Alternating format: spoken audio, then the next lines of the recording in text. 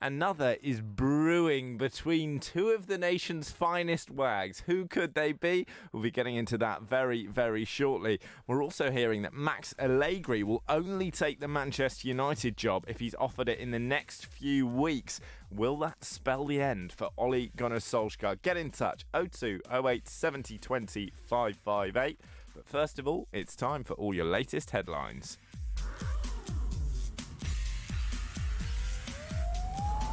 On digital radio, online, mobile and smart speaker.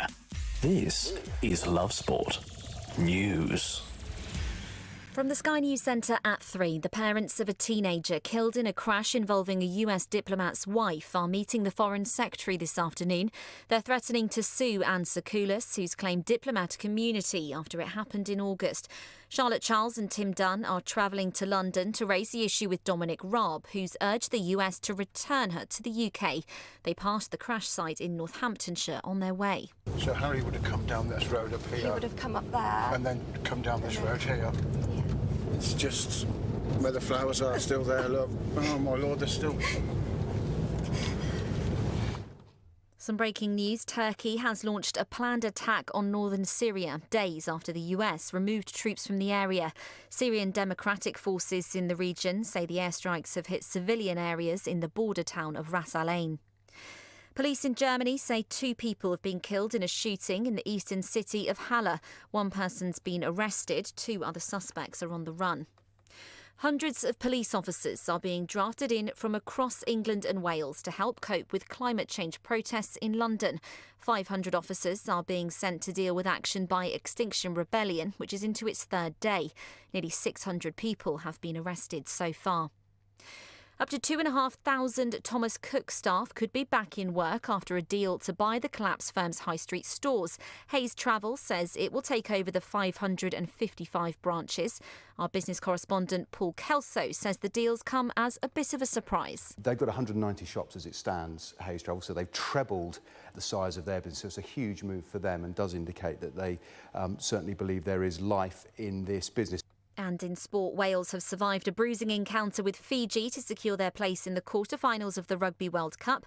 They came back from 10-0 down to eventually win at 29-17. That's the latest. I'm Anna Russell. Love Sport Radio. On digital radio, online, mobile and smart speaker. This is the Posh Boys on Love Sport Drive.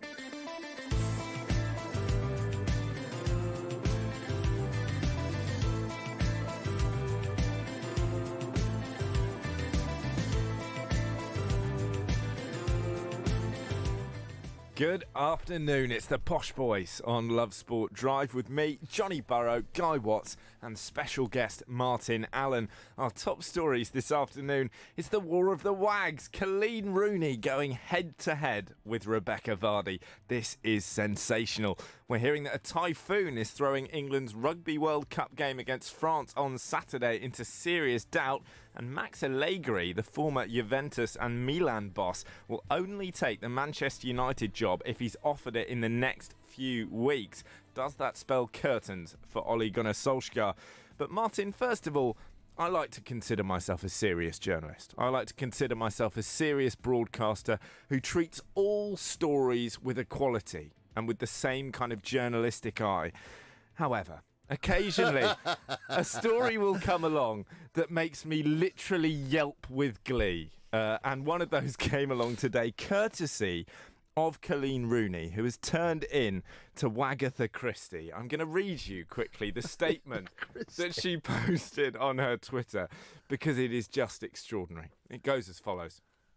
For a few years now, someone who I trusted to follow me on my personal Instagram account has been consistently informing the Sun newspaper of my private posts and stories. There's been so much information given to them about me, my friends and my family, all without my permission or knowledge. After a long time of trying to figure out who it could be for various reasons, I had a suspicion. To try and prove this, I came up with an idea. I block everyone from viewing my Instagram stories apart from one account. Over the past 5 months, I posted a series of false stories to see if they made their way into the Sun. And you know what? They did. The story about gender selection in Mexico, the story about returning to TV, and then the latest story about the basement flooding in my new house. It's been tough keeping it to myself and not making any comment at all, especially when the stories have been leaked, but I had to. Now I know for certain which account/individual it's come from. I have saved and screenshotted all the original stories, which clearly show just one person has viewed them. It's ... Rebecca Vardy. Now, this is amazing. This is, without a doubt, one of the best sporting stories I've seen in the last year. We have got the current queen of wags in English football taking an enormous pop, indirectly, at the young upstart, the one who wants to be the new queen of the wags, Rebecca Vardy. And it should be noted, by the way, that Colleen has been very, very careful in how she's worded this. She hasn't said that Rebecca Vardy is leaking the stories. She simply said it's coming from Rebecca Vardy's account. Now, Vardy, of course, denies leaking the story. She says there are other people on her Instagram. I can't believe you'd bring this up while I'm heavily pregnant, Colleen. That was another classic line from her response. Martin, absolutely sensational and utterly bizarre. When you woke up this morning, did you think we'd be talking about Colleen Rooney versus Rebecca Vardy? Well, they are, after the last few years, stars, wags, stars in their own right, with TV programmes. She went on, didn't she go into that programme in the jungle? I'm a Celebrity. Yeah, she did. She did. She went on to that. These types of things happening is, it's been weird. Thankfully, it's not happening with this current England squad that Gareth Southgate has put together. He's kept all that sort of wagginess in the background. But when I read those bits, it just made me grin, Johnny. And I knew when we got working today that it would be right at the forefront of your mind. And I've got to ask, Johnny, why would what would be a driver? What would be a reasoning for that account? Why would she do it? What's her thinking behind it? What would be her driver? Well, this is the question. And of course, we don't know whether Rebecca Vardy was doing it. It's possible there was someone else on her account. I have to say, it doesn't Johnny, look when you good. say someone else on our account, I know that most of the top players have got these Twitter accounts, but it's not the actual player that types in the bits and pieces. Exactly. They've got a company like Tom's Twitter company from Twickenham doing the Twitter save for Lukaku. So he'll put something out, and if he scores 2 goals, great day today. The supporters were superb. On to the next one. I love playing for, I was going to say Manchester United, but they ain't got a centre forward. You know what I'm saying, that sort of stuff. So that goes out, but it's not normally the actual player that does it. It's Tom from Twickenham. And this is Rebecca Vardy's defence. In her statement, she writes, over the years, various people have had access to my Insta, and just this week, I found I was following people I didn't know and have never followed myself. She then comes out with the spectacularly tasteless, I'm not being funny, but I don't need the money. What would I gain from selling stories on you? Now, if I were being ungenerous, and unfortunately, Rebecca, I am being ungenerous, I would go and have a look back through the relationship between these two women and see if there could be any reason for any perhaps bad blood, whether there could be any reason for Colleen to suspect Rebecca. Because let's bear in mind, she thought it was Rebecca Vardy, because she wouldn't have known to narrow her search parameters to just her otherwise. There was an interesting article published in the Daily Mail, a column from Charles Sale back in 2016 during the Euros, suggesting that whilst all of the wives and girlfriends had clearly allocated seats, Rebecca Vardy was consistently sitting in the wrong seat in an attempt to get as close as possible to Colleen Rooney, supposedly because she knew all eyes would be on Colleen, all the cameras would be on Colleen. So she recognised that by associating herself with Mrs. Rooney, she could bump up her own profile. We don't know if Rebecca Vardy shared these stories. We don't know if she's been behaving badly in any way, and she denies it. But it does look to me like she is someone passionate about fame, passionate about the kind of fame that Colleen Rooney has got, And also, she might not be someone above a little bit of bitterness or jealousy. No, it's all a bit weird, isn't it? That's what I mean. I can't understand. Maybe if it is Tom's Twitter from Twickenham that's doing this account for Mrs. Vardy, that she is selling the stories onto the Sun, and Mrs. Vardy may not have been aware of it. That's the only thing I can think, Johnny, when you're trying to fathom this out. So how has it actually got to that? I can't imagine. I can't even think what the reason would be for her personally to do it. She couldn't sit in her kitchen and go, oh, I'm going to sell this for 200 quid to the Sun. But it wouldn't be about the money, would it? It would be in some way personal. And the thing that makes What way, me... then?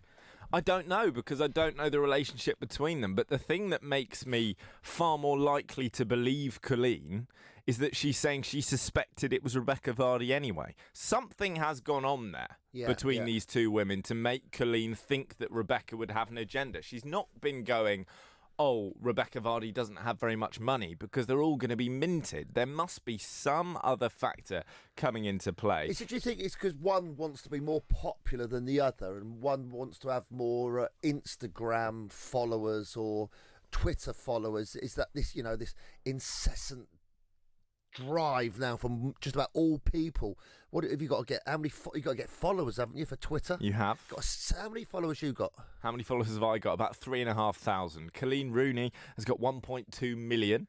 And Rebecca Vardy has got about 82,000. Interestingly, both women, of course, are seeing their social media profiles massively boosted by this. Again, we don't know if Rebecca Vardy is doing it, but it's easy to see how there could be a jealousy there. It's absolutely salacious either way. Twitter. Salacious? What does that mean? Salacious means sort of in some way naughty and very, very explosive in the press, shall we say. Salacious. Twitter is having a great deal of fun with this. It's been tweeted by one person that Colleen Vardy's statement should be taught in English literature classes. It sets the scene intriguingly, shifts seamlessly to the hero character's plan, and that final line where the culprit is named via ellipsis is some of the punchiest writing I've read. A wonderful piece of literature.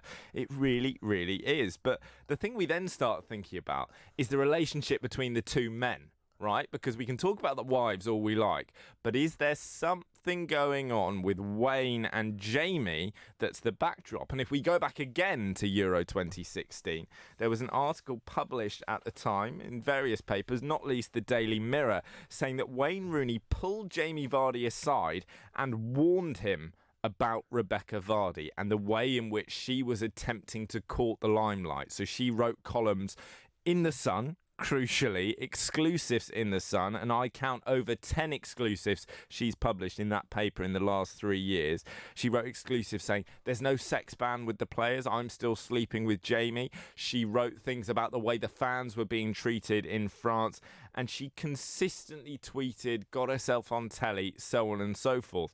So Wayne pulled Jamie Vardy at that point, in his capacity as England captain, and said, Jamie, we all like your new wife, mate, but let's think about 2006, where, of course, famously the Wags were a distraction and many people blamed them. They went out, didn't they, the night before and stayed out till 4 a.m. or something? Exactly, and there was that same kind of one-upmanship of who could be the most glamorous. He basically said, just tell her to tone it down. We don't want this Euros to be about Rebecca Vardy. We want it to be about the England football team. That, for me, could quite easily be the starting off point for a little bit of bitterness, perhaps. Yeah. I do wonder, why didn't the manager do it? It's a good question. We talk a lot about how you handle disciplinary proceedings when you're a gaffer, and you've said to me in the past that you like to let the captain handle it. Could you see yourself a bit more serious, that, Johnny, I reckon. Do you reckon? Yeah, you can't be going out spouting it off, can you? The manager's allowed us to have sex. Let's all go and have sex the night before we play. Fantastic. You lose 3-0, and all of a sudden, all those big questions start getting asked. You keep all that sort of stuff under the radar, keep it all quiet.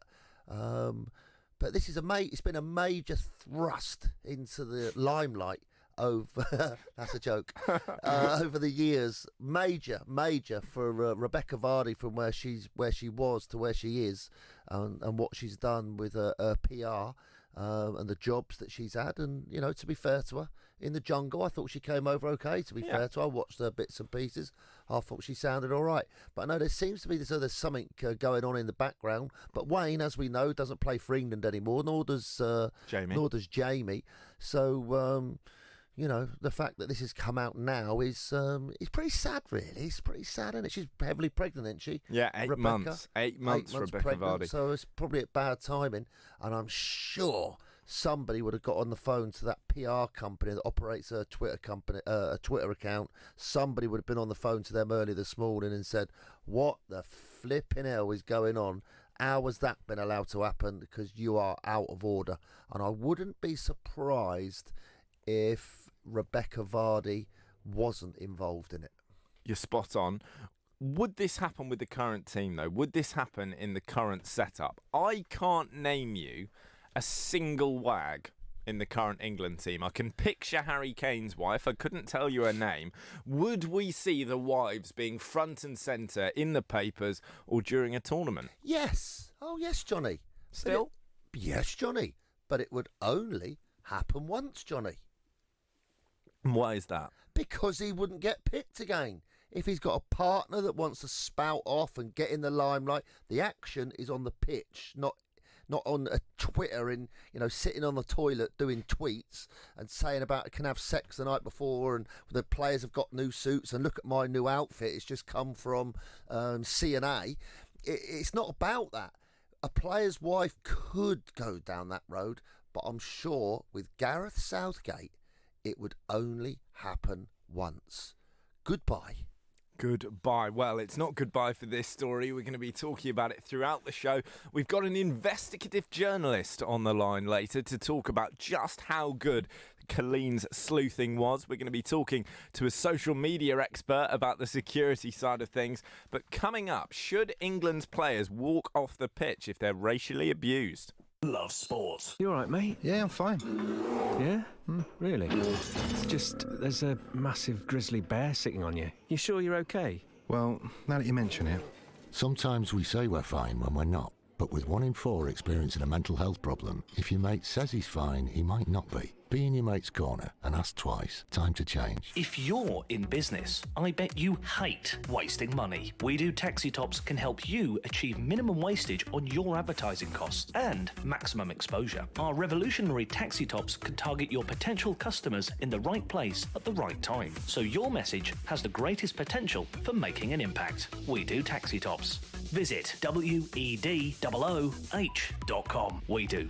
The smarter, quicker way of advertising in London, supporting London businesses of all sizes. When looking for the best possible deal for his car insurance, Jim went on a spokesmansaid.com and saved hundreds. I'm Jim. I'm a radio presenter based in Glasgow. I couldn't believe how expensive the car insurance for our Citroen C4 Picasso was going to be from my existing insurer. I went on a Spokesman Said and saved an incredible £600. Just amazing. Find quotes from over 100 leading insurance providers at a spokesmansaid.com. Fighting for you, saving you money. You probably think you're pretty good at multitasking behind the wheel. I mean, you have to multitask to drive. So what's wrong with checking your phone? The thing is, your brain simply doesn't work. Even a quick look at a message, or firing off a quick reply, affects your concentration and makes you less able to react to hazards. If you use a mobile phone while driving, you're 4 times more likely to crash. Think. Put your phone away. I know my IQ is fantastic. I took a test and the results came back negative. This is Love Sport.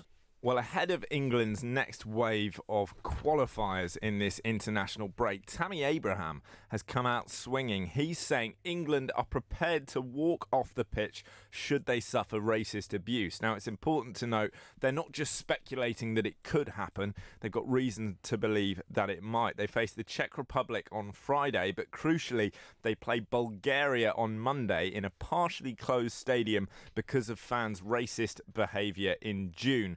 Abraham said, if it happens to one of us, it happens to all of us. Spot on, Tammy. But this is a complicated one because, of course, technically, The rules are that if you walk off the pitch and cause the game to be abandoned, you forfeit that match. Some people are going to say that's a small price to pay to stand up against racism. But Martin, what's your take on this? It's a tough one, Johnny.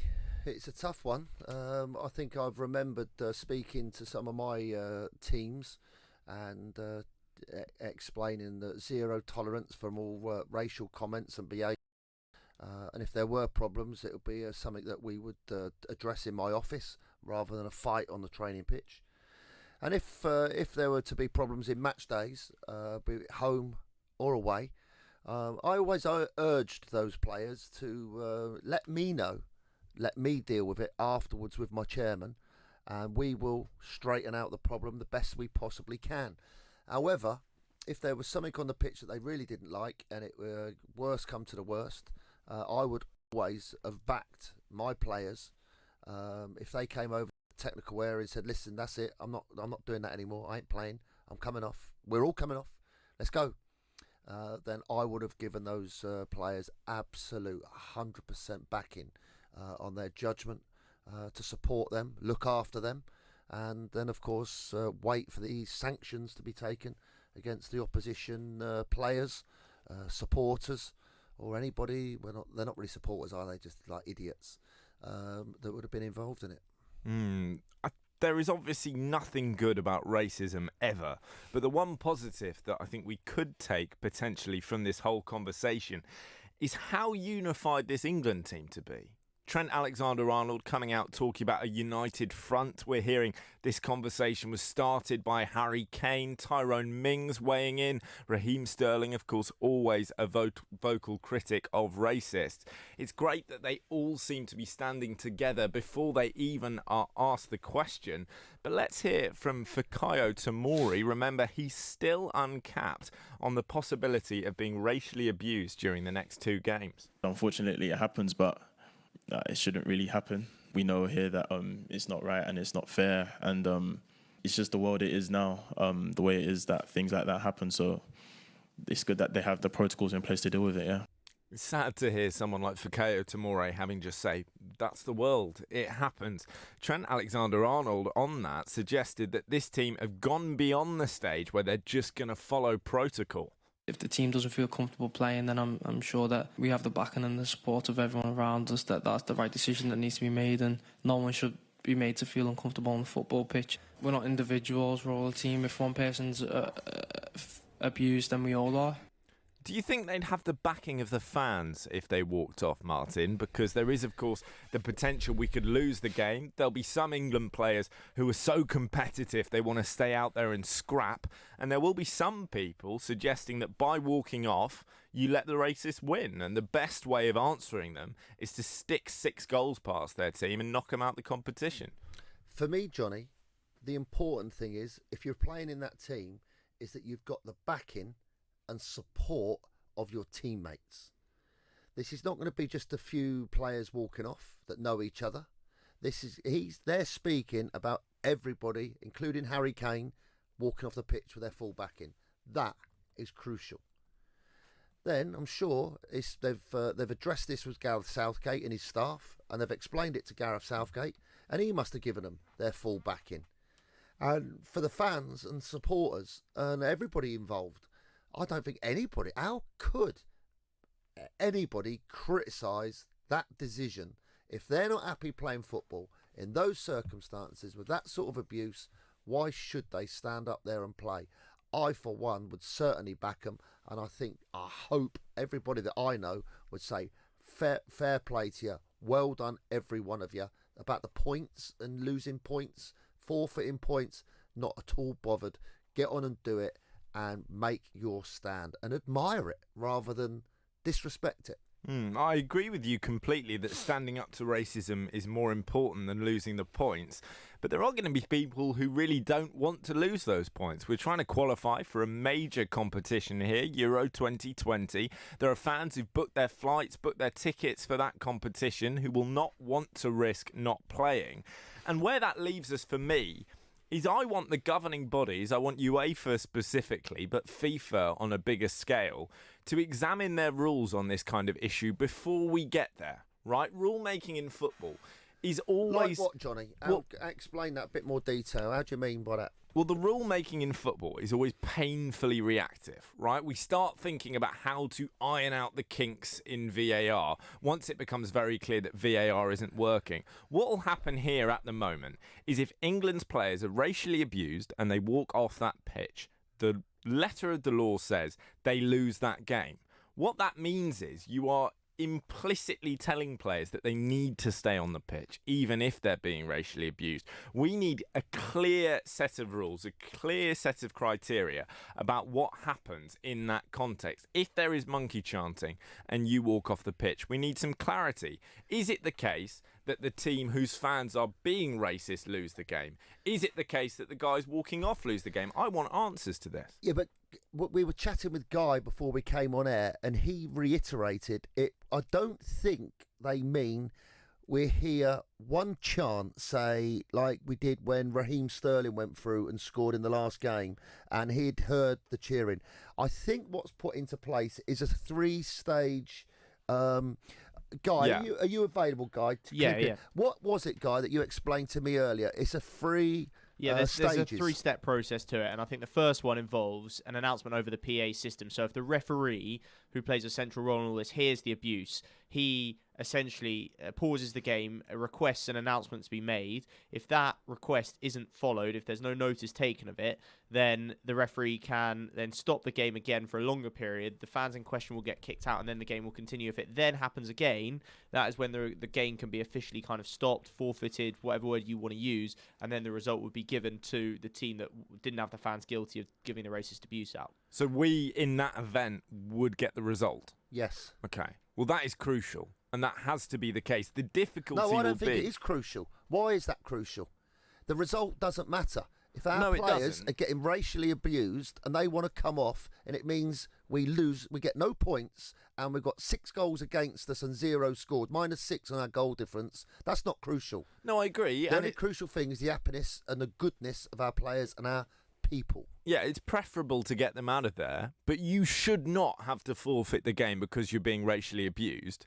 And the fact that Trent is having to say, we won't necessarily follow that protocol. What happens if you get a referee who doesn't hear the chanting, genuinely doesn't hear the chanting, or perhaps doesn't care, or you get a referee who bottles it? Which is very easy to do. It's a massive call to call a game off. You could do, but when you mentioned a minute ago, you want rules and you want practices put into place, those practices are in place. Those steps and those stages that Guy spoke about are in place to back and support. And then, as you rightly say, you've got to hope the referee is strong enough to stand there and blow his whistle and say, right, enough is enough. Get it over to the stadium manager, get the information out to the supporters. You do it anymore, the players are coming off and you are going to forfeit the game in England's favour. And I also want to add, vice versa, because there are countries that could come to our country and foreign players could also get it. Yeah. So it may not just be when we go away to Eastern Europe or to some of these other countries that are, so backward and behind. We've got to also make sure we take care of these rules in our own country, because it's been proven recently there's still far too much racial abuse in our own country. Yeah, we've got to get our house in order first. Solskjaer is trying very, very hard to get his house in order at Old Trafford. We've talked about him a great deal recently, all the pressure he's under. Max Allegri, the former Juventus boss, who's being linked with the United job, says he's only going to take it if he gets offered it in the next couple of weeks. Where does that leave Ollie? Does that make him more likely to get the sack? I could not believe it when I read those quotes. What's his name? Massimiliano.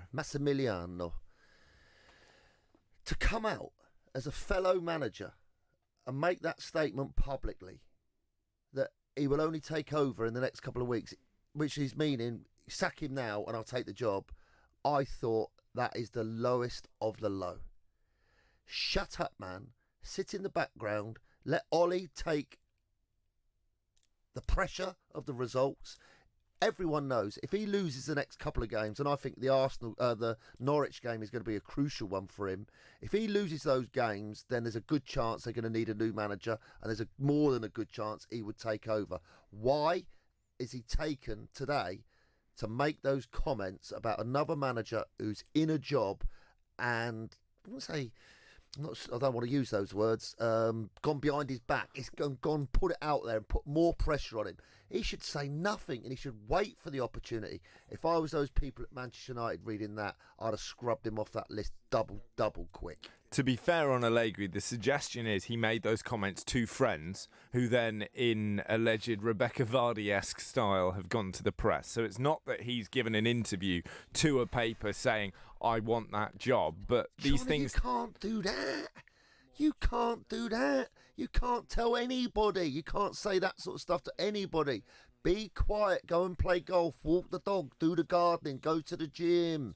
Ride round in your Bentley. No problem. But when it comes to a job and somebody's in a job, you never, ever go behind their back, even to mates, to anybody. Sit tight and what will be, will be. Have you ever had an instance of where you've been under pressure in a job and you felt that there's another manager kind of manoeuvring? Johnny. Oh, yeah. God, blimey, loads of times. I'm not going to say the club, Johnny. No, fair enough. I knew the guy that was taking my job was sat behind the goal up in the corporate boxes watching the previous 3 games. I knew he was there because the steward that was at the bottom of the building was a friend of mine. And he tipped you off? Of course he did. He said, Mark, do you know he's up there? Yeah, I know. Deep breath. And I had another one who was sat in the director's box 3 rows behind the chairman, 2 rows in front of my wife. I looked up and saw, and I thought, oh no. My wife waved down, and we both grinned and just smiled and just let it all take its course. Yeah, it happens. And I don't like those managers, and I don't speak to those managers, and I don't... I try and stay loyal to my people, and I protect as much as I can all the managers. When we talk about managers on this show, you know, your favourite line, Martin, is Pep Guardiola under pressure because they've just lost one football match? Is he, Martin? Come on. I don't buy all that. You don't. It's true. And I should say that if, for example, your wife is sitting behind someone and is annoyed by his presence, you could ask her to take a look at his wife's Instagram and just see if there's anything possibly flying around there. But Guy Watts has some breaking news for us all. Yeah, a couple of bits actually, Johnny. We've got Reading have sat their manager, Jose Gomez. I think we have been expecting that one since last night at the very least, when the news seemed to be starting to break. Remember, they're in the Championship relegation zone, just 8 points and 2 wins from their first 11 games. We'll get Martin's thoughts on that in a moment. Of course, Sunderland sacking Jack Ross yesterday as well. Also, we're hearing, this is as yet unconfirmed, but the Daily Mail are reporting that England's game against France in the Rugby World Cup this Saturday is off. And that is because, of course, of Typhoon Hagibis, who we've been hearing a lot about over the last couple of days. Winds hitting up to 160, maybe even 180 miles an hour. Could mean that that game is completely called off. It'll be the first time in the tournament's 32-year history that a game will be cancelled. That is, at the moment, only on the Mail Online. That's an exclusive for them. So we'll get confirmation of that as soon as we can and let you know. But it does look like that is a very, very real probability. That's big, big news. Bizarre. Typhoon Hagibis sounds like a particularly powerful outside centre. I thought he was the winger for France. Typhoon Hagibis breaking through the middle of the pitch. Listen, more news on that as we get it. Join me, former professional goalkeeper Richard Lee. And me, Patrick Christys, for Love Sport Breakfast from 6:30 every weekday. Darts is an individual sport, and there's no way you're keeping that crowd quiet. At the Ali Pally, the average number of pints drunk per person is 10. Now, out of the people that are there, some will be driving, which tells me that someone has sunk about 45 pints. Love Sport Breakfast every weekday from 6:30. Listen on digital radio, on the app, and watch the show live on our YouTube channel. Love Sport. Get ready for Brexit on the 31st of October. Brexit will bring changes that affect businesses in many ways, particularly if you buy from EU suppliers, sell to EU customers, provide services to EU clients, and receive customer data from other businesses in the EU. Businesses need to prepare. Find out how at gov.uk/Brexit. Get ready for Brexit on the 31st of October. This is Lionel, another very happy person who saved themselves money at a spokesmansaid.com. Hi, I'm Lionel from Peacehaven. I took note of what the spokesman said and I saved £484 per year on my energy, and I recommend everybody does the same. A spokesmansaid.com. Getting real people, real savings. Compare, switch and save with a spokesmansaid.com. Fighting for you, saving you money. You all right, mate? Yeah, I'm fine. Yeah? Really? It's just there's a massive grizzly bear sitting on you. You sure you're okay? Well, now that you mention it. Sometimes we say we're fine when we're not. But with 1 in 4 experiencing a mental health problem, if your mate says he's fine, he might not be. Be in your mate's corner and ask twice. Time to change. If you're in business, I bet you hate wasting money. We Do Taxi Tops can help you achieve minimum wastage on your advertising costs and maximum exposure. Our revolutionary taxi tops can target your potential customers in the right place at the right time, so your message has the greatest potential for making an impact. We Do Taxi Tops.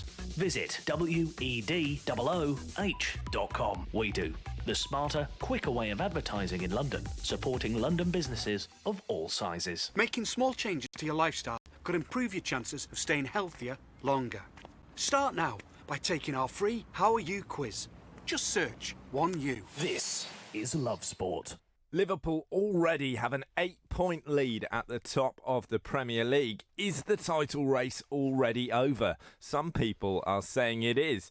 Here's what right-back Trent Alexander-Arnold has to say about it. It's hard to be able to say whether you're going to win something in May, in October. So, yeah, we're just taking it game at a time. And obviously right now it's international duty away with England and got a big 2 games coming ahead. And that's the main focus. Obviously, it's not just focusing on Liverpool, who could win silverware. We really don't want to bottle it again. We're joined on the line by Dr. Andrew Evans, lecturer in sports psychology at the University of Salford. Good afternoon, Dr. Evans. Thank you for joining us.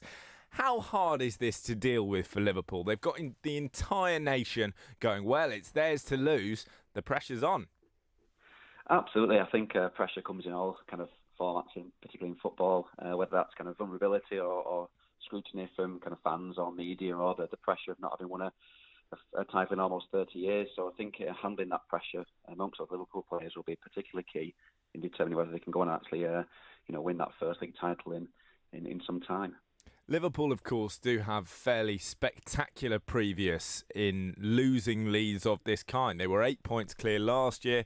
They were top of the table, 5 games left of the season. And of course, there's the iconic Steven Gerrard slip as well. Is that going to be weighing on their minds, the fact that they've been here before and they have let it go?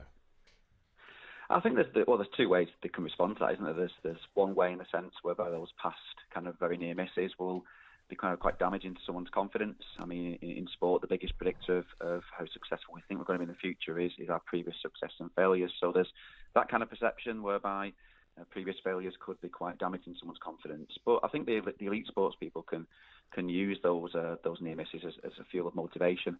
We know in some of the research that we conduct over at the university that athletes who can draw upon kind of near misses and just missing out on something successful can sometimes fuel the fire, so to speak, to just kind of get over the line with an upcoming competition, or in this case, an upcoming league title. What do you make of Jurgen Klopp as a leader and a motivator? How's he going to be gearing his players up psychologically? Well, I think it's interesting listening to Klopp in his interview statements, and also the clip you just played with Trent Alexander-Arnold, in terms of, I think that the key for any athlete is to try and stay in the moment for as long as possible, really. I think where things can go wrong a lot of times in sport is whereby managers, coaches, or even players can get too far ahead of themselves.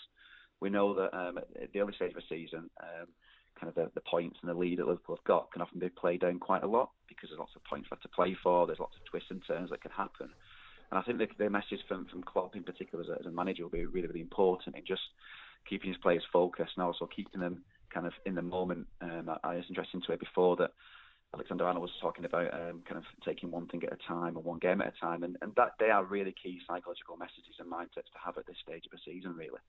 And in terms of the struggle from the City point of view, they're now looking up the table with an 8-point gap to reel in. How will they handle that from a psychological perspective? Yeah, it's really interesting. I think there's in some of the research we've done quite recently. There's two ways that athletes can respond to pressure. There's those athletes that will wilt and therefore kind of diminish their responsibility under pressure. We call those athletes who will be threatened by losing out on something. And then we have the opposite, whereby players might rise to the challenge because of some kind of benefit. So I think from City's point of view, in terms of chasing down that 8-point lead across the season, I think in terms of how they view that opportunity or loss in terms of retaining a championship or finishing kind of in Liverpool's wake will be really key there. So I think how players and coaches can deal with that challenge will determine their emotions for the rest of the season, the performances, how they behave, and ultimately, like you say, the kind of ability to chase down Liverpool in the title race. Andrew, you mentioned earlier the Liverpool's failure last year to win the Premier League, and people can respond different ways to that. Would you class last year's points tally and total that they collected a failure? I think that's the key, isn't it? I think it's how the club, the coach and the players phrase that points difference and phrase that campaign. I think if we're just objectively thinking about a league position, then that might be more damaging than focusing on the style of play, the level of performances and that points tally. I mean, Liverpool's performance last season as a team was near unremarkable, wasn't it, really, in terms of not losing that many games, if any at all, really, apart from the odd one. So I think it's how the performance is framed by coaches in their communication and within the dressing room that will have an influence on how that information is taken and how it will influence the confidence across the rest of the season, really. I think, well, by getting 97 points, I mean, that normally wins the Premier League quite comfortably, doesn't it? I stand to believe. Exactly. And then with the win in the Champions League, I think personally the manager could take that forward as a positive and now set the challenge for the one that they didn't win with hungry players who are still not past their best. Man City's players are starting to get a little bit older now. With the Liverpool players, they're still in their prime. And at the moment, they haven't got key players injured. It looks like really this is going to be a straightforward one-horse race in my mind. Yeah, I think you make some good points in terms of, I think you can still, as an athlete, draw upon very similar experiences. So you mentioned there about the Champions League successes in recent years that Liverpool have had. I think drawing upon those kind of experiences will be really useful in a different context of obviously aspiring to win a Premier League title. And I think using that as hunger and motivation can set a real precedent for their attitude going forward. I think the key thing for them really is just across this stage of the season and beyond is just focusing on what they can control, focusing on their own performances. And I think you're right, at this stage of the pre-season, having no injuries and having a full squad of players and having a certain age group of players, I think as long as Liverpool can retain that, plus focusing on themselves, I think they'll go quite far in the league this season. Dr. Evans, great to talk to you. Thanks for your time. Dr. Andrew Evans there, lecturer in sports psychology at the University of Salford. Now, when we're talking about psychological questions, England could have a psychological issue to deal with in the World Cup if the latest report in the Daily Mail is to be believed. They've got an exclusive claiming that England versus France is off on Saturday because of Typhoon Hagibis. Now, from an England point of view, that mentally has got to be really hard. You gear yourselves up for a big battle against the old enemy and suddenly rained off. Well, yeah, I guess it would be a bit tricky. It'd be a bit of a letdown, I think, for them. I think the players would have wanted to play it. They're already assured of a place in the quarter-final. This was another chance to fine-tune their games, get their confidence up, build momentum.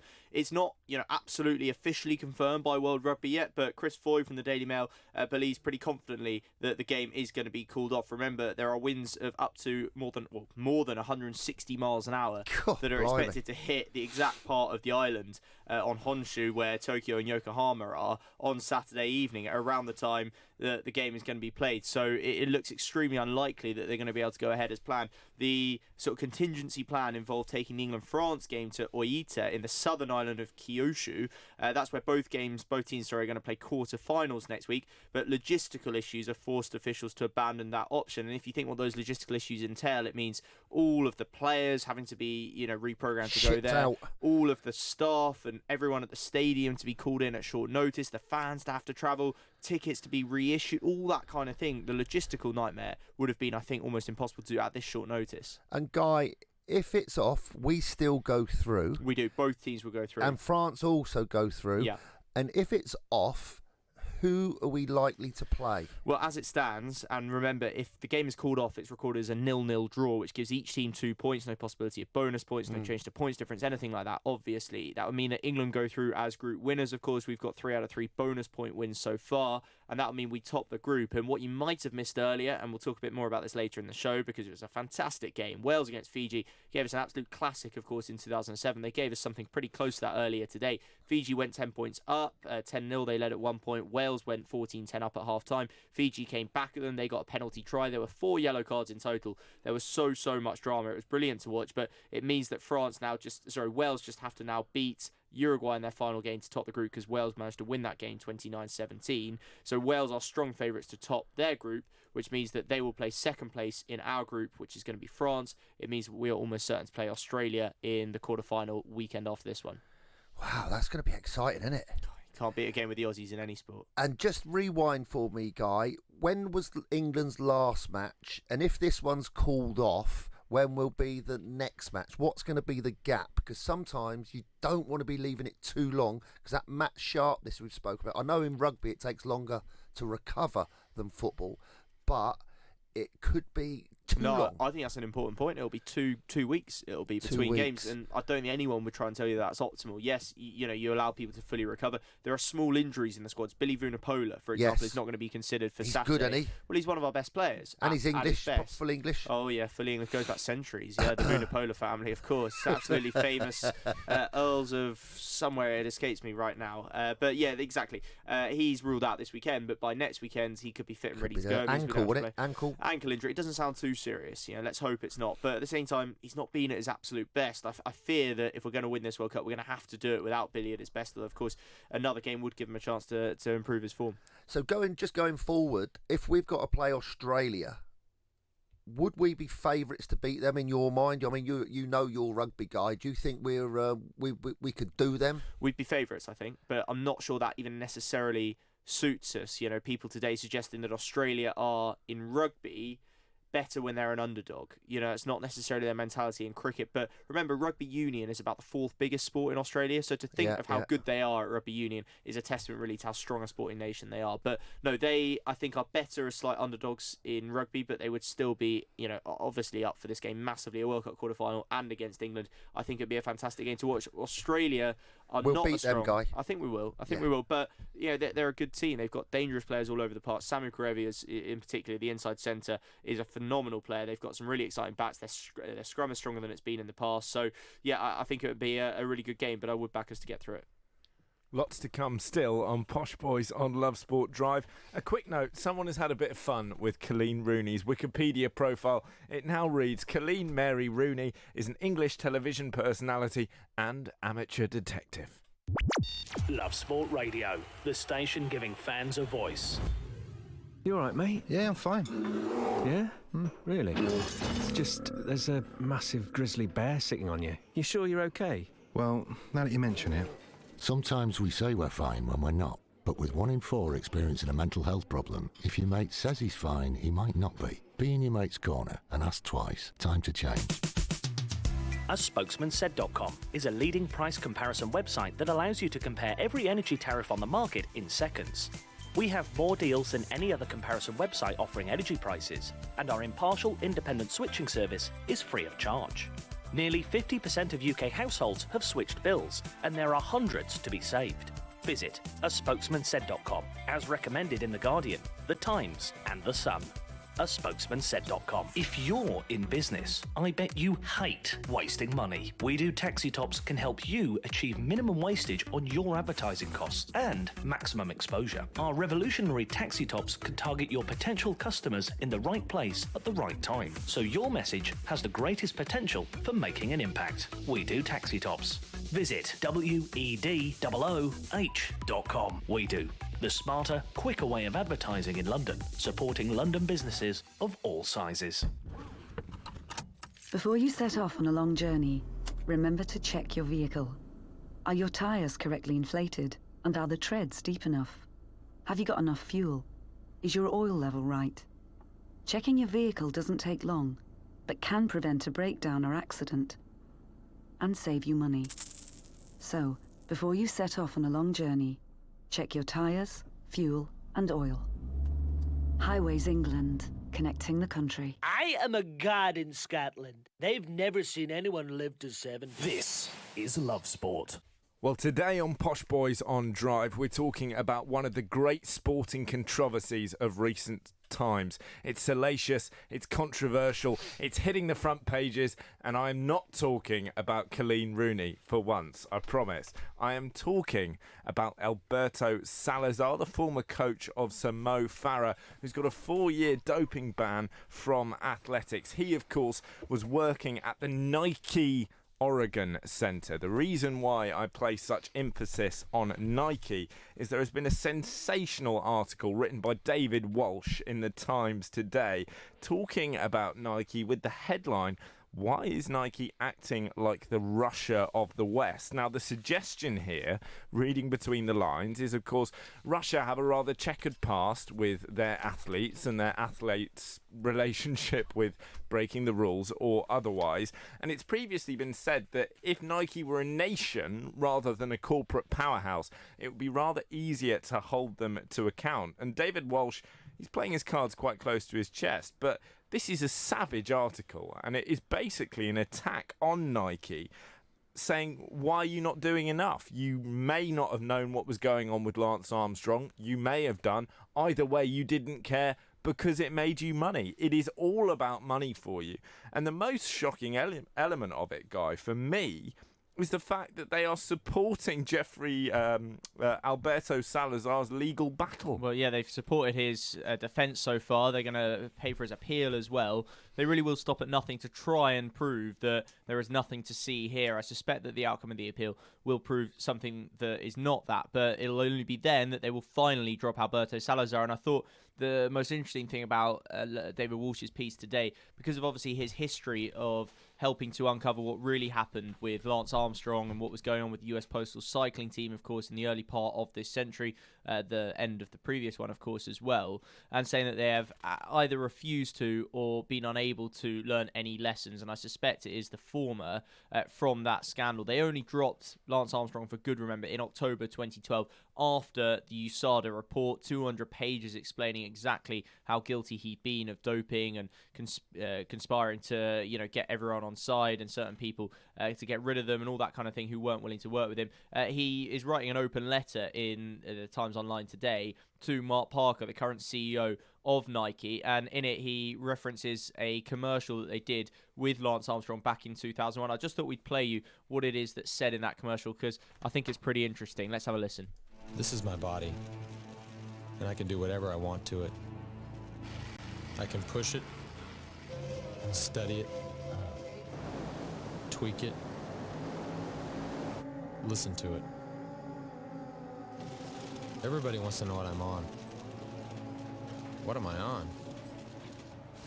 I'm on my bike, busting my ass 6 hours a day. What are you on? Doesn't sound so clever now. What are you on, lads? Yeah, exactly. Other than your bike. At the end, it flashes up that infamous motto, just do it. And you just think, blimey. Why did they go along with that? This can't have looked clever because at the it time. was making money, right? They make so much more money by doubling down at the point where everyone is talking about Lance Armstrong and whether he's clean or not. The point that David Walsh is making is that the moral thing to do would have been to drop Armstrong. But the financially savvy thing to do is to run a commercial where you amp the pressure up, you get even more coverage, and you sell more pairs of trainers. The comparison being that back in 2001, remember, that was the year that the Sunday Times and David Walsh essentially broke the story that Lance Armstrong was working with one of cycling's most notorious trainers, Dr. Michele Ferrari, who at the time was facing police charges in Italy of doping athletes. So very similar to, anyone who would be going to work with Alberto Salazar after the allegations, after what had been alleged about this Dr. Ferrari. Lance Armstrong, I suspect he was with a name like that and the chemicals that he was keeping. I suspect he could give you a lot of advice of how to go quicker. But Guy, he had a good engine. Any more? Yeah, there will be some more. Don't worry. What kind of substances was he handling? Oh, yeah, good. Any others, guys? No, not at the moment. Sorry to interrupt. No, not at all. My warped sense of humour. Sorry, guy. Yeah, you're making a prancing horse of yourself, Martin. I don't know how it really works, Prancing does it? horse. Ferrari logo. Oh, yes. Bit slow, isn't it? That's very good. But yeah, and it's just quite a powerful piece, and it's sort of another reminder. He wrote a column last week as well, suggesting that it's time that we find a different brand. But the point is, to buy our trainers or sports gear or wherever it is from. But the point is, you just can't escape them. He references the Russian scandal and how that was state sponsored, but in turn, nearly all of the Russian athletes had Nike, whether it's on their trainers or their training or their actual vest or whatever it was. It is everywhere. And in the next couple of weeks, you've got the sub 2-hour marathon attempt from Eliud Kipchoge, which is of course now sponsored primarily by Jim Ratcliffe and Ineos, but he'll be wearing some form of Nike trainers, and that'll be more good publicity for them. Whether or not he goes under 2 hours, it's going to be all over the news, it's going to be publicised, going to be written about, and there are going to be pictures, of course, of the world's most famous marathon runner, one of the world's most famous athletes, wearing a load of Nike gear. If Salazar, is proven to be, a cheat, mm-hmm. and Nike then carry on without him, it's not really going to affect their brand, is it? No, of course not. And what they will say, Martin, what they will say is, well, when it was, finally proven, right, after he was found guilty, which he already has been, by the way, and then an appeal was upheld, then we dropped him because we realised what the evidence was saying. But if the evidence wasn't enough for them now, if it wasn't enough for them a few years ago when the allegations were made, then, it's all empty, isn't it? It doesn't mean anything. As Walsh says, did you, when the allegations first emerged, reach out to the athletes who felt betrayed by their experience at the Nike Oregon Project? I'm guessing not. Travis Tygart, the CEO of the United States Anti-Doping Agency, has spoken about a former athlete wrongly diagnosed at the Oregon Project as needing thyroid medication and now who cannot survive without that drug. If you contacted Tygart, he would put you in touch with that athlete. But they didn't. I bet they haven't. And I bet they won't. No. That's the thing. The veiled implication, the veiled allegation in this article is one of willful ignorance on the part of Nike. It's not saying they were necessarily implicated. It's not saying they were necessarily involved. But it's that they very deliberately didn't find out things that would force them to make a decision. He says, at which point the whistleblowers started coming forward about Armstrong. One of their mottos is do the right thing. The right thing would have been to talk to them. They didn't, because if you talk to the whistleblowers and they blow the whistle, you then have to drop Armstrong. Whereas if you just leave it alone, you can go, well, we had no idea. We're shocked by these findings. And of course, now we want nothing to do with it. Willful ignorance, I think, is probably a very good accurate phrase to be using. I think it probably could also be described as a generous phrase to use, but you read some of the things that emerge, and the memo that Mark Parker, the CEO of Nike, wrote to his staff after the Salazar ban was announced. I'm writing to you all today as you may have seen the highly misleading news stories concerning Alberto Salazar and the Oregon Project. As you know, do the right thing is one of our maxims, so is serving athletes, and I ask you to make the hard calls every day on the front line of our business to live up to these values, and I want to assure you that I ask no less of myself every day. It reads like a cult or something where people are just sort of brought in, you're assured that nothing... Yeah, brainwashed, exactly. And it's a bit scary because this is... How long was that Mo Farah there? 6 years. Yeah. And it's everyone's really, everyone likes him, don't they? He makes that nice that sign, doesn't he? The Mobot. Yeah, Mobot. Yeah. It's good that he's not guilty, isn't it? Well, it is. Again, he of course has never failed a drugs test. No allegations against him. But that word maxim is a funny one. We've got a maxim: do the right thing. I've got a maxim too: don't cheat. Discussion about as responsible as a Derby County team night out. Love Sport Breakfast. Every weekday morning from 6:30. Get ready for Brexit on the 31st of October. This means that travelling to the EU will change. You'll need to check online if your passport is valid for travel to Europe. If you're planning on driving, you'll need to check if you have the right documents to drive. And make sure your travel insurance covers all your healthcare needs. To keep your trip on track, check what you need to do at gov.uk/Brexit. Get ready for Brexit on the 31st of October. Think the energy price cap will save you money? Think again. You could be saving a lot more on cheaper energy tariffs. Price comparison site A Spokesman Said will show you just how much money you could be saving against your current tariff. Don't throw away your hard-earned money to the energy companies. Check out aspokesmansaid.com and you could switch to cheaper bills in minutes. Aspokesmansaid.com. Fighting for you, saving you money. If you're in business, I bet you hate wasting money. We Do Taxi Tops can help you achieve minimum wastage on your advertising costs and maximum exposure. Our revolutionary taxi tops can target your potential customers in the right place at the right time, so your message has the greatest potential for making an impact. We Do Taxi Tops. Visit wedooh.com. We Do. The smarter, quicker way of advertising in London, supporting London businesses of all sizes. If you see somebody showing any of the signs of a stroke, you don't have to think about it, you just dial 999. Use the FAST test. F. Face. Has their face fallen on one side? Can they smile? A. Arms. Can they raise both arms and keep them there? S. Speech. Is their speech slurred? T. Time. Time to call 999 if you see any one of these signs. Act fast, make the call, dial 999. Coming up on the Posh Boys, we are talking Colleen Rooney, we're talking Rebecca Vardy. Could they now be on the undercard of the KSI versus Logan Paul boxing match? I think there's only one way to settle this, ladies, and apparently it's in the Sun newspaper. But first of all, it's time for all your latest headlines. On digital radio, online, mobile and smart speaker. This is Love Sport News. From the Sky News Centre at 4, Turkey's begun bombing northeast Syria days after US military withdrew from the area. It's targeting Kurdish fighters in the Syrian Democratic Forces, which it considers terrorists, but the SDF say civilian areas are being hit. The decision by Donald Trump to move troops out of the region's been condemned by Republicans and Democrats, who've warned it could lead to a massacre. Our Middle East editor Mark Stone is at the Turkey-Syria border. It's a very, very complex situation, given that the Kurds, who are now being hit by a NATO member, by Turkey, are also an ally of the United States and the UK, and have been the pivotal force in the fight against the Islamic State over the past few years. The UK, France and Germany have condemned the action and are demanding a UN meeting. The family of a teenager killed in a car crash involving a diplomat's wife are meeting the Foreign Secretary. Harry Dunn's parents want Dominic Raab to demand Anne Sakoulas is brought back to the UK after fleeing after the crash in Northamptonshire in August, claiming diplomatic immunity.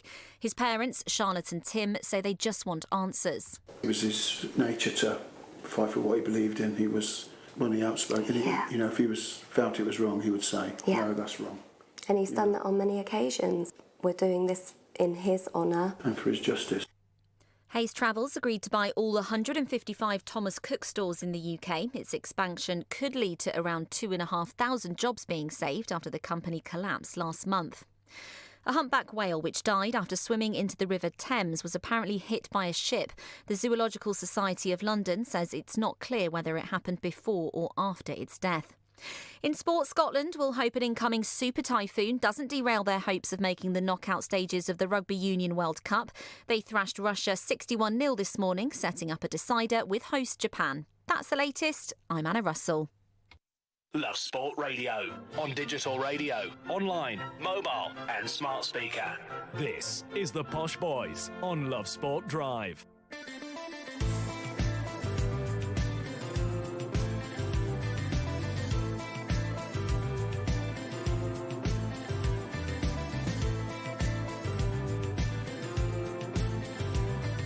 Good afternoon, it's the Posh Boys on Love Sport Drive, and we've got a cracking show coming up for you. Our top stories this afternoon, well, it's the War of the Wags, it's Wagatha Christie, it's however you want to spin it. Colleen Rooney has issued a brutal statement on her Twitter saying that someone close to her has been leaking her private Instagram and selling stories to the Sun. It's well worded, it's clever, and she reveals that the account leaking the stories belongs to Rebecca Vardy! So we now have Wag versus Wag, former Wag matriarch against the young upstart. We're going to be getting into that throughout the show, talking to Alan Stevens, a social media expert, to find out just how plausible Vardy's defence is. She's saying, there are other people on my Instagram, Colleen, it was not me. How many famous people take that risk? We're also talking about England's footballers. They're saying they'll walk off the pitch against either the Czech Republic or Bulgaria should they suffer racist abuse. We're going to be talking to Paul Mortimer, the former player engagement manager at Kick It Out and former England under 21 international, to get his thoughts on that. And we're hearing news that a typhoon could be throwing England's Rugby World Cup game against France. It could be called off. So lots to talk about, but we're joined by the sensational Martin Allen, former West Ham midfielder. You are sensational. Where'd you get that from? Oh, come on. I talk to you 3 days a week. I know what I'm on about. We're joined by Martin, former West Ham midfielder, Brentford, Barnet boss, and it's the managerial side of things we're getting into now, Martin, because we're hearing Solskjaer could be out of a job after the Liverpool game. Who told you that, Johnny? I have decided it for myself. I've analysed his star Is this sign. the speculation that under pressure managers like me, I've been there many, many times, and you start finding stuff in newspapers and being sent to you that you've got 2 games to keep your job, that sort of stuff? It is that sort of stuff. Yeah. It's precisely that kind of stuff. Do you believe it? If they get beat 4-0 by Liverpool, if Sadio Mane runs riot, is Ole Gunnar Solskjaer going to find himself on the scrap heap? No, I don't think he should do. I don't think he will. I think they've given him that job. They've not recruited enough players in the summer, especially a centre forward that we've discussed many times here at Love Sport, especially with our producer Guy, who's absolutely got a love in with Man United. Without Lukaku, you haven't got a recognised centre forward, and they need one badly. They've had injuries. Pogba's currently out, Martial out, Wan-Bissaka's currently out, Luke Shaw's out, and we've seen, Johnny, at Man City without that left winger, that German winger, what's his name? Sane not playing, De Bruyne not playing, Laporte not playing, Kompany's gone off to mess it up at Anderlecht, not playing. All of a sudden, no matter how good Pep Guardiola is, their results have gone down, and it is the same over at Manchester United. Now, they appointed him. I think they need to give him time of at least 2 windows, which is coming in January to sign a couple of players, if they can afford them, if they've got enough money, or clubs are willing to sell in January. I'm not sure, because they don't normally.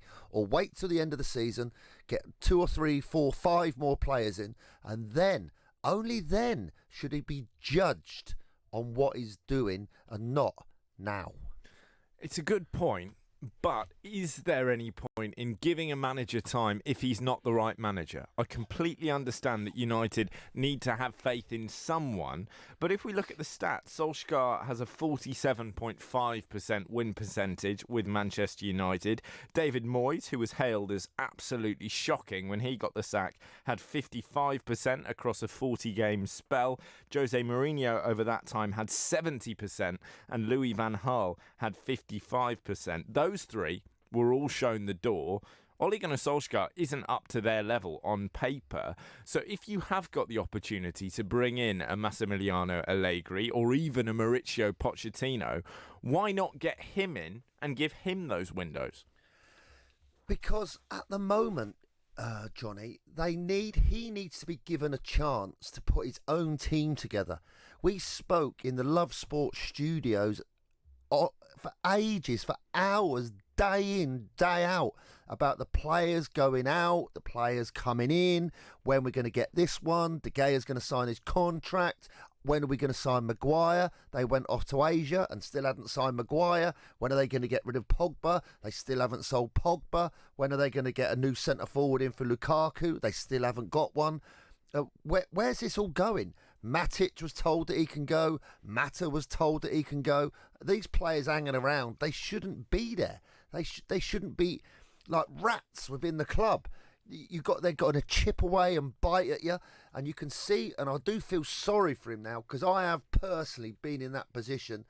It's draining, it's tiring. He's earning £7 million a year, apparently, which is mega dough. So if he gets a sack, he's going to walk away with large. But what are you laughing at? Technical term. He's going to walk away with large. Large. But he won't be happy. You can tell it by his face. You can tell in his body language, his demeanour, the way he's asking the questions. He's starting to lose faith with those players, and he said at the end of last season, those players are not trying, they're not giving everything, and there was 15 of that 18. I think the game was against Everton when they lost 4-0. He's still got them in his ranks. Once those players have gone and he's able to build his own team, I don't think the finger needs to be pointed at the manager. I think the finger needs to be pointed at the chief exec or whatever he is, Ed Woodward, because you've had David Moyes, who is a good manager. He's a steady, good Premier League manager, top half, edge of the Europe team. Then you've got Van Gaal. Van Gaal's a fantastic manager. He got the sack in the dressing room after the FA Cup win. In the dressing room, Van Gaal. What is all that about? Next one, Mourinho. Mourinho, how can the owner, he's not the owner, but the chairman, director of football, whatever he is, Ed Woodward, allow Jose Mourinho to live in a hotel and not move up to Manchester to manage Manchester United Football Club? How did he allow him to live in a blinking hotel in a suite and get driven around in a chauffeur-driven car in a top suite in the hotel? It's ridiculous. You're going into Manchester United. You're not going into some two-bob club in Europe. This is one of the biggest clubs in the world. So that bloke has got a mega to answer for. And the recruitment is absolutely appalling. Why they've not appointed a director of football to take control of players in and out, and him, who's an investment banker, has control of what happens in and out of Manchester United, is absolutely ridiculous. Martin, I take your point completely that Ole Gunnar Solskjaer does face an uphill battle at United, but this is still United's worst start to a season in 30 years. If they lose to Liverpool, it's going to be 9 points from 9 games, right? It's relegation form. Max Allegri has multiple league titles in Serie A. He's got 2 Champions League finals under his belt. Ole Gunnar Solskjaer has been manager at Molde and got Cardiff relegated. Do you not think that Allegri could make that difference? Yeah, he could make that difference, but let me rewind. He's been manager at Cardiff, he's been manager at Molde, so why did Ted Woodward give him the job? Why did he give him the job? I think Johnny makes a decent point. Until you remember that Jose Mourinho, most successful manager in Europe over 15, 20 years, has had a go. Louis van Gaal, who's been a revolutionary coach, a successful coach at Barcelona, Ajax. He's won the Champions League, right? He's got to 3rd in the World Cup with the Netherlands. How about this? I thought this, when I saw it on the internet going around the other day, I thought this was pretty relevant. This is Roy Keane speaking after United lost 4-0 to Everton back in April. These are the same players that threw Mourinho under the bus, and they will do exactly the same to Ole. Leopards don't change their spots. What do you think? 100%. So they've got the signings that Ole's made have gone down okay, in my opinion. I think they've been good. Maguire's been a good signing. Wan-Bissaka's been a good signing. McTominay looks like he's stepped up to the mark with Ole. He looks like he's playing for Ole. James from Swansea, I wasn't expecting him to play every game. I thought he was going to be a bit in and out and going on for half an hour of a burst of his pace. But any manager, you can have anyone in there. You sell your centre forward a week before the season starts. Manchester United selling a centre forward, and they have still not got a centre forward or 2 to take his place. 2. They should have had 2, not 0. How can Man United not have a centre forward? Ridiculous. As you say, it's about the recruitment, and as Roy Keane says, it's also about getting that dead wood out the door. You mentioned that a moment ago. I'm interested about the managerial perspective on this, because we were hearing yesterday that Spurs want to get rid of half the squad in January. They're going to get rid of Eriksen. They won't have a choice there. They're going to try and get rid of Rose, of Wanyama, of Dyer. The list goes on. And it's the same at United. They've got 5 or 6 players they want to get shot of. How can you do that? Because even once you find buyers for them, they need to be replaced, don't they? And that is very expensive. And you've got to have the scouting system in place to make sure you're actually bringing the right players in. Johnny, all these clubs have got scouting systems put into place. They've got analysts in the training ground, a dozen of them, with computers, and watching football matches from... Tell me, how can you blame Ollie for Manchester United's results when he's got to play a £52 million midfield player in central midfield? He's nowhere near that level. He is nowhere near it. No? He's got to pick him. He's got to wake up. What was it? Sunday morning they played. Sunday morning, you can imagine, he wakes up Sunday morning, he gets a nice full English in bed from his missus, a nice cup of tea, and says, "Good morning, darling. How are you? Did you sleep well?" And he'll probably look up at her and say, "Lovely breakfast, love. Did I sleep well?" What a stupid question. I've got £52 million worth of Fred to play central midfield away at Newcastle. No. Fred's not better than both those Longstaff brothers. No chance. You'd have those kids over him all day long. He's supposed to be a gifted, mobile, competitive central midfield player. He's none of those things. He's a steady, average player. Who's responsible for bringing him in at 52 million bags of gold? Not Ollie. So until Solskjaer gets his players in, and I heard a report or read a report that he's looking at Koulibaly from Napoli and he's looking at Declan Rice from West Ham. Those are the types of players that Manchester United always used to buy, the best of the best. But now you'd have to question whether those types of players would actually want to go and play for Manchester United. Martin, I've got a stat I think you're going to enjoy. Go on, you ready tell for us. this? Okay, so back when United signed Fred in 2018, Jose Mourinho said his creative brain and passing vision will give us another dimension to our game. The last time that £52 million midfielder Fred found a teammate with a through ball was April. 5 months ago. 5 months. 6 months. But Johnny, 6 months. Johnny, 5 months. He must have scored. He must have scored for 52 million, Johnny. He must have scored a lot of goals. How many goals has he scored? Ooh, fewer than 10. 1. So he don't make goals, and he scored 1, and he's 52 million bags. Does he get around the pitch like Kante does? And has he got the mobility like Kante to go box to box and get tackles in? Not get close to people, but actually win tackles. The answer to that is no. And he's got to play him.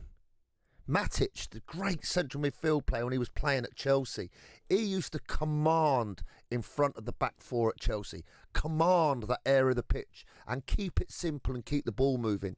And if there was spaces on the wings opened up because of their overlapping fullbacks, Matic had the ability to get out there and cover and stop and block and defend for the team. Matic can't do that anymore. He's immobile to that sort of play, what you need for the player that plays in that position. Juan Mata, who was at Chelsea, was sold by Chelsea because Mourinho didn't think he was mobile enough, which means athletic enough to run up and down and cover the areas of the pitch to play against the top clubs. So he sold him. And now he's just been given another year at Manchester United, another year. He's got a lovely left foot. Let's not kid ourselves. He's got a lovely left foot. But it's a bit different playing football with a lovely left foot to go. Can you imagine him playing central midfield against De Bruyne? He would leave him for dead by 20 yards over a 30-yard race. You can't have immobile players in the top levels of the Premier League or any level. It just doesn't work. And why is everyone blaming Ollie? Yeah, it's why I didn't make it. Coming up, we're going to be joined by a social media expert who's going to tell us which of Colleen Rooney and Rebecca Vardy is telling porkies. This is Love Sport. You all right, mate? Yeah, I'm fine. Yeah? Really? It's just, there's a massive grizzly bear sitting on you. You sure you're okay? Well, now that you mention it. Sometimes we say we're fine when we're not. But with 1 in 4 experiencing a mental health problem, if your mate says he's fine, he might not be. Be in your mate's corner and ask twice. Time to change. Have you had enough of extortionate energy bills? A spokesman said could help you find the cheapest energy deals on the market. Don't take our word for it. There's hundreds of spokesman said customers who've saved big. Brian from Derbyshire saved £400 on his energy bills, and Tony from Northampton saved a massive £2,800 on his gas and electric. A spokesmansaid.com, the leading price comparison site where you can switch to the cheapest energy tariffs on the market in just minutes. thespokesmansaid.com. Fighting for you, saving you money. If you're in business, I bet you hate wasting money. We Do Taxi Tops can help you achieve minimum wastage on your advertising costs and maximum exposure. Our revolutionary taxi tops can target your potential customers in the right place at the right time, so your message has the greatest potential for making an impact. We Do Taxi Tops. Visit wedooh.com. We Do. The smarter, quicker way of advertising in London, supporting London businesses of all sizes. Whoa! Look how much saturated fat is in these chocolate biscuits. It's surprising how much is in our food and drinks. For us kids, eating too much saturated fat can lead to harmful fat building up inside, which we can't see, increasing the risk of heart disease or stroke when we get older. So be food smart. Download the free Change for Life food scanner app and start making healthier choices today. Believe me, he who laughs last thinks slowest. Ha ha ha, see, that was a laugh because I'm clever enough. Love sport. It's all kicking off in Wag World. It's the War of the Wags with Wagatha Christie at centre stage. If you're just joining us, if you've been living under a rock, here is the latest. Colleen Rooney posted a sensational statement on her Twitter saying, listen, it's come to my attention over the last couple of years, someone on my private personal Instagram has been watching my stories and selling them as stories to the Sun newspaper. Now, I've narrowed it down. I had my suspicions about who it would be, so I unfollowed everyone else, posted fake stories to see if they ended up in the Sun. They did, and the person who that account belonged to was Rebecca Vardy, wife of Leicester City star Jamie. But Rebecca Vardy fired back. She said she's 8 months pregnant and also... It wasn't her. She's saying, listen, there are other people on my Instagram, had nothing to do with me. Colleen, I can't believe you would do this to me. You should have spoken to me privately, darling.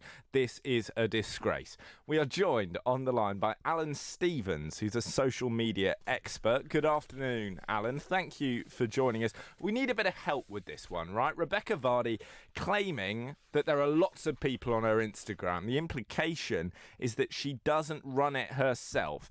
How many people do that? Is that a plausible excuse? And why would a high-profile person, I do apologise, take that risk? It's very common. Probably about half of the celebrities on Insta and on Twitter and elsewhere are using other people, sometimes a team of people, to post their tweets. They're far too precious to do them themselves, so they employ people to do it instead. So, in your opinion, are the good people of Twitter being a bit too quick to throw the book at Rebecca? Is it genuinely likely that she's got some kind of social media executive who's realised they can earn themselves a few quid by selling stories to the press? Well, I mean, I can't say in Rebecca's case, obviously, because I don't know, but it's certainly true of many, many celebrities and has been for quite some years. I mean, even Donald Trump, who's all over Twitter these days, has a guy called Mr. Scardino who does most of his tweets for him. And he's from The Godfather, isn't he, that geezer?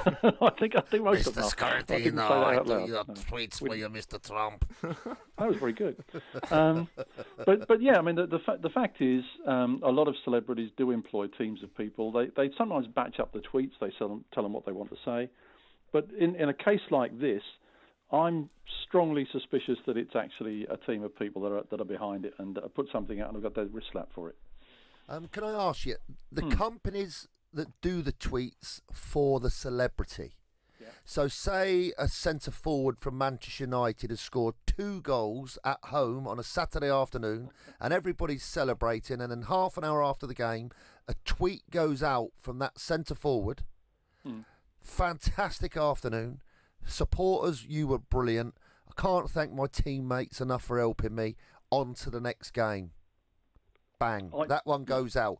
The guy that's sending that out on behalf of the Man United centre forward, does he run that past the player first, or does he just put it out as a kind of a PR Twitter expert? In the case of that one there, I would say that would be the sort of thing that would just go out. because Right. it's there's no problem with it. There's no controversy. It's it's just saying, wasn't it great? Thanks to the fans, that sort of thing. Yeah. So those sorts of things are kind of run of the mill, and that happens all the time. In the case where you've got a controversy like this one, I mean, clearly there's going to be some. This story's going to run and run. It's going to outdo Brexit. I think it's fantastic. So it's really It is brilliant, fantastic, isn't it? It's great fun, and whoever came up with the hashtag Wagatha Christie deserves a large drink, I think. But the fact is, this sort of thing, it happens a lot in sport. Absolutely right, it certainly happens a lot in football, because the guys, once they've had a game and might have scored a hat trick or something like that, they're not going to sit down and get on Instagram or Twitter. They're off. Well, I don't want to speculate what they're doing. They're probably having a nice chat and a cup of tea somewhere. I think you can tell, Alan, from my tone of voice that I am taking great pleasure in this entire story. I just think it's absolutely glorious. It is but a gorgeous story. Yeah. My inner cynic is also feeling fairly unsympathetic because, yes, people in the public eye should be allowed to live their lives and live normal lives. But Colleen Rooney, if years ago you realised someone was looking at your Instagram and selling the stories to The Sun, surely just stop putting so many details of your life on Instagram. Is that unfair of me to say that? No, that's absolutely correct. It's a very simple and correct approach. But of course, they can't help it. I mean, they're addicted to it. Sometimes they're contracted to do it because any celebrity that's got any sort of level of following is going to be approached by various companies to start selling things. All the people that are on Love Island, for example, they've all been picked up by various companies to put out tweets and instas to say we think this is a great product. They have to declare it, but they do it. And I think they almost can't stop, and they almost can't turn off the tap, particularly if somebody else is doing it and they've got a contract to do it for another year. Is there any possibility that there could, and obviously we don't know in the case of Rebecca Vardy, who maintains her innocence and so on, but is there any possibility that someone could instruct a company working on their behalf to do this? That it could not have been Rebecca Vardy, say, but there could have been some involvement? It's entirely possible. Again, we're only speculating. We don't know. But it's entirely possible this was somebody perhaps went a bit rogue at some point and thought they could make a few bob. It might be somebody who thought this was a good way of getting publicity. It's hard to say.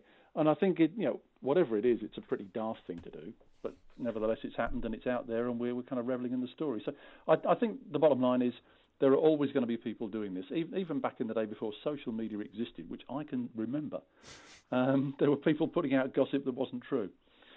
So, PR managers and so on. So it's going to happen. We've got a different medium in which it happens now, but I just think the way this story has come out is just wonderful, lovely. I would also have absolutely loved to be a fly on the wall of the brainstorming meeting where they went, gender assignment in Mexico. Let's see if they bite on that one. You think, where are they coming up with these ideas?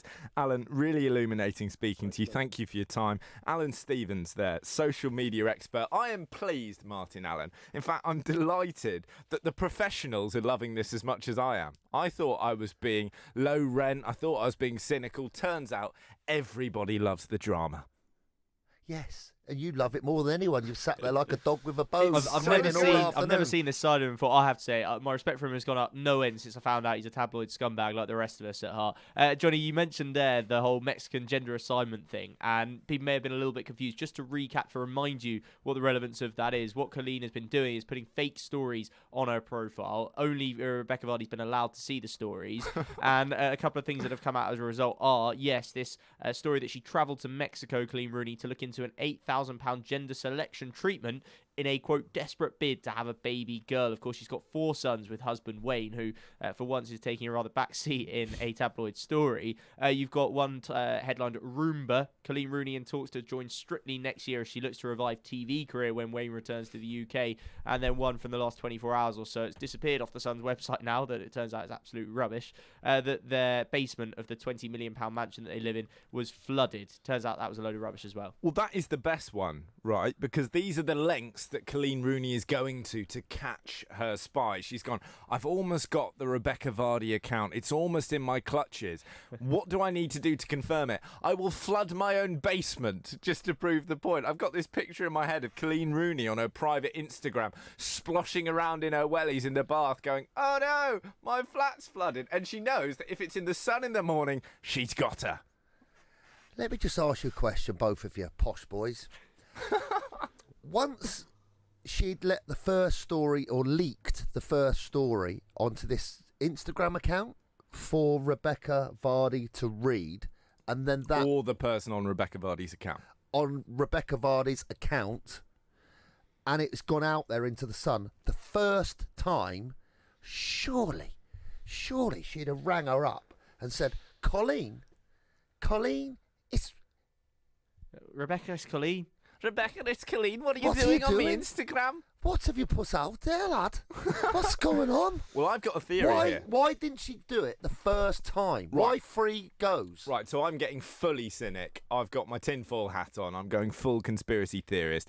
The Rooneys have previous with the Sun, right? Not only are they a Liverpudlian family, Wayne published a statement on his Twitter in the last year having a pop at the Sun, who consistently take photos of him having polite conversations with women who aren't his wife.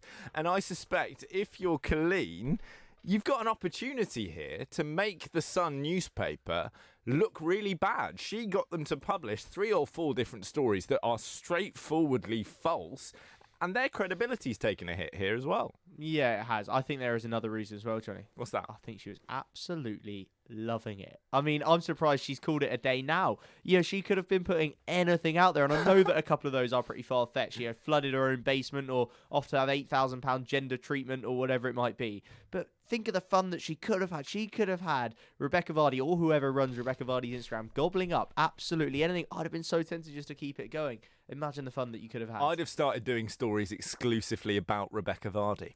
I'd just do Instagram stories being really rude about her and seeing if she cracks, forgets that she's undercover, and rings you going, "What are you saying about me on Instagram?" Glorious. Absolutely glorious. I don't think there's anything rude to put out there about Rebecca Vardy. No, I'm sure. I'm sure. And by the way, when we're talking about Rebecca Vardy, it's important to note that Colleen Rooney only knew to spring this trap, and it could have been someone on Rebecca Vardy's account, but she says she suspected it was her. Now, you wonder whether something's gone on between them to give them their suspicions, but also it is important to note, and it's relevant to note, that Rebecca Vardy has quite a close relationship with the Sun newspaper. I count over 10 exclusive interviews she's given them. Sort of loses, sorry, Joe, it sort of loses the power of excitement, doesn't it, when you have 10 exclusive interviews in quite a short period? I mean, it's like, might as well be a columnist for that paper. Are you just sitting in her living room at this point exactly. having a chat? But it's a range of topics. She discusses, ironically, social media abuse. She discusses her ex-husband. That article, by the way, was subject of an upheld IPSO complaint afterwards.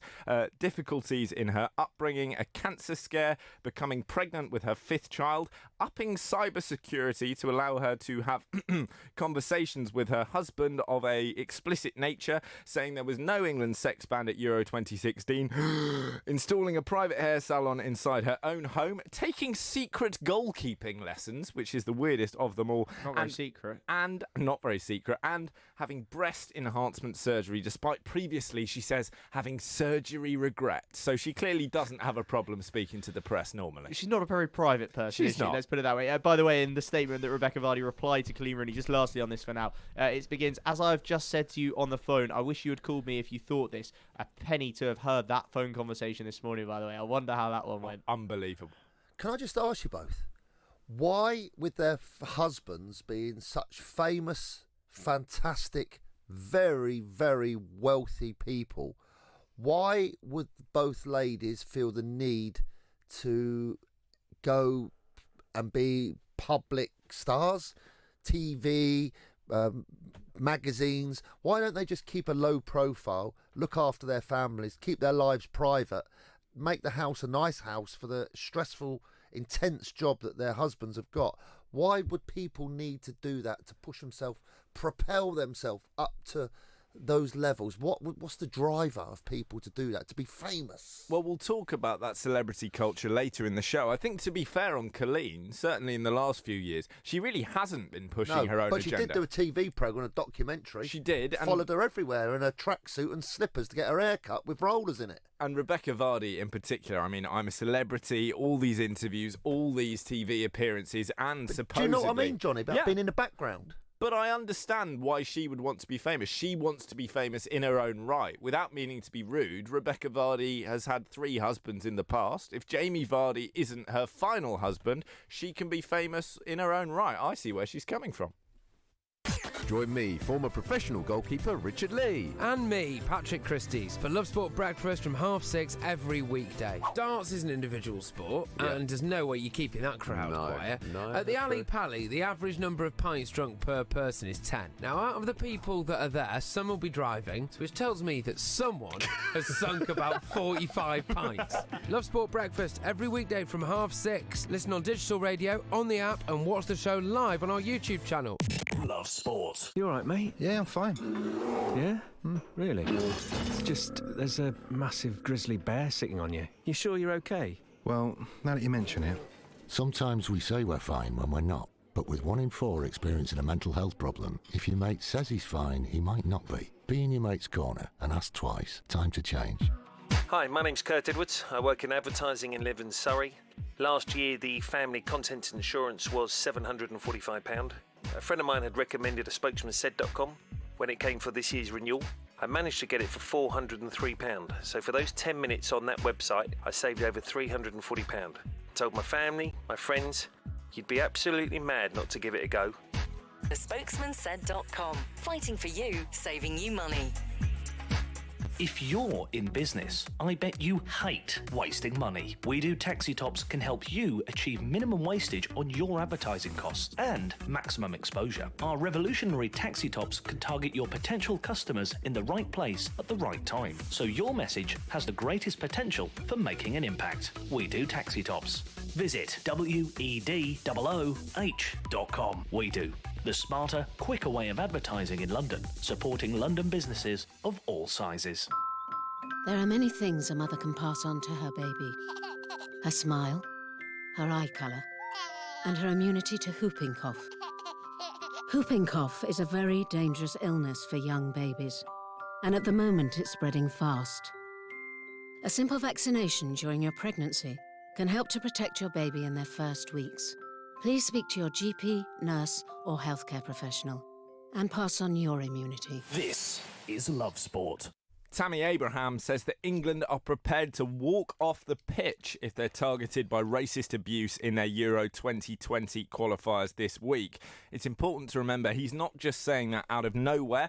England face the Czech Republic on Friday, and then crucially they play Bulgaria on Monday in a partially closed stadium because of fans' racist behaviour in June. England right back Trent Alexander-Arnold has echoed Abraham's claims, saying the team will present a united front if they face any racial abuse in future. If the team doesn't feel comfortable playing, then I'm sure that we have the backing and the support of everyone around us, that's the right decision that needs to be made, and no one should be made to feel uncomfortable on the football pitch. We're not individuals, we're all a team. If one person's abused, then we all are. Paul Mortimer is a former player engagement manager at Kick It Out and former England under-21 international. He joins us on the line now. Good afternoon, Paul. What's your take on Tammy's comments? Would this be the right course of action for the England team? Well, good afternoon, gentlemen. The first thing I will say is it shouldn't be left to the players to be talking about it. It's not a player decision. The reason the players are saying this is because they have no faith in the three-step process that refs are in charge of, and they don't have any faith in FIFA and UEFA dealing with this situation properly. So the players are saying, if we have to take it into our own hands, then so be it. But it's because the authorities are sitting on their hands and not really taking it properly. So from your point of view, Paul, what should the authorities be doing? Well, if you look at, Bulgaria, for example, I mean, we've got issues in our country that we deal with, but it appears that in other countries they don't seem to view racist abuse in the same way. I think we've come to the point where FIFA and UEFA have to come in and say, right, we now have to deal with this properly. For example, I know players are talking about walking off the pitch. I've heard FIFA and UEFA say if that happens, then we'll deal with the players. Okay, there's a reason why it's happening, because FIFA and UEFA aren't dealing with the clubs. And the countries, the international sides whose fans are behaving in this way. This is where we've got to start. We've got to start with the behaviour of the fans and deal with that. And that doesn't mean playing behind closed doors. That means suspending the game and giving the 3 points to England or to whatever country it is against the perpetrators. That's what has to happen now so that people know it's serious. Morts, what do you mean? They'll be waiting to take sanctions against the players if they walk off the pitch? Well, a few months ago, I think it was before the Euros or the last tournament, this was discussed, and FIFA and UEFA were saying, well, hold on, we'll come down heavily on players if they decide to do that. And literally what they were saying is players shouldn't do it. The reason the players are doing it is because FIFA and UEFA are not dealing with it properly. We shouldn't be in a situation where the players are talking about it. It should be above their heads. This should be something that's dealt with at a higher level that doesn't even come into the players' view. The fact that it is tells you how little, the authorities understand the divisive nature of racism and the impact it's having. Paul, I agree with you completely, but the sad state of play currently is that it is in the players' hands. With that in mind, would you support them walking off the pitch straight away? Should they follow the UEFA three-step protocol, for example? You know what? It depends on how you feel at the time. I mean, I listen to a lot of people say, if I got abused, I'd do this, that, and whatever. Often these are people that haven't been in that situation and been abused. For me, there is a process in place, okay? If it isn't working, if the players do not feel they are being protected, then I am with them. They should walk off. But initially, the process is there for a reason. We have to let that run its course. If it's not, because it's down to the ref. If the ref denies it's happening or hasn't heard it, then then it becomes a player's decision. We don't want it to go there, but you need to have referees who have the courage to actually deal with it properly. And more, it's been mentioned as an argument that the players should not leave the pitch because it's giving in to the racists and they would be winning. How do you feel about that? Well, I don't think it is. And, I've heard things, score goals and that. No. What we want to do is highlight the behaviour of these people. The only way you're going to do it is by walking off the pitch, is by saying, look, you need to deal with these people who are behaving in this way. Or, remember, they've come to watch us play. Or we will not play because the conditions that we're playing in are not right. And we need to be protected because where's it going to end? We've seen situations where players have been assaulted on the pitch. I remember Jack Grealish and people like that, and we don't want that. But this is where it starts. It starts with allowing foul and abusive, offensive, racist behaviour to carry on unchecked. And it shouldn't be down to the players. It should be down to the authorities. But I say again, the reason the players are talking out is because the authorities are sitting on their hands when it comes to dealing with it properly. They certainly are.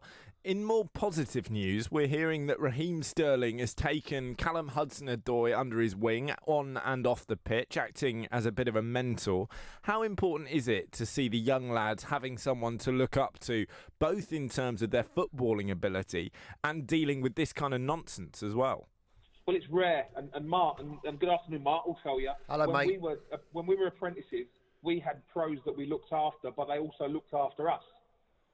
So they took us under our wing and they looked after us. Now, that doesn't seem to happen as much. And Raheem Sterling, I feel sorry for Raheem Sterling because he's the flag waver for everything, and he shouldn't be. He should be now, people look at him and decide, you know what, I want to emulate him. I want to help looking after players because there are a lot of players, black and white, who need looking after, who need mentoring, who need supporting. And if he leads the way, I'm hoping in 5, 6, 7 years' time, people will say, this is the tidal wave of support for players that Raheem Sterling started. We can call it the Raheem Sterling experience if we want, but, we want more players to step up and play a part. Paul, fantastic to speak to you, as always. Thank you for your time. Paul Mortimer there, who is a former player engagement manager at Kick It Out and a former England under-21 international as well. Also, of course, played for Charlton, Crystal Palace, Aston Villa and more. Guy Watts has got a refresher of that three-step process for us. Yeah, I think it's just worth reminding people, Johnny, because there is so much talk about this at the moment. What the official guidelines say, UEFA's three-step protocol that Morts was referring to, it is an announcement over the PA system if there is racist abuse heard from the stands. The referee then can take the players off for a period of time if there is further abuse heard. And then finally, the final step of the three, abandonment of the game. And that is the process that Morts is saying that the players have no faith in. something, and you would have to say with good reason. The punishments that have been meted out are meted out to the same nations over and over again. Players, when they have walked off in the past or tried to take matters into their own hands, it is often they that have ended up being sanctioned in some way. You can completely understand why players would be thinking not just enough's enough in terms of we've had enough of the abuse, we've got to speak out about it, as the likes of Sterling and Tammy Abraham have done so brilliantly, but it's time to actually just throw out that protocol from the window, because you know what, it is not going to achieve anything. It's got to be something a bit more drastic. I really hope it doesn't come to it. Obviously we all do, but let's make no mistake, if an England team were to walk off the field in a competitive game, that is an absolutely massive story. It would be indeed. And I want to pick up on that line of Raheem Sterling acting as a kind of mentor for Callum Hudson-Odoi, because beyond this just being great on an individual basis for a senior player to be looking after a promising youngster, let's cast our minds back to 2006, when, of course, the WAG problem was even worse than it is today. And we hear all these stories of factions in the squad. One reason we hear that the golden generation didn't do more than they might have done is that they were arguing about their clubs. The United boys sat with the United boys. They weren't mates with the Chelsea guys. A Liverpool player, Steven Gerrard, would not necessarily have helped, for example, young Wayne Rooney coming through. Martin, do you think there's a more mature approach being taken by this England team, and we're getting beyond that kind of pettiness? Yeah, I think you're right. And I know for a fact when they went down to South Africa, there was serious factions. But you've got to remember, those lads had been playing against each other for many, many years. And Mourinho was the manager. And can you imagine, before they went away, he'd have been saying, don't you dare talk to them. You keep yourself to yourself. We are Chelsea. There's no need for you to talk to them. Stay away. And then the Liverpool lads, they're both battling for the title, battling for those big competitions. And you could see how it would happen. Now, though, Johnny, we've got a fresh lot of young players. Gareth Southgate has eradicated all the senior players. These players are only just getting into the Premier League first, second season, and they're now playing for England. In all my lifetime, I have never seen anything like this. The technical skills, the pace, the quality, the conduct and the way they behave themselves. Can you imagine any of these were having a WAG Twitter combat? You just can't see it. And if they did, I don't think Gareth Southgate would pick them. They seem to be fresh. They seem to be enthusiastic to pull the shirt on, which we was always wondering when players were playing for England in the past. Do they really want this?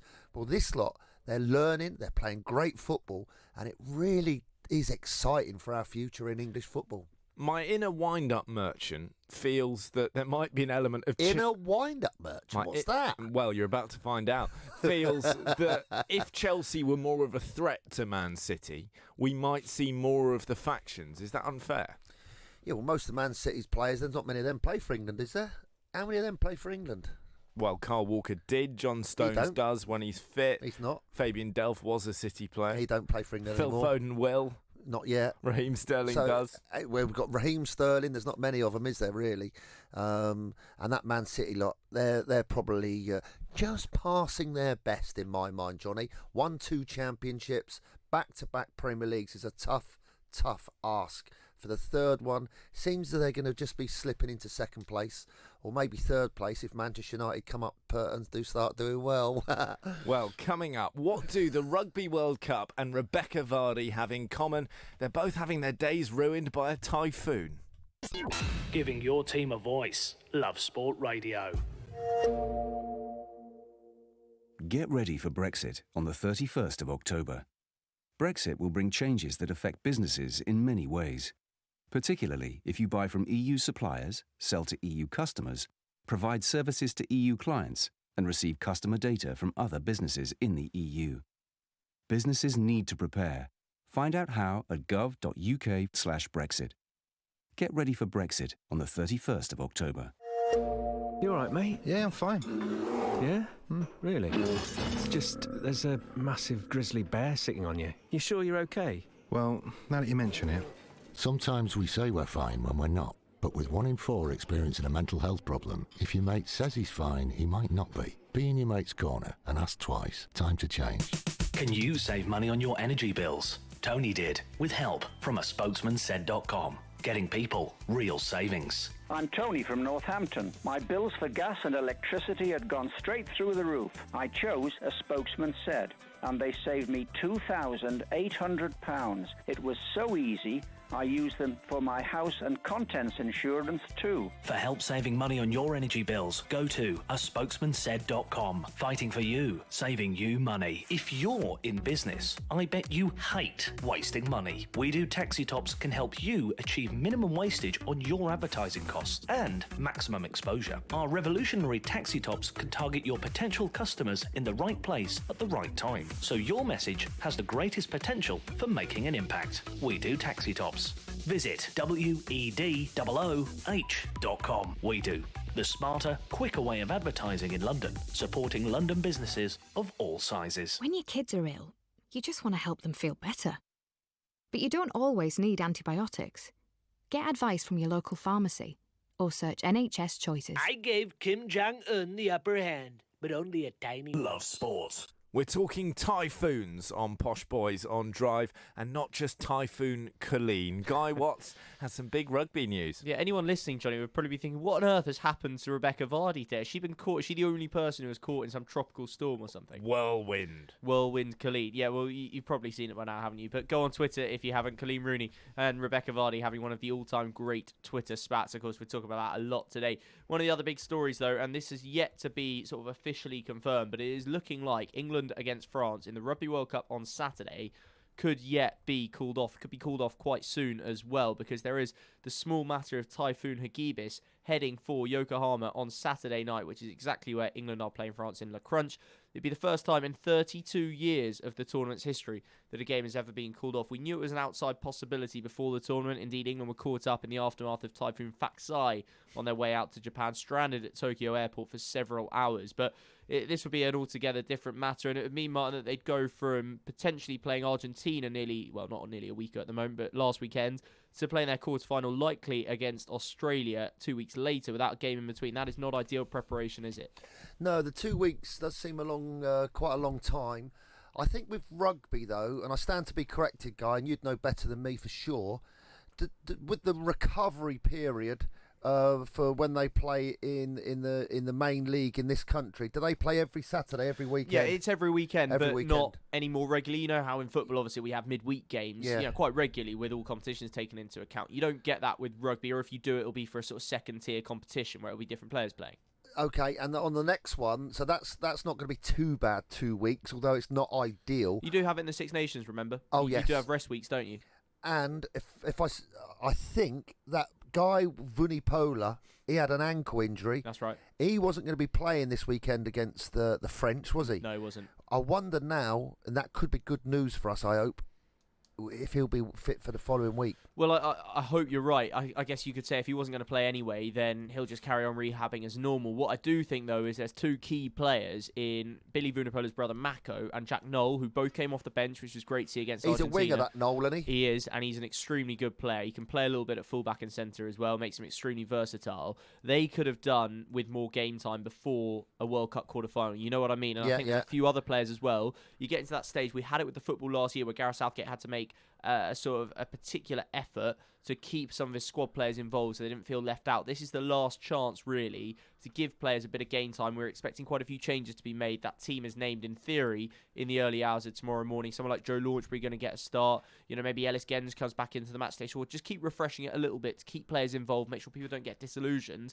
And suddenly, if you go into a knockout game, you can't be messing around there. You can't be giving people a bit of game time out of sympathy or for squad morale purposes. It's got to be your A team. And you just wonder if it may have a little bit of an adverse effect on squad morale, whereas Australia, on the other hand, get to play their fourth group game as planned, build up a little bit of extra momentum, possibly get a firmer idea of who their first choice 15 is, and I just hope that we don't look back on this and think, if only that Typhoon went somewhere different.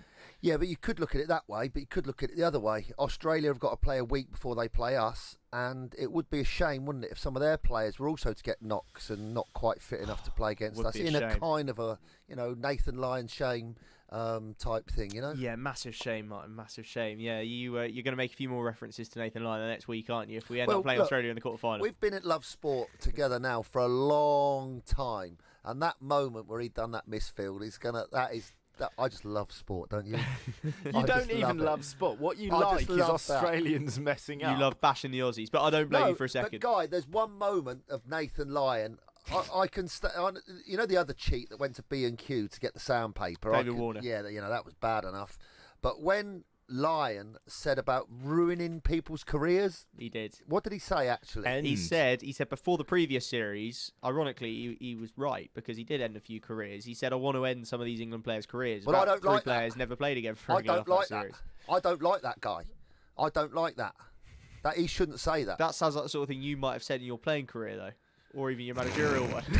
Oh, you've got the face of a naughty child on there. I'm not laughing at what he said. I'm laughing at the fact that your face instinctively went, oh, he's got me there.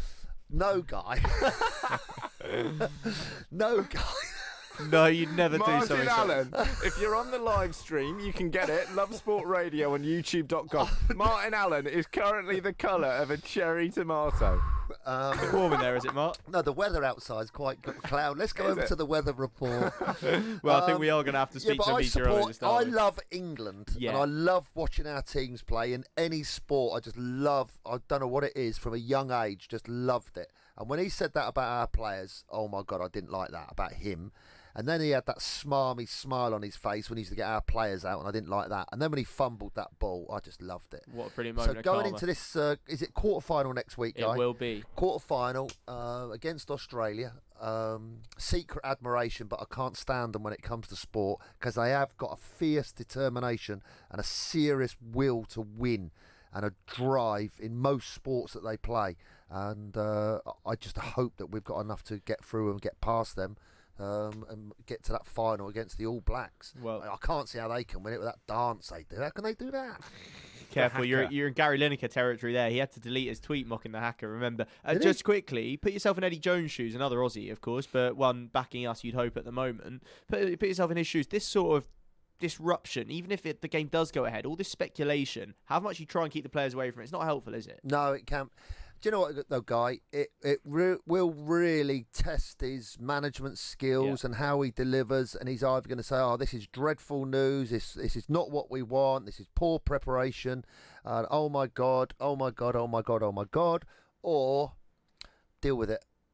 Let's get on the training pitch. Let's get a couple of sessions done. Let's go to a temple. Let's go and eat some sushi. Let's go and have a walk round in a nice robe. Let's have a lovely afternoon out in the rain, in the typhoon. Let's go to Hot Springs. Yeah, let's go for a walk in a typhoon. How exciting! If we can get through that, we can win the World Cup.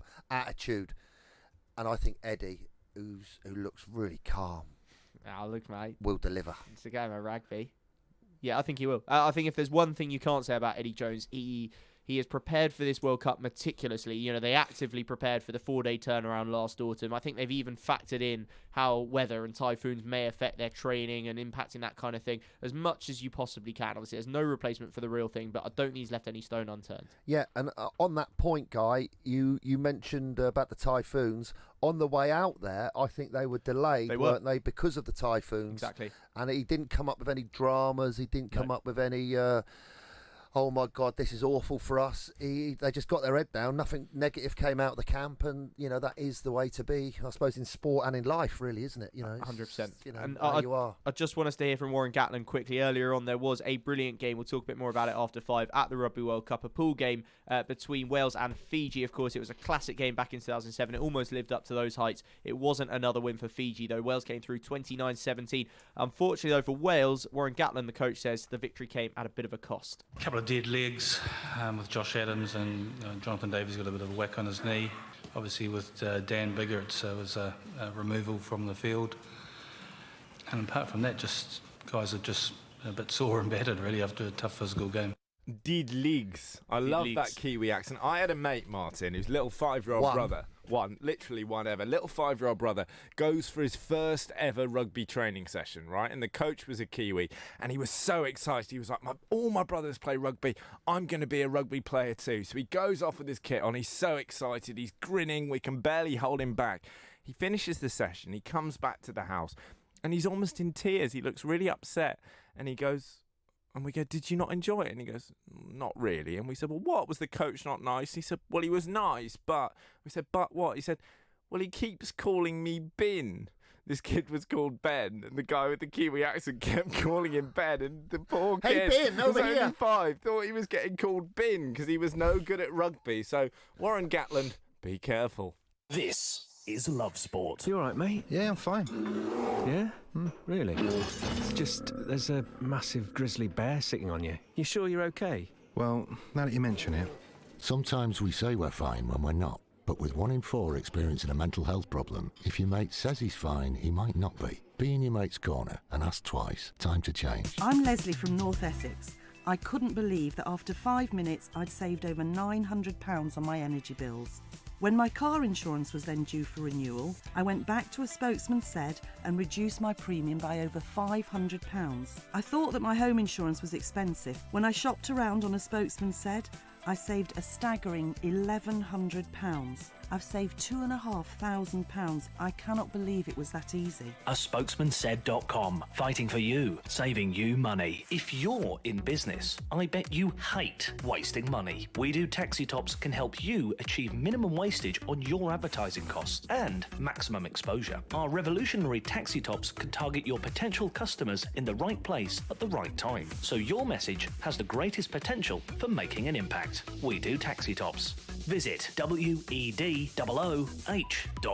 We Do, the smarter, quicker way of advertising in London, supporting London businesses of all sizes. Oh, it's okay. Let's face it, when your kids are ill, you'd do anything to help them feel better. But remember, antibiotics aren't always needed. You might not realise it, but taking antibiotics when you don't need them puts you and your family at risk of a longer and more severe illness. Help keep your family well. Always take your doctor's advice on antibiotics. Search NHS antibiotics. All better.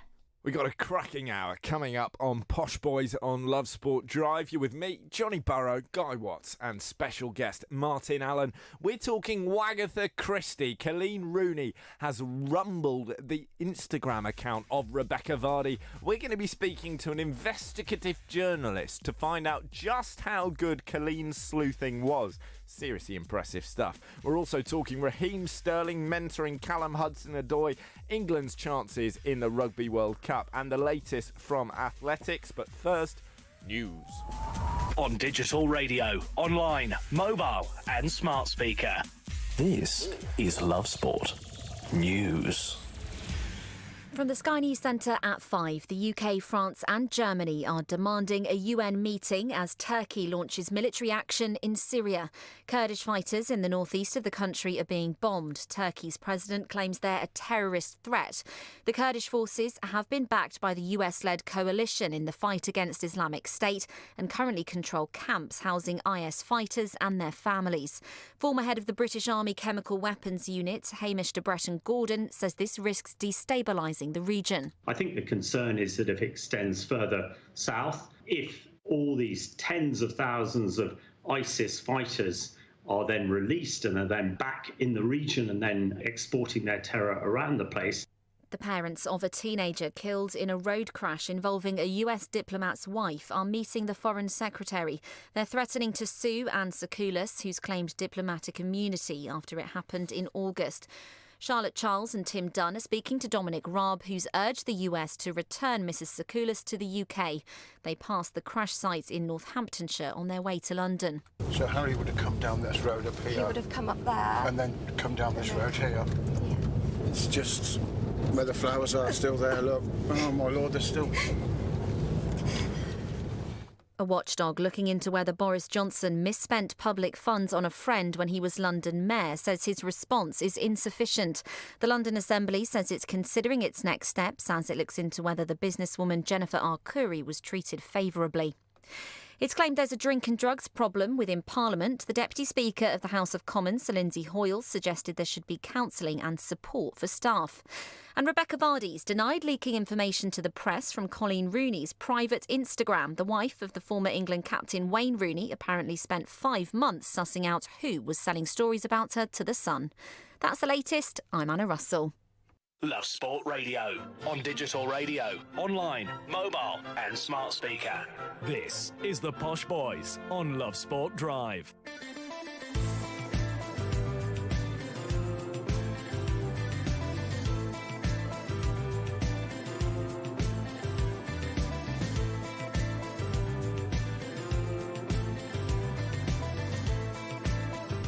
Good afternoon. You're listening to the Posh Boys on Love Sport Drive. You're with me, Johnny Burrow, Guy Watts, and special guest Martin Allen.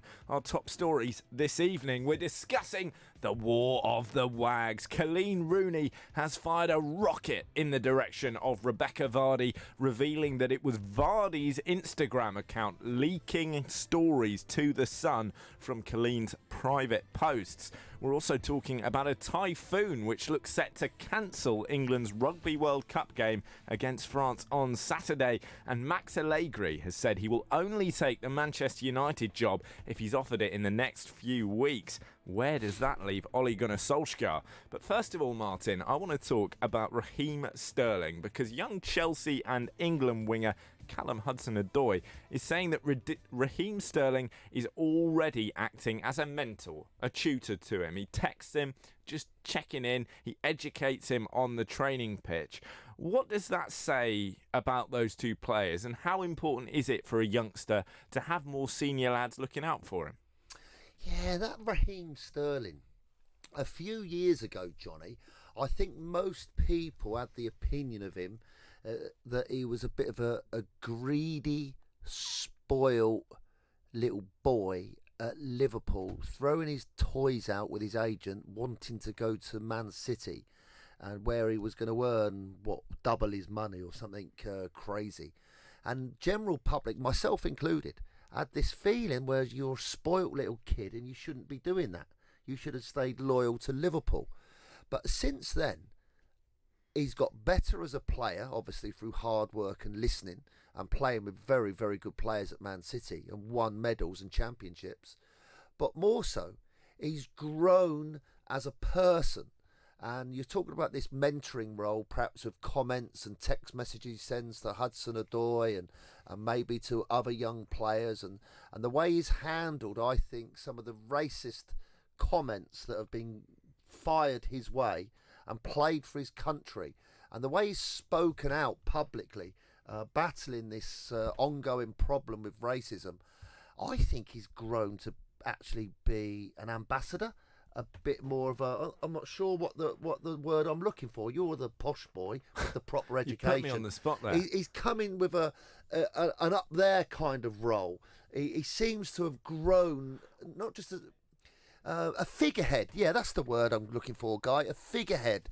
You know, where he's people listen to what he's got to say. For me, he's actually getting close to national treasure status, and I'm not even being flippant there. I genuinely think he is. He's a brilliant footballer for the England team. He's a brilliant guy, as you say, in terms of battling racism and just being a nice lad, dealing with the nonsense from the press who were reporting he had however many children by however many different women when he's got one by one woman. He's such a mature guy, and he's already a role model at 24.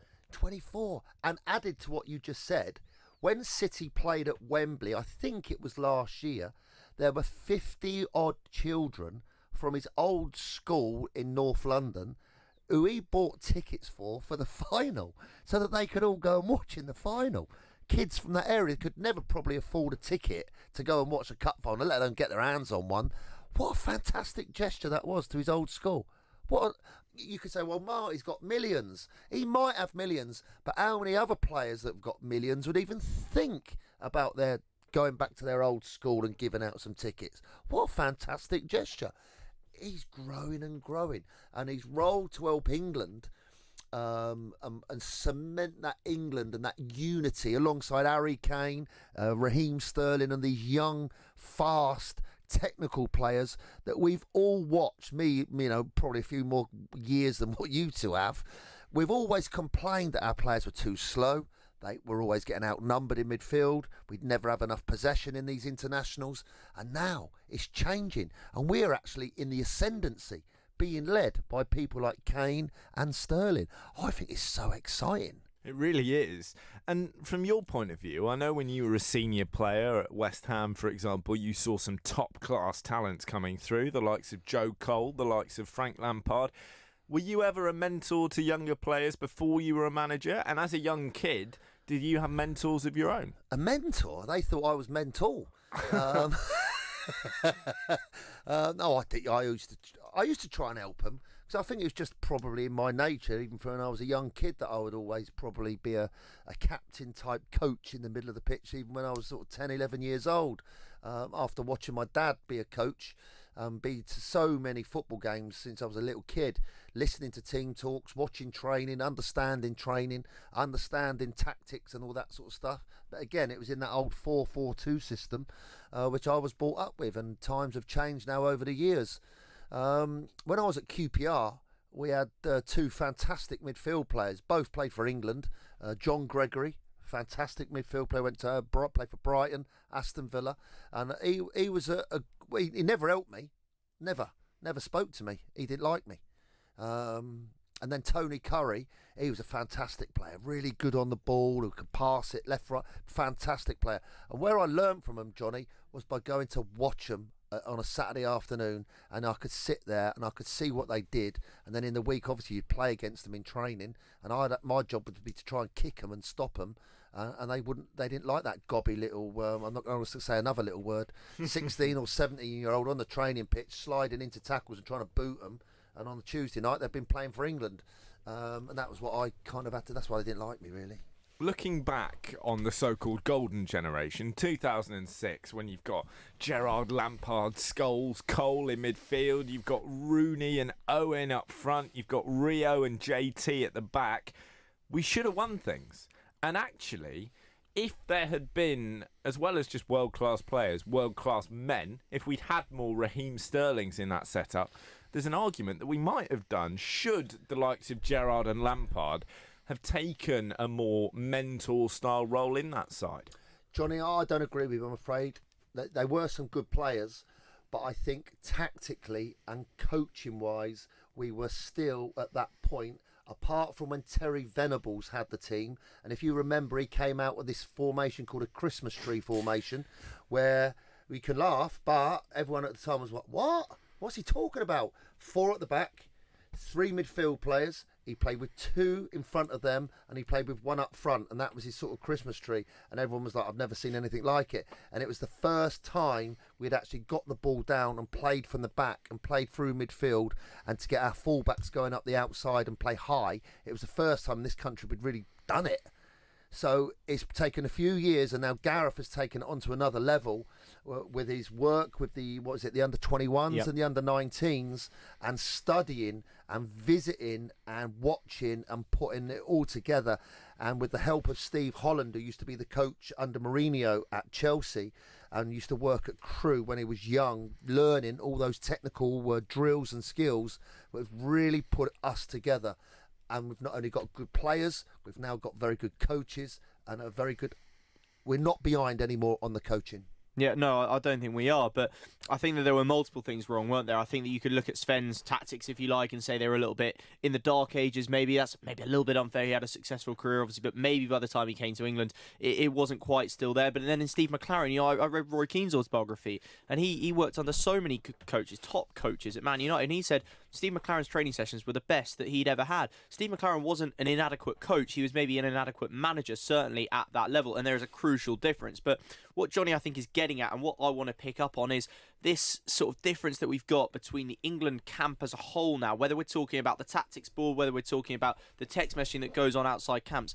And I think there has been a sea change. I think there is just such a different environment with the whole thing. And it winds me up no end when I see people, quote or post the video, that Rio Ferdinand one that he did on BT Sport, revealing why it went wrong. And it's all about, the Man United players wouldn't sit with the Chelsea players or the Liverpool players. And I don't think it's a massive surprise. But the fact that we sort of accept it so readily and go, I guess we knew it all along. How on earth is that forgivable? Those players, all of them, almost to a man, especially those big name, big talented players, they let their country down, and it winds me up no end because I look across just literally to other parts of Europe, and I look at Spain in particular. Between 2008 and 2012, they won Barcelona and Real Madrid. That was the fiercest rivalry in club football at top level at that time. It might still be, but Mourinho and Guardiola were Barcelona and Real Madrid manager respectively between 2009 and 2012. That rivalry was fierce, and in that 2010 World Cup final, I'm pretty sure that 10 of the 11 players that started played for one of Barcelona or Real Madrid. Did they let that affect them? No, it didn't.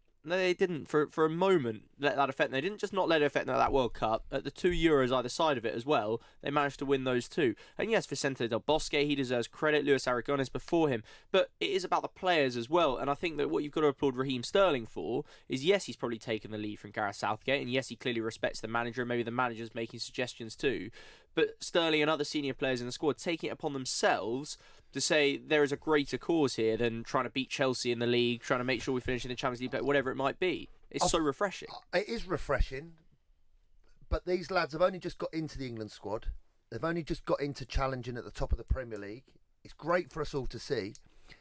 I wonder if we're still saying this in 5 years' time when they're going back to back and head to head in Premier League wins, championships. Yeah. If you know what I mean. Yeah. At the moment, it's fresh, it's exciting, and it's new. Let's see how it is in 5 years' time. If it stays like this, oh my God, we're going to have a fantastic chance. And if Gareth can manage to galvanise and retain that mindset that we are England, as soon as we come to St George's Park, we are England, we are not individual club players.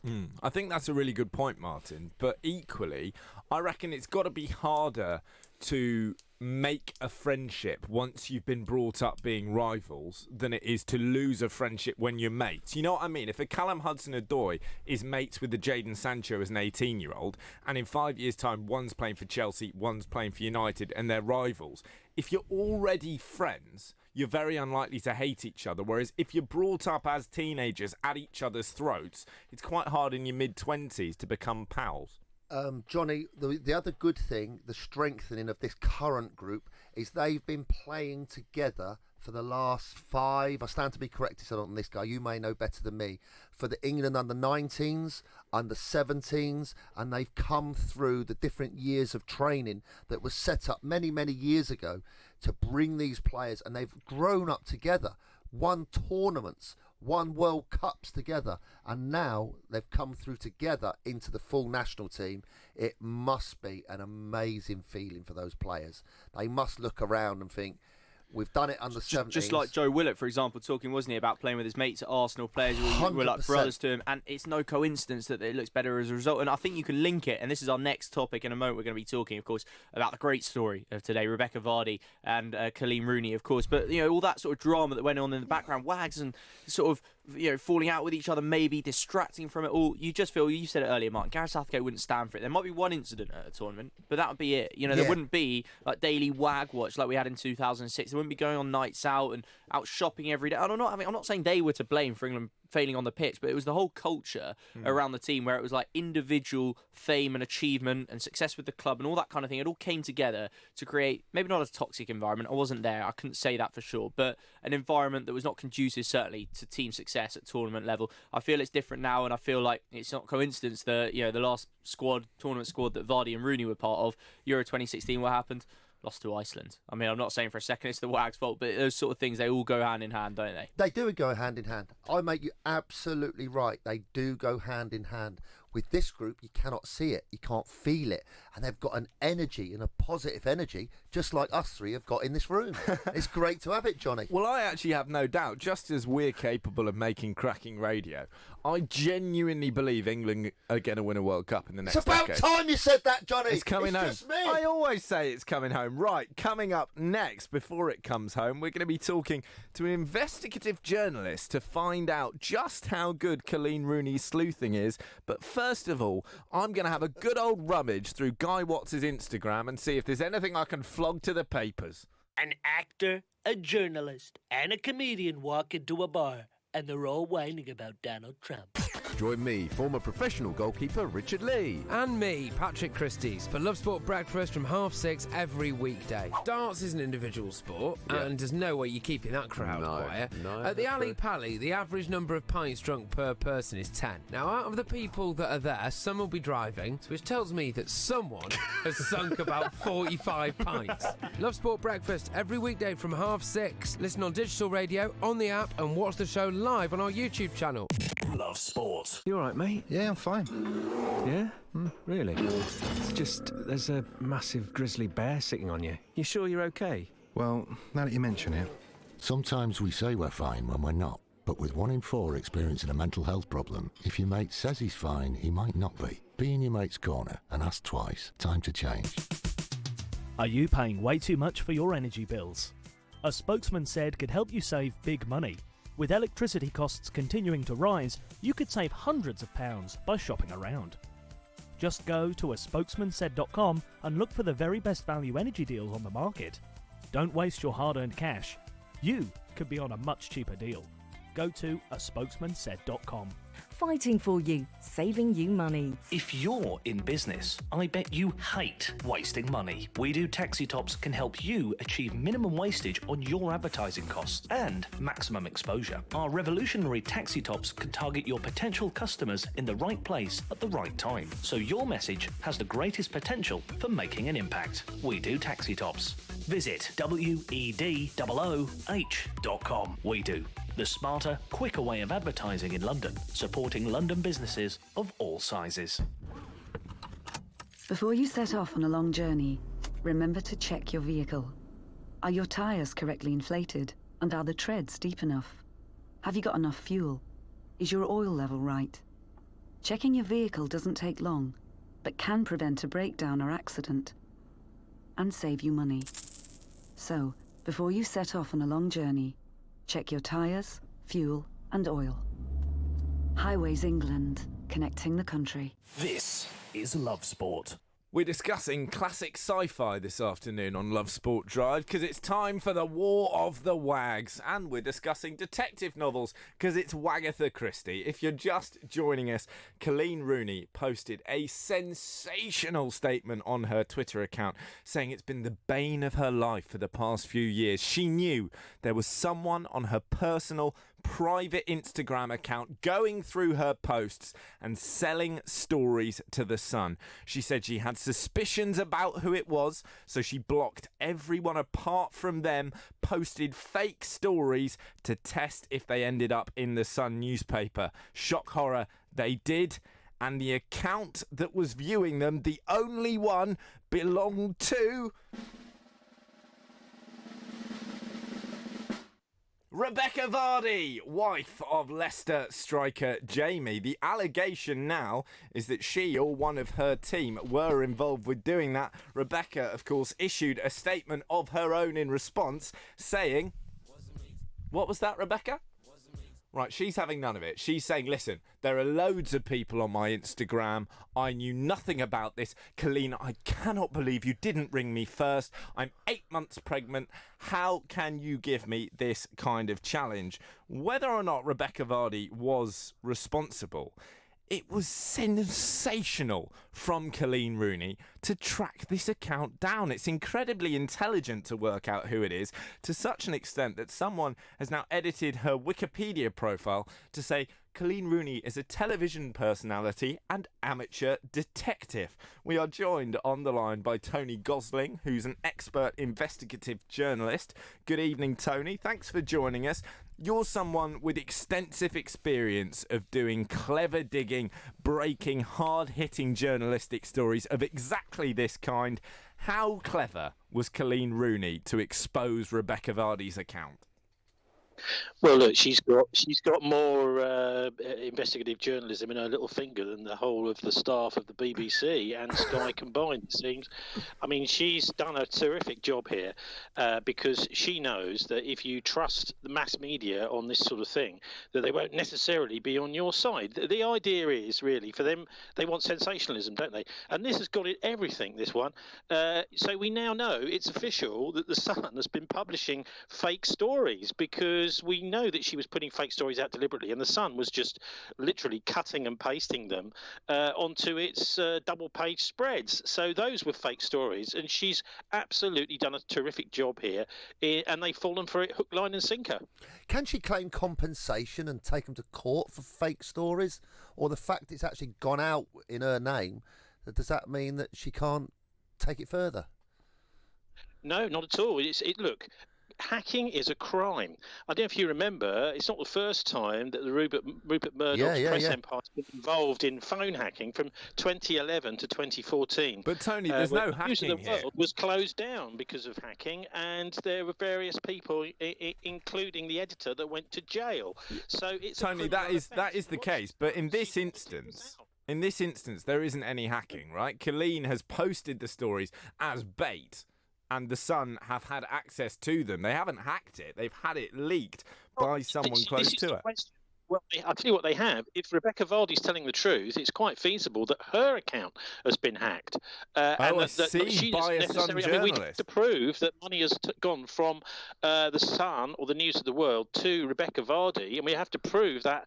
And that should be something that's done by the police and done in court. It looks as if, what Rebecca Vardy's saying is her account has been hacked, and that's exactly the sort of thing that was going on with the phone hacking scandal. I would suggest that this is the sort of tactic that some of the more ruthless of the tabloid newspapers would use to get a story. They want anything to get a story from these footballers' wives, don't they? They do. The other suggestion that seems to be coming from the Vardy camp is that there are other people with licence access to that account who have in the past, sort of social media executives and so on, who could have gone rogue.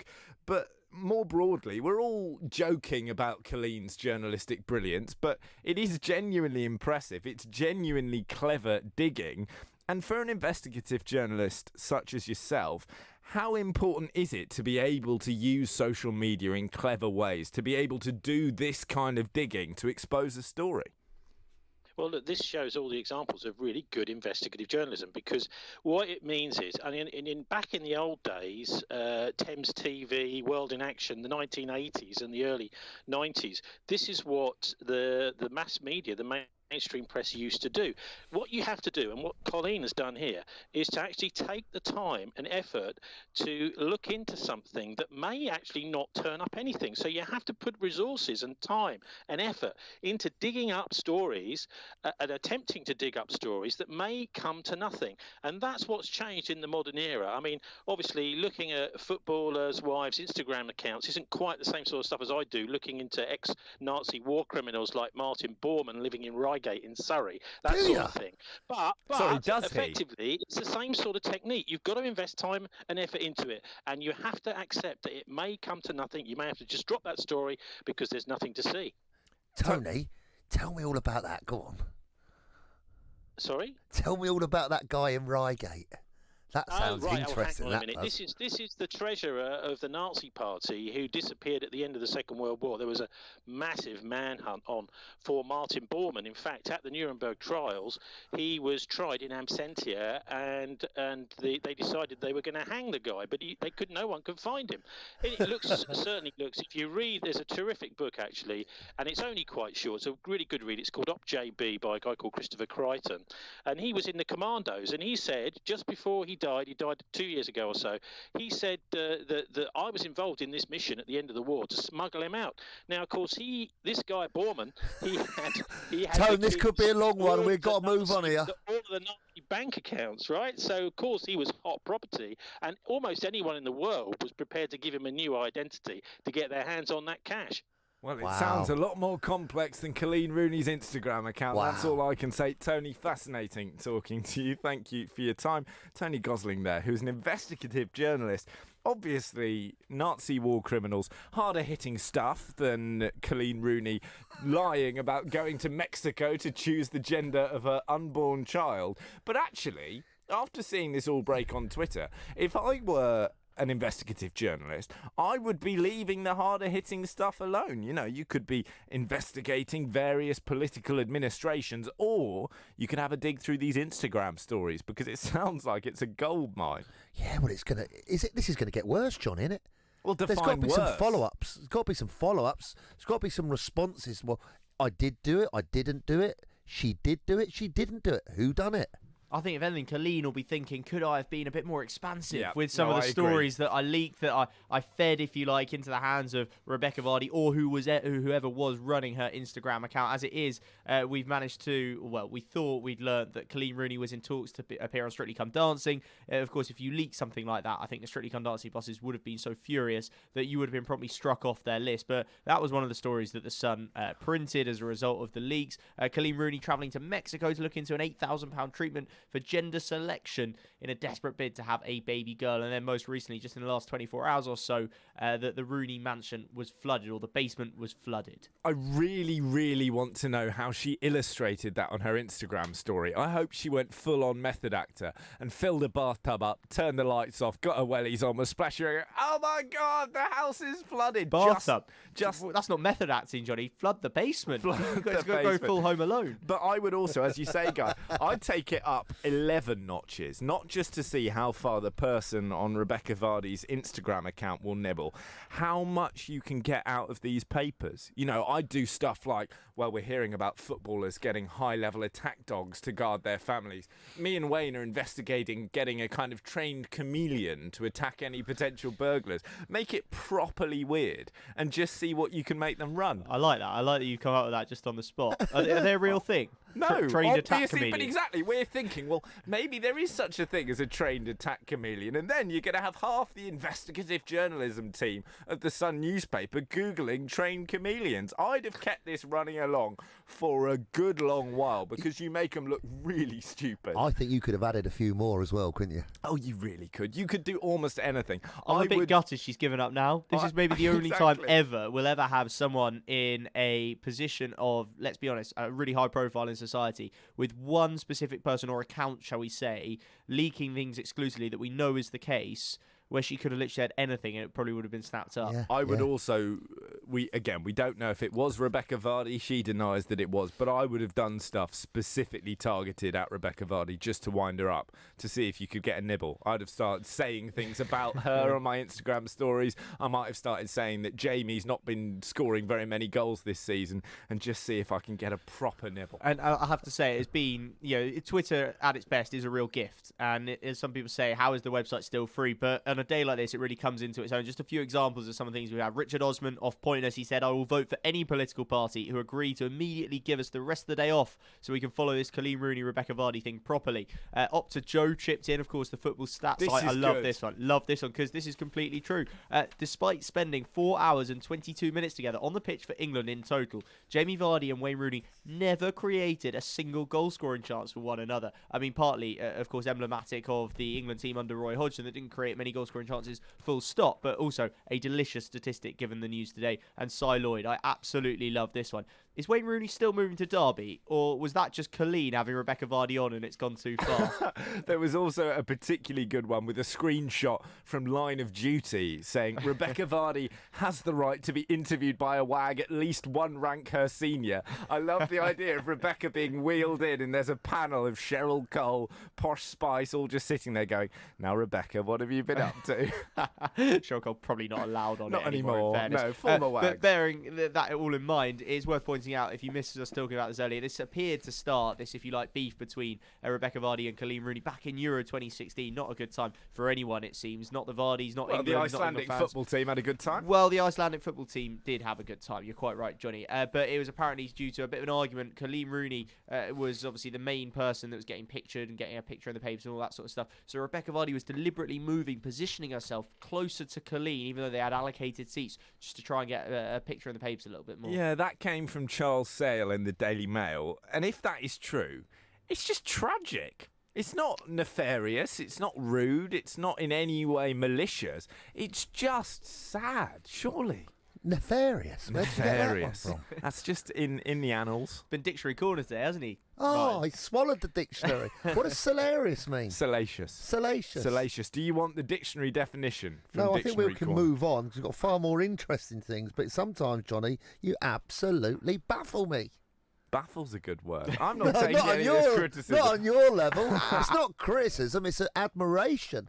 It's like, wow. How about lastly, we've got a bit of rugby coming up for you, some big rugby news today, both for England and Wales. But how about this one? The Man United way tweeted, Colleen Rooney showing more plan in her attack on Rebecca Vardy than we've shown all season. Sums it up, really, doesn't it? Where did that go out?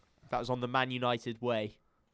They've got a point, haven't they? One of my absolute favourites as well is, please can we have a Colleen Rooney versus Rebecca Vardy commemorative 50p coin? I'd like one. We can remember the occasion, or maybe we could have commemorative attack chameleons instead. Discussion about as responsible as a Derby County team night out. Love Sport Breakfast. Every weekday morning from 6:30.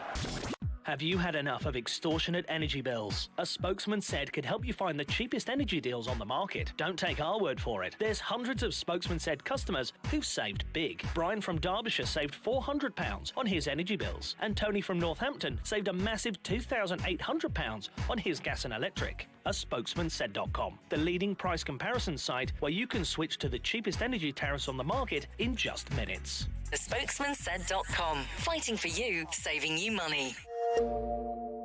Get ready for Brexit on the 31st of October. This means that travelling to the EU will change. You'll need to check online if your passport is valid for travel to Europe. If you're planning on driving, you'll need to check if you have the right documents to drive. And make sure your travel insurance covers all your healthcare needs. To keep your trip on track, check what you need to do at gov.uk/Brexit. Get ready for Brexit on the 31st of October. Don't get caught out in the great energy price hike as large firms look to charge you more. If you want to save money on your energy bills, it's not too late to see what's on the market. With rising gas and electricity bills, don't get caught out wasting your money on expensive tariffs. A spokesman said will show you the very best value deals available. Check out a spokesmansaid.com and you could be using your savings to put towards a well-earned holiday. With a spokesmansaid.com, fighting for you, saving you money. If you're in business, I bet you hate wasting money. We Do Taxi Tops can help you achieve minimum wastage on your advertising costs and maximum exposure. Our revolutionary taxi tops can target your potential customers in the right place at the right time, so your message has the greatest potential for making an impact. We Do Taxi Tops. Visit WEDOOH.com. We Do. The smarter, quicker way of advertising in London, supporting London businesses of all sizes. If you fall asleep at the wheel, you'll put your life in danger, and the lives of others as well. Before you feel tired, pull off the road into a services or other safe area. Drink some strong coffee, and take a quick nap while the caffeine kicks in. If you're having a nap, you've left your lights on, sir. Right, cheers. Think. Don't drive tired. I have my own radio station too. It's called Love Trump Radio. The only station 100% fair and 112% factual. Love Sport. Well, it's the Posh Boys on Love Sport Drive with me, Johnny Burrow, Guy Watts and special guest Martin Allen. In the break, I was going through Guy Watts' Instagram. I found some absolute filth, so be sure to buy the... Oh, no, I had to turn your mic off there, Johnny, sorry.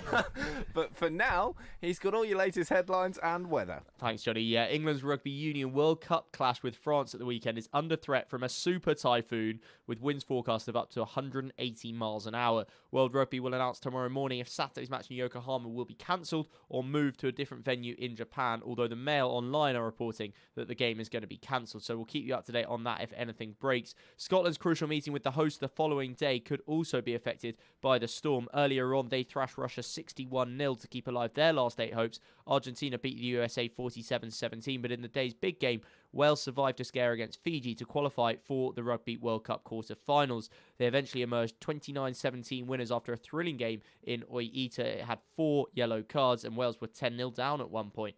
And Reading have sacked manager Jose Gomez. He leads the team in the Championship relegation zone with just 2 wins from 11 league matches this season. Gomez helped the club to beat the drop in the previous campaign after being appointed in December last year.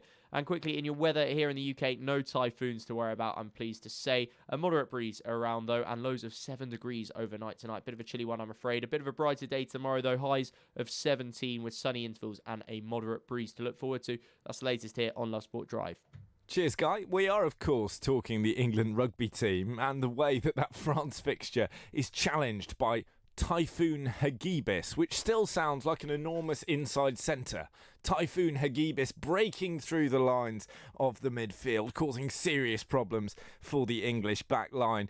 You just wonder, in the absence of that game, whether that's a disadvantage for England, because we're playing well. We love playing the French. It's le crunch. If we had gone out against them, if we'd played really well, if we battered them, not only would we have kept ourselves ticking over in terms of rhythm, in terms of form, we'd have got that ego boost as well, Martin. There's nothing like beating them.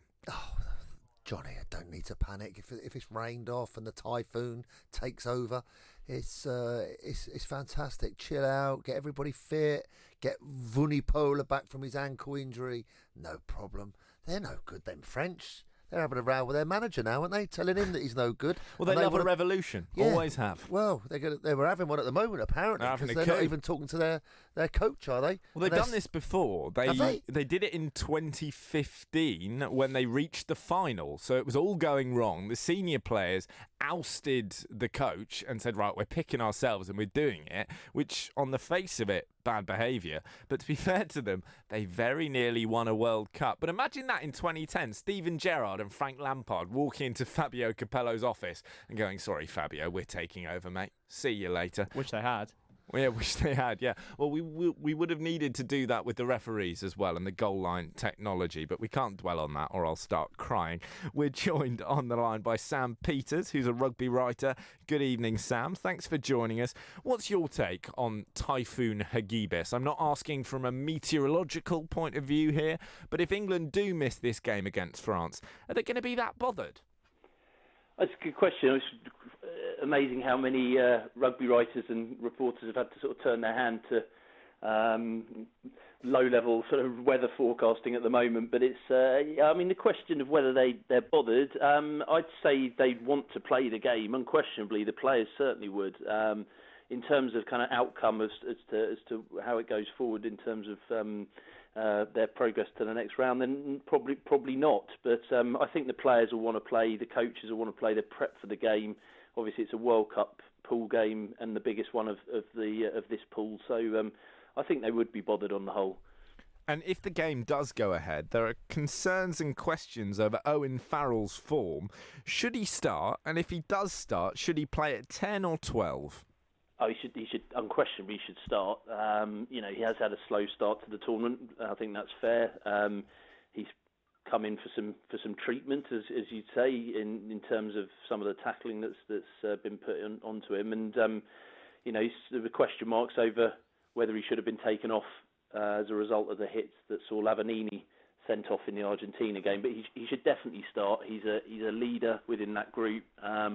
And obviously the captain of the team, but he's a leader in many senses. And whether he plays 10 or 12 is the big question. Obviously, Ford, as George Ford at 10 has gone very well for England in the tournament so far, but it's Farrell's preferred position, and he certainly looks more comfortable playing there. So that's a big decision which Jones has got to make.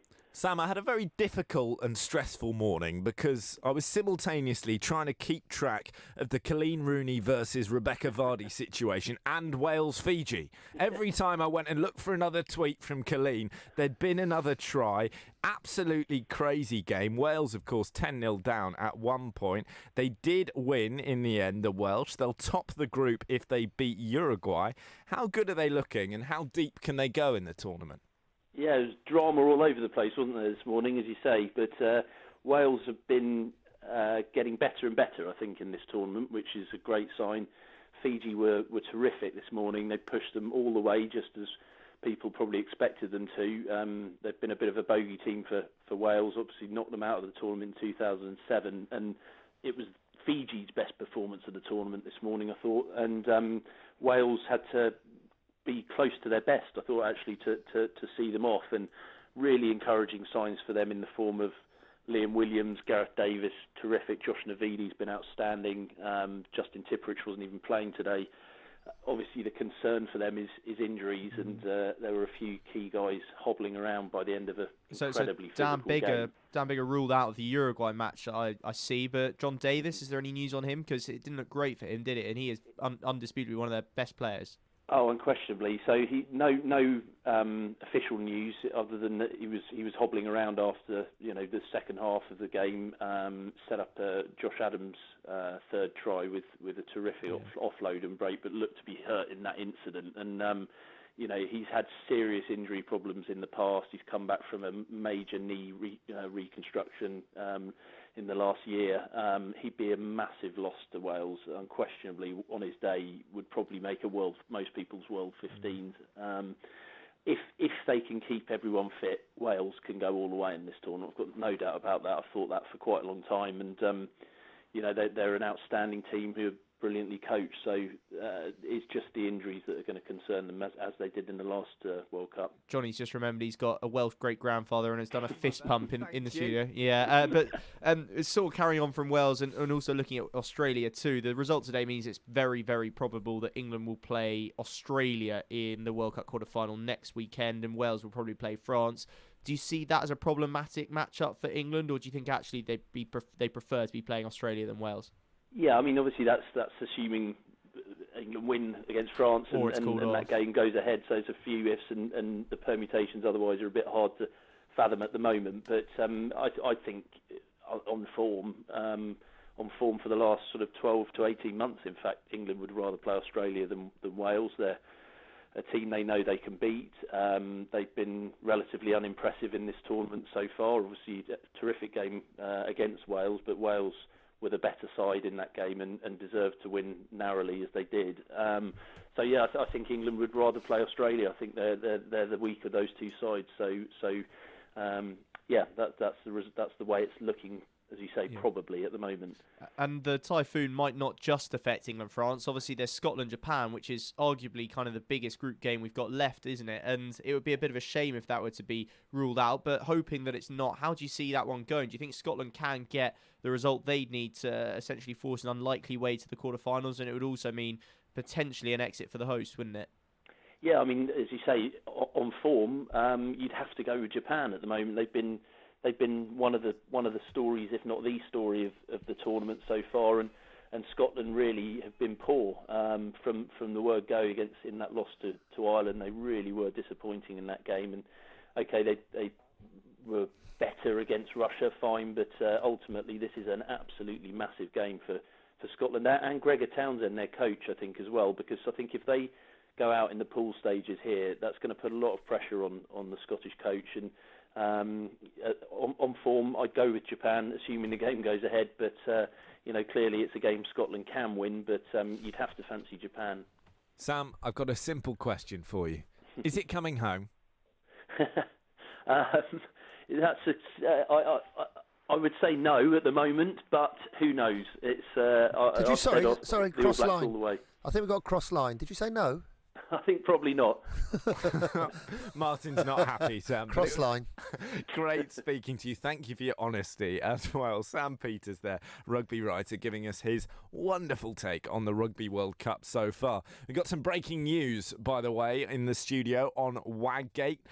We're hearing that Rebecca Vardy has instructed her lawyers to conduct an extensive forensic investigation on her Instagram account to see who's had access to it and when. Now, that's very interesting, because if it ends up emerging that it was Rebecca Vardy after all, which of course she denies, it's incredible drama. It's like an episode of Desperate Housewives, and we're with you every step of the way. Giving your team the coverage they deserve. Love Sport Radio. You all right, mate? Yeah, I'm fine. Yeah? Really? It's just, there's a massive grizzly bear sitting on you. You sure you're okay? Well, now that you mention it. Sometimes we say we're fine when we're not. But with 1 in 4 experiencing a mental health problem, if your mate says he's fine, he might not be. Be in your mate's corner and ask twice. Time to change. Don't get caught out by rising energy bills this year. Leading price comparison site A Spokesman Said can help you save money in just minutes. Plus, sign up to A Spokesman Said to get the latest super cheap collective energy deals. These offers are such great value, they aren't even available direct from the energy companies. savvy customers have saved over £10 million from collective energy deals. Go to aspokesmansaid.com and you could be saving big money on your bills. With aspokesmansaid.com. Fighting for you, saving you money. If you're in business, I bet you hate wasting money. We Do Taxi Tops can help you achieve minimum wastage on your advertising costs and maximum exposure. Our revolutionary taxi tops can target your potential customers in the right place at the right time, so your message has the greatest potential for making an impact. We Do Taxi Tops. Visit wedooh.com. We Do. The smarter, quicker way of advertising in London, supporting London businesses of all sizes. Exercise.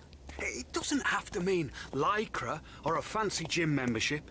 All you need is 10 minutes and you. Because a regular 10-minute brisk walk is a great way to get more active. Whether that's walking to the shops or getting off the bus to stop early. Picking up the pace and getting your heart pumping can make a real difference to your health. So, to see how much brisk walking you're doing and how you can fit more into your day, download the free Active 10 app, because there's only one you. This is Love Sport. Is the net tightening for Ole Gunnar Solskjaer? A couple of weeks ago, Martin, I said I thought he was getting sacked after the Liverpool game on the 20th of October. If they lose that game, he loses his job. Max Allegri seems to be positioning himself to take over. We're hearing links to RBL boss Julian Nagelsmann as well.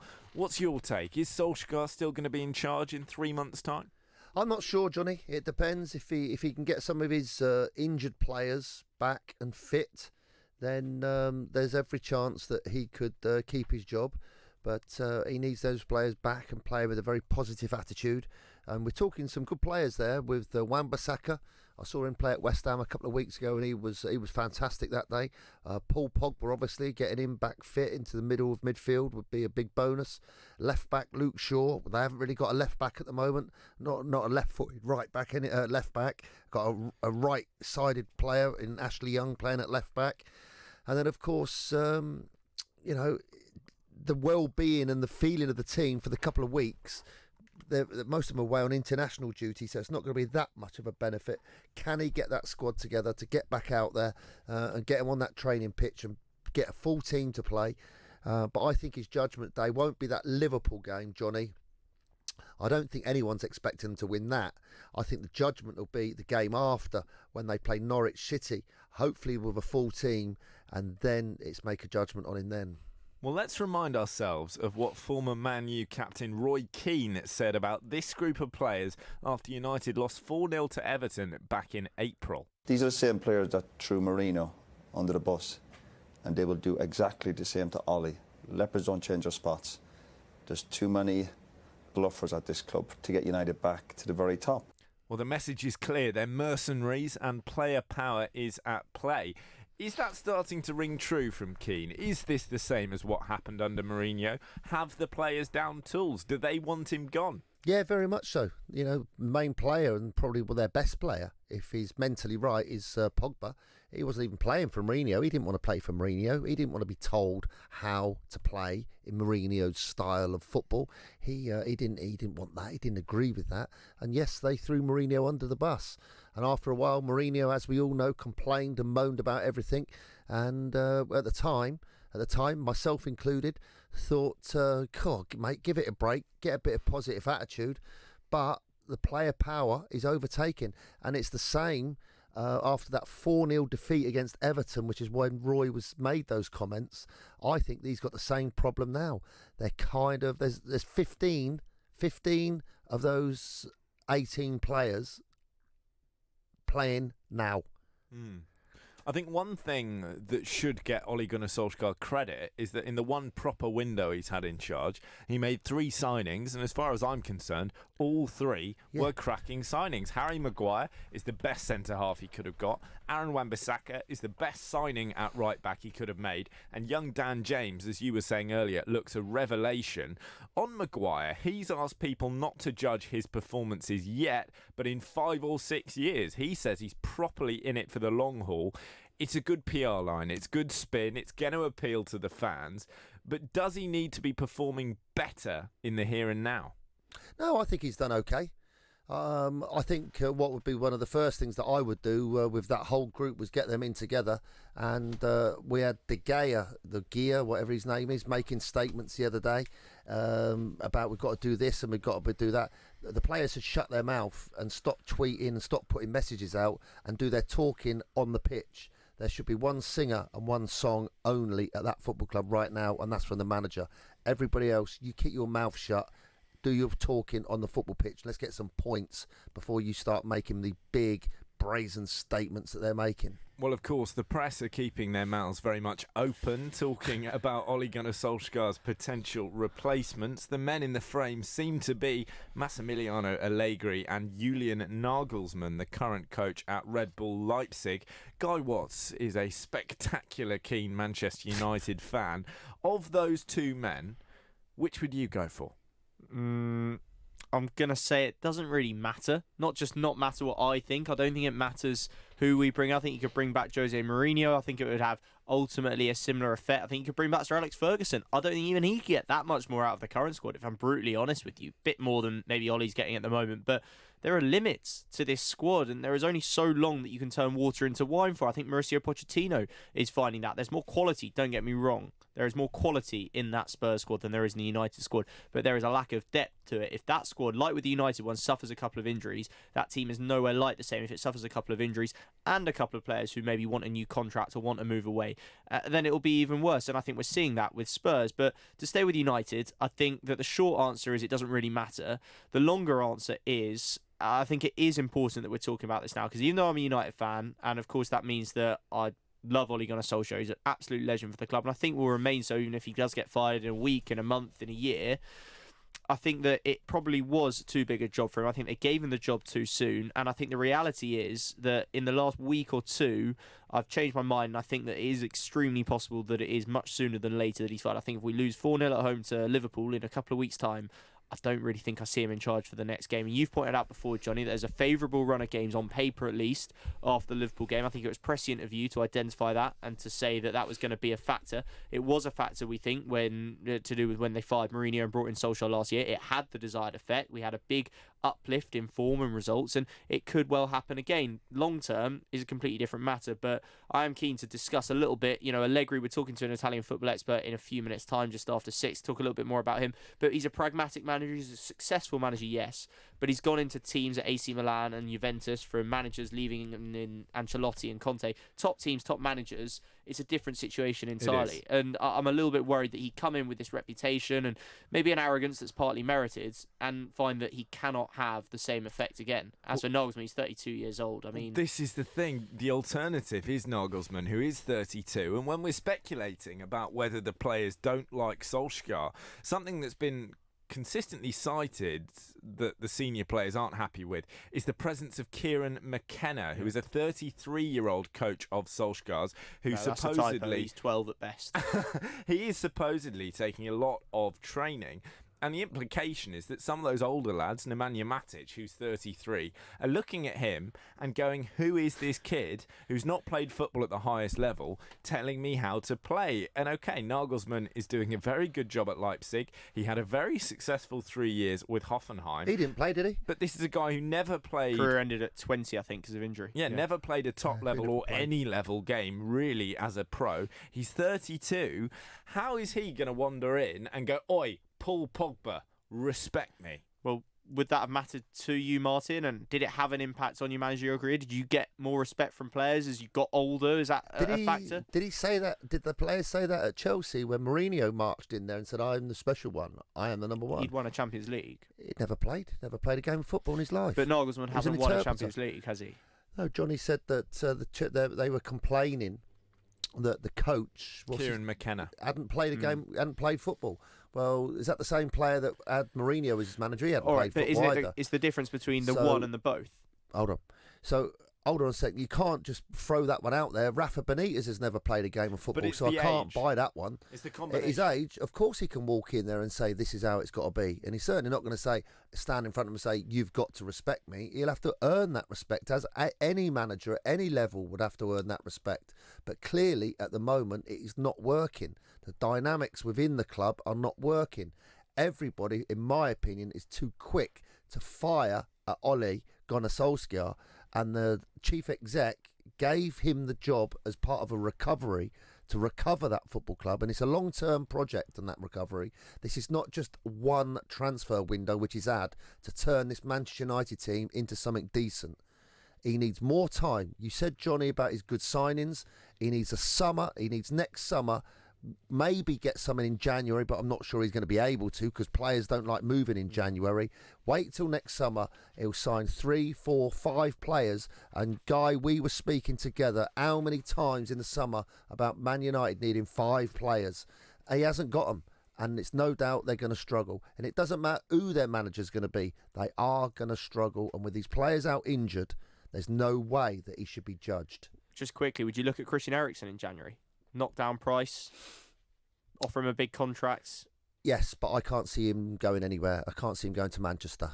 You think he wants to go to Spain? Yes, and he'll go at the end of the season on a free. Get that big money contract, Aaron Ramsey style. Yeah, and a massive signing on fee. He's made it clear that he wants to go to Spain. And similar to Manchester United is Tottenham, where you've got key players wanting to leave. You've got key players wanting to leave and earn more money.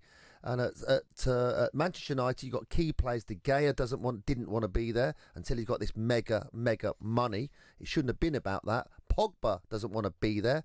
So without that drive and without that focus, how a team's going to be successful? Can a 32-year-old go in and change it? Yeah, of course he can. It's a tough situation. Right, I'm off to check Colleen Rooney's Instagram. Love sport. Get ready for Brexit on the 31st of October. Brexit will bring changes that affect businesses in many ways, particularly if you buy from EU suppliers, sell to EU customers, provide services to EU clients, and receive customer data from other businesses in the EU. Businesses need to prepare. Find out how at gov.uk/Brexit. Get ready for Brexit on the 31st of October. If you're in business, I bet you hate wasting money. We Do Taxi Tops can help you achieve minimum wastage on your advertising costs and maximum exposure. Our revolutionary taxi tops can target your potential customers in the right place at the right time, so your message has the greatest potential for making an impact. We Do Taxi Tops. Visit wedooh.com. We Do. The smarter, quicker way of advertising in London, supporting London businesses of all sizes. I love my brother. We do fun things like playing together. I like having hugs with Freddie. Freddie gives the best hugs. Freddie used to be very poorly, and the doctor said he might need a new liver. Then one day, a very nice person gave their liver to Freddie. It was amazing. We were so happy. Now he's around to give me more hugs than ever. Tell your family you want to save lives. To find out more, visit organdonation.nhs.uk. If you're driving on a motorway and you see a red X sign overhead, you need to change lanes safely. Driving in a red X lane is an offence. Red X's are there for a reason, to protect you and others from danger. The lane may be blocked by a broken down vehicle or road workers, or the lane may be needed for the emergency services.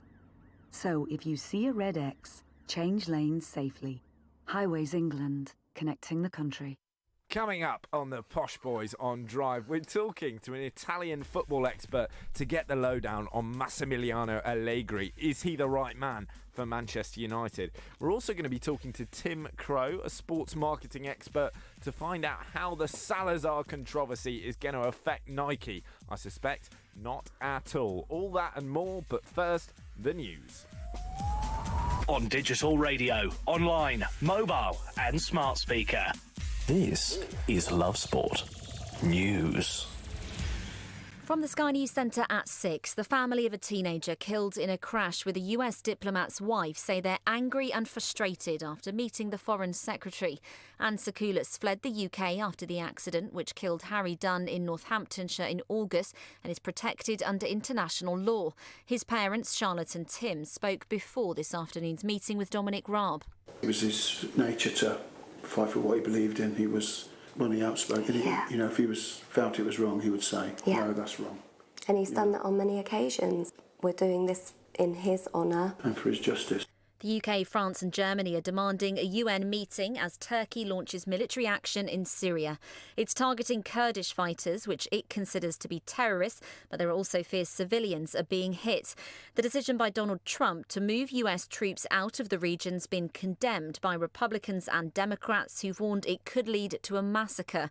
Our Middle East editor Mark Stone is at the Turkey-Syria border. It's a very, very complex situation, given that the Kurds, who are now being hit by a NATO member, by Turkey, are also an ally of the United States and the UK, and have been the pivotal force in the fight against the Islamic State over the past few years. 2 people have died in a shooting near a synagogue in Germany. 1 person's been arrested.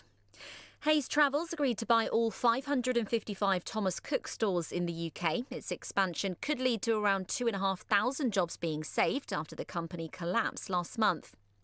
Fleetwood Town boss and former footballer Joey Barton's denied attacking the Barnsley manager. Daniel Stendhal was left with a broken tooth after an incident at Barnsley Stadium in April. And the Duke and Duchess of Sussex have teased some kind of collaboration with Ed Sheeran. In a clip on the couple's Instagram, Harry's seen answering the door to the pop star, who's welcomed in with a camera. It finishes with the words, tomorrow, 10th of October. That's the latest. I'm Anna Russell. Love Sport Radio. On digital radio, online, mobile and smart speaker. This is the Posh Boys on Love Sport Drive.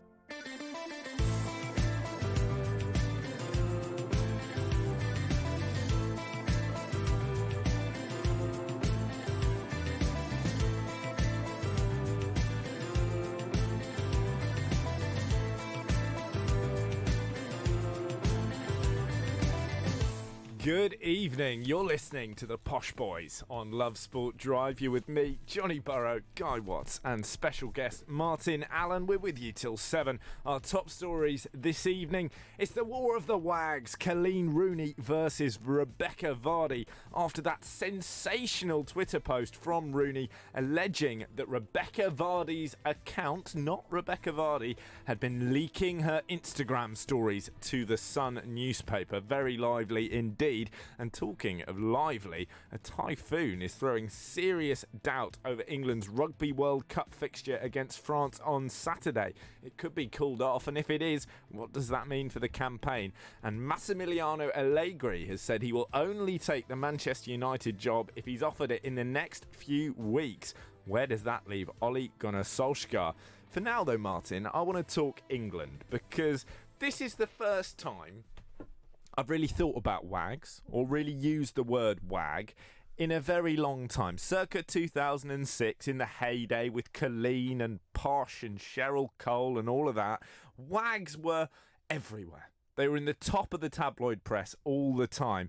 In this current England squad, we don't really see this. I can't name you, seriously, I cannot name one of the wives or girlfriends of any current England player.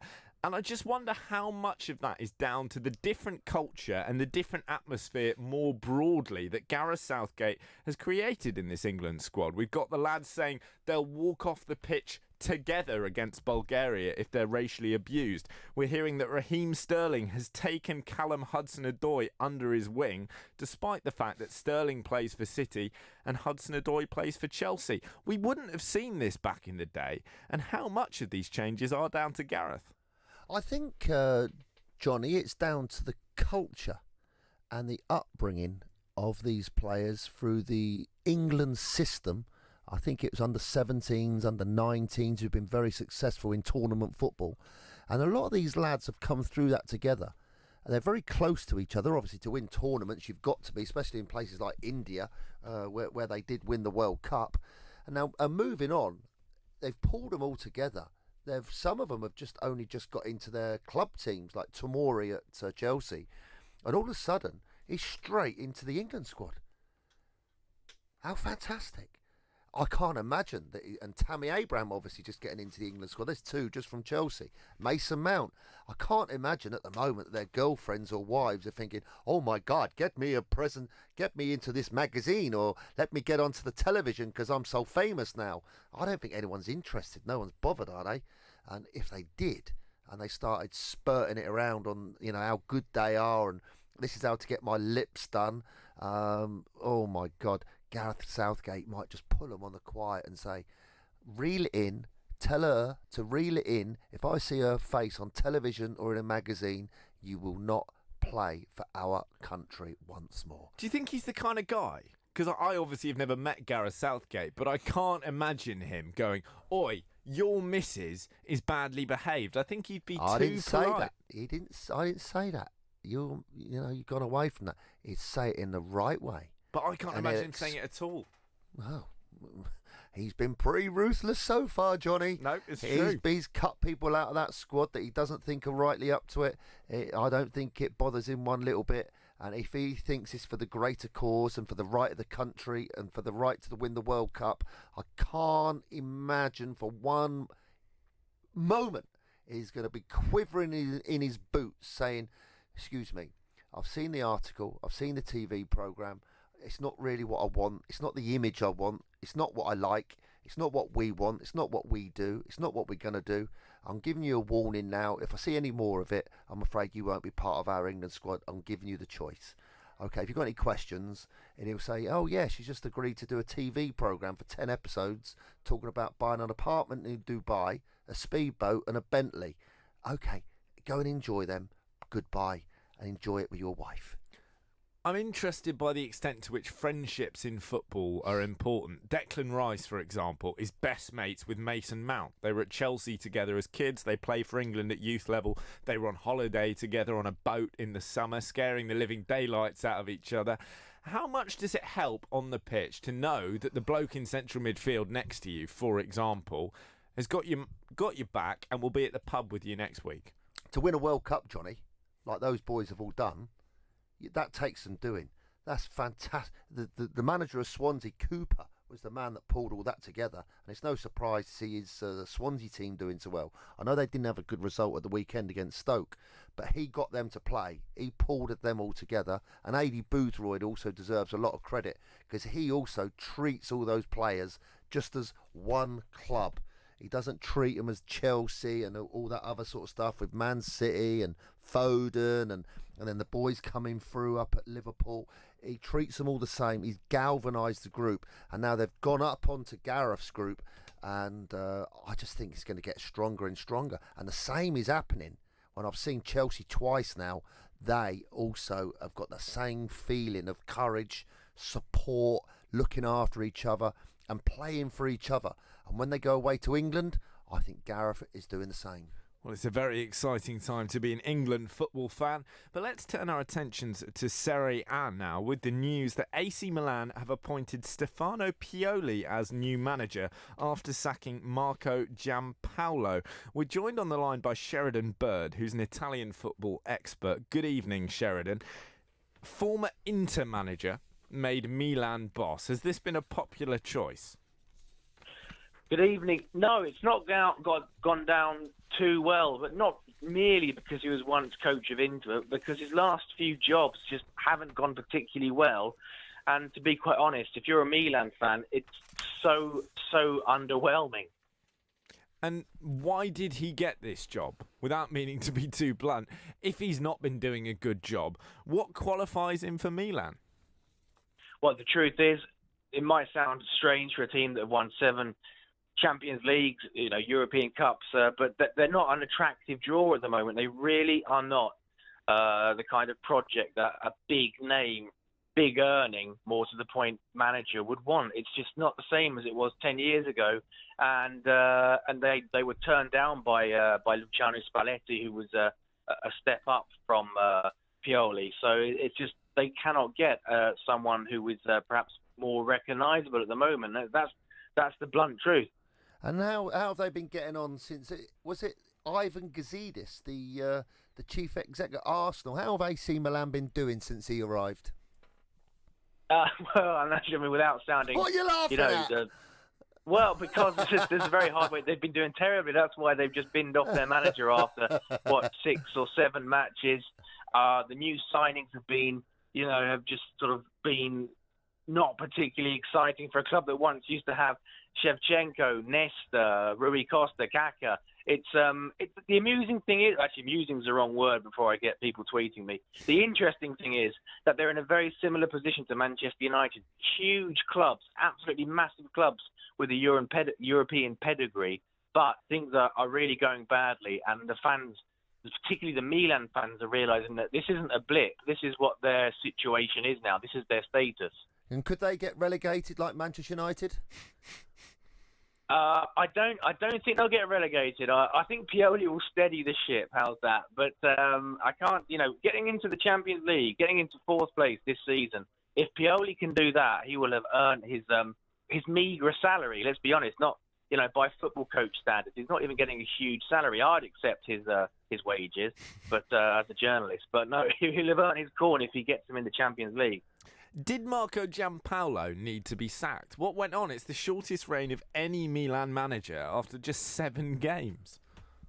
I mean, I'm sure lots of people, ex-players, everyone will vouch for this. That if you're watching a team and they're not winning, but there's a new coach, new players, and there are signs, there are just little clues, signals that something's happening, something's growing, green shoots, whichever cliche you prefer. If that's happening, I think people get time. Well, with Giampaolo, that did not happen at all. The performances were muddled. The players, just looked tired. The players didn't really look like they could be, or it didn't look like they had the energy in their legs or the belief in their minds. And obviously the people, the staff, the directors at Milan, notably Maldini and Zvonimir Boban, 2 former players, 2 legends there, they obviously just did not see enough progress, and that's why he was shown the door. And on Stefano Pioli, just how bad is his recent record? Well, it's not atrocious. I mean, it's just at Fiorentina, he was sort of he was just someone who steadied the ship at Fiorentina, but didn't really do anything particularly exciting with them. And with Inter Milan, he was brought in to get them Champions League football, but couldn't do it. And his replacement, Spalletti, who, as I say, turned down Milan, he got them Champions League football 2 years in a row. I think he was averaging 1.5 points a game, which I know is obviously impossible because you don't get 1.5, you get 1 or 3. But for the people who like these statistics, in the last 2 seasons, I think his team's averaged 1.5 points a match. A name that's being mooted about at the moment for Manchester United, if Ole Gunnar Solskjaer does get relieved of his position as manager, is Maximiliano Allegri. What do you think of him? Is he good? I have to say, I think Allegri is a fantastic coach, and this is to try and perhaps add some lightheartedness and some positivity to our chat this evening. He's actually he is a decent coach. He's a very good, well-respected manager, and if he does go to Manchester United, I think it could be very good for the Old Trafford side because he's got a proven pedigree. He's not the kind of guy who comes in and says, "I want you to buy me him. I want you to buy me that player, this player." He works with what he's got. He finds the system that fits the squad. And as you guys know, not every coach does that. Some come in and say, "Okay, I play this way. I want a number 10." But Allegri, if he does get the job, obviously, it'd be a shame, it'd be terrible for Solskjaer if he leaves. But if Allegri is hired, he'll come in, he'll look at the squad, and he'll find a solution for the men in the current setup. He won't start sort of demanding thousands of extra players. But Manchester United fans are traditionally quite hard to please. Do you think they're going to take to that kind of pragmatic style of play? I don't know. I mean, if you ask Manchester United fans right now, they'd probably say that they'd rather see the team just showing some tactical cohesion than what they're getting right now, and perhaps worry about the swashbuckling, entertaining Fergie-style football further down the road. I mean, isn't that the least of their worries? Wouldn't they rather have a team that looks like it's happy, looks like everyone knows their job, and looks like it's got a good sort of tactical understanding? That I think is a priority. And with Allegri, it is a little bit a pedestrian at times, but back to basics and all that kind of thing. It sounds from what people are saying over there in England that Manchester United need to just get everything back to basics. Sheridan, Allegri is also being linked with Tottenham Hotspur. Do you think they're a big enough club for him? Would he go there? Well, they're an ambitious club, aren't they? I mean, we have to remember they were Champions League runners-up not so long ago before the summer. The new stadium is big. They've got big, shirt sponsorship deals, and they've got big commercial deals. If they're not a big club, i.e. getting to the Champions League final with a huge new stadium, I don't know what constitutes a new club big club aside from obviously the trophies. But, I get the feeling it's a funny one, but Italian coaches, that is, always seem to prefer London clubs. Again, I wouldn't see, he was linked with Chelsea for a long time, but likewise, I wouldn't see it'd be strange if he were to end up at Tottenham, because he's been learning English apparently for about 10 years. So by now he should be Shakespeare. Let's not go that far, unless he's been learning it from the 17th century. Just finally, Sheridan, at first we were hearing that Allegri wanted a one-year sabbatical. Now there are reports he'll only take the United job if he gets offered it in the next few weeks. Which is it? Well, what I've heard is that there have been no contacts yet, although the Italian bookmakers say that he is the favourite if Solskjaer leaves. But I've heard that there's been no official contact yet. So on that one, I'm not too sure whether to believe that. He is supposed to be having a sabbatical. I think he plans to get married quite soon. But I think he is a football man, and I'm sure he won't want to be out of football too long. And if Tottenham or Manchester United make him an offer, I think the sabbatical will go out the window. Yeah, maybe he does want that I thought time. he was going to say the wedding's going to go out the window. Or maybe it will. You'd have thought he needs the time to work on his next play, to be honest. Sheridan, great to speak to you. Thank you for your time. Sheridan Bird there, who's an Italian football expert, giving us the lowdown on Gianpaolo, on Pioli, and, of course, on Allegri. But coming up, we're talking Nike and Alberto Salazar fallout with sports marketing expert Tim Crow. This is Love Sport. You all right, mate? Yeah, I'm fine. Yeah? Really? It's just there's a massive grizzly bear sitting on you. You sure you're okay? Well, now that you mention it. Sometimes we say we're fine when we're not. But with 1 in 4 experiencing a mental health problem, if your mate says he's fine, he might not be. Be in your mate's corner and ask twice. Time to change. You're in leakage, you're in leakage. You're in leakage, you're in leakage. You're in leakage. You're in leakage, you're in leakage. Tenna men. Cage. Pants and pads. You're discreet. Masculine. You're right. Secure absorption zone. Buy online or in shops. You're in. Tenna men. Keep control. You're in. No. Get ready for Brexit on the 31st of October. This means that travelling to the EU will change. You'll need to check online if your passport is valid for travel to Europe. If you're planning on driving, you'll need to check if you have the right documents to drive. And make sure your travel insurance covers all your healthcare needs. To keep your trip on track, check what you need to do at gov.uk/Brexit. Get ready for Brexit on the 31st of October. If you're in business, I bet you hate wasting money. We Do Taxi Tops can help you achieve minimum wastage on your advertising costs and maximum exposure. Our revolutionary taxi tops can target your potential customers in the right place at the right time, so your message has the greatest potential for making an impact. We Do Taxi Tops. Visit WEDOOH.com. We Do. The smarter, quicker way of advertising in London, supporting London businesses of all sizes. Making small changes to your lifestyle could improve your chances of staying healthier longer. Start now by taking our free How Are You quiz. Just search 1U. If you mess with the USA, I guarantee they'll be hell to pay. This is Love Sport. We're talking Alberto Salazar, the fallout from his 4-year ban for doping, and the impact that's having on Nike. He was, of course, operating out of the Nike Oregon Performance Centre. We're joined on the line by Tim Crow, who's a sports marketing and sponsorship expert. It's going to be fascinating to get his thoughts. But just before we speak to Tim today, let's play you what he said when he last spoke to us earlier in the week, the day the Salazar ban was announced, on whether or not Nike would be impacted by the story. Nike has come through many issues. It's had many successes, and it's a huge company that goes from strength to strength. I mean, they've announced their most recent set of results last week, and they were so good that the share price went to another record high. So, although this is certainly a big story, whatever happens, I don't think it's going to affect Nike that much in the long term.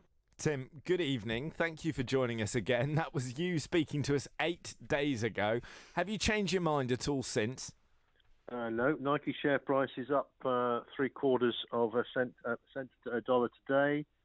I think there's going to be inevitably a lot of continuing chat around Salazar and the appeal, because he obviously has appealed it. But life moves on. In the next few days, we've got the latest attempt on the world marathon record, which will have Nike all over it. That'll get a huge amount of coverage. No, I don't. I mean, there's obviously a lot of coverage right now of the case, and it's going to continue. But no, I haven't changed my mind at all. How is it that their share price is still going up? Because I hear you say that, Tim, and as a non-expert, my brain there was listening to you, going, very interesting, but most of all, it was just going, what? How? How can this be? So, you remember the Colin Kaepernick ad? I do. Last year. So obviously that created a huge amount of noise in the outside world, and not surprisingly, it was a smart ad. It divided opinion. A couple of months later, Nike had their earnings call with the analysts, which is a key moment, and a lot of the investment community always look at that. And not a single question was asked about the Kaepernick ad. It was about revenue and stock movements and strategy and everything else. So it's just a fact that what affects the share price is the way the business performs, not things like this. And people do find it puzzling, and I guess it is puzzling in a way. But it's the Nike business that investors are interested in. And the Nike business is flying. Is this particular scandal any different to the scandals that have gone before it? Is it worse? Is it less severe than, for example, Lance Armstrong or Tiger Woods? I think that the difference this time is that it involves the Nike CEO, because there are. He was closely in touch with the project. What he thought of it versus what was going on is obviously a big subject. So that obviously does put a different light on it. And of course, the project was right in Nike's backyard. So that does make a difference. But in terms of the actual scale of it, I think we talked about this last week, but I think if you asked 100 people in the street right now who is Alberto Salazar, I don't think a lot of people would know. David Walsh has written an absolutely excoriating open letter in the Times today addressed to the Nike CEO. He says they're operating essentially as the Russia of the West. There are obviously associations there which are fairly self-evident. Is that too far? I think it is, because if you look at everything that Nike is involved with, every individual, every team, I think that is a bit of a stretch, but it does make a good headline. And obviously David has been a campaigning journalist on issues that affect Nike, notably Lance Armstrong.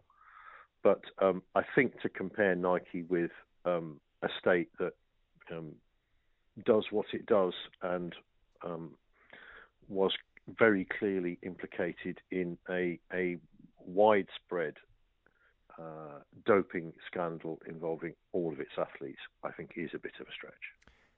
How much has athletics suffered more broadly in the last couple of weeks? It's not just about Salazar. There's been lots of bad publicity during the World Championships, despite Seb Coe claiming they're the best ever, which is absolute nonsense. How has the sport's marketability been affected? Well, obviously, this was the first time that a really major global event had gone to Qatar. And as a result, it was the first time that most people were looking at Qatar, and I think their takeout would be empty stands. And that's not a good look, despite the fact that there were people there towards the end, most of whom seem to have been sort of busted. I don't think anybody looking at it objectively would say that it was a great World Championships. Yes, there were some stunning performances on the track, but any event where you've got swathes of empty seats, and in fact where athletes are saying, this is not good, and a lot of athletes came out and said that, it wasn't a great look for athletics at all. And in terms of the future for Nike, they've got this attempt for an under 2-hour marathon, which will be done wearing a Nike shoe. Are we just going to see that share price going up and up and up regardless? Well, I don't think it's the worst stock to have in your portfolio right now. And all the signs are going back over the last 20 years that they're more or less impervious to this stuff. I do qualify that though with, obviously, there is this position with the CEO and what he knew about what was going on, and of course, whether the appeal is upheld and what comes out as a result of that. But yeah, as I say, it does seem that they're completely impervious. I'm sure if you walk into Nike Town tomorrow at 10 o'clock in London, it'll be full as it always is, and life will go on. Tim, I do find it amazing. I can appreciate that they are not quite unique, but one of a very, very small number of companies and brands that can survive almost any blow to their reputation, it seems. If they survived, as Johnny says, Lance Armstrong, Tiger Woods, Oscar Pistorius, potentially now Alberto Salazar as well, then obviously they can survive pretty much anything. But I do wonder why they still, for example, in this case, stand by Salazar. What is to gain for them there? Why would they not wash their hands of him and say, wow, we had no idea what was going on. This is shocking.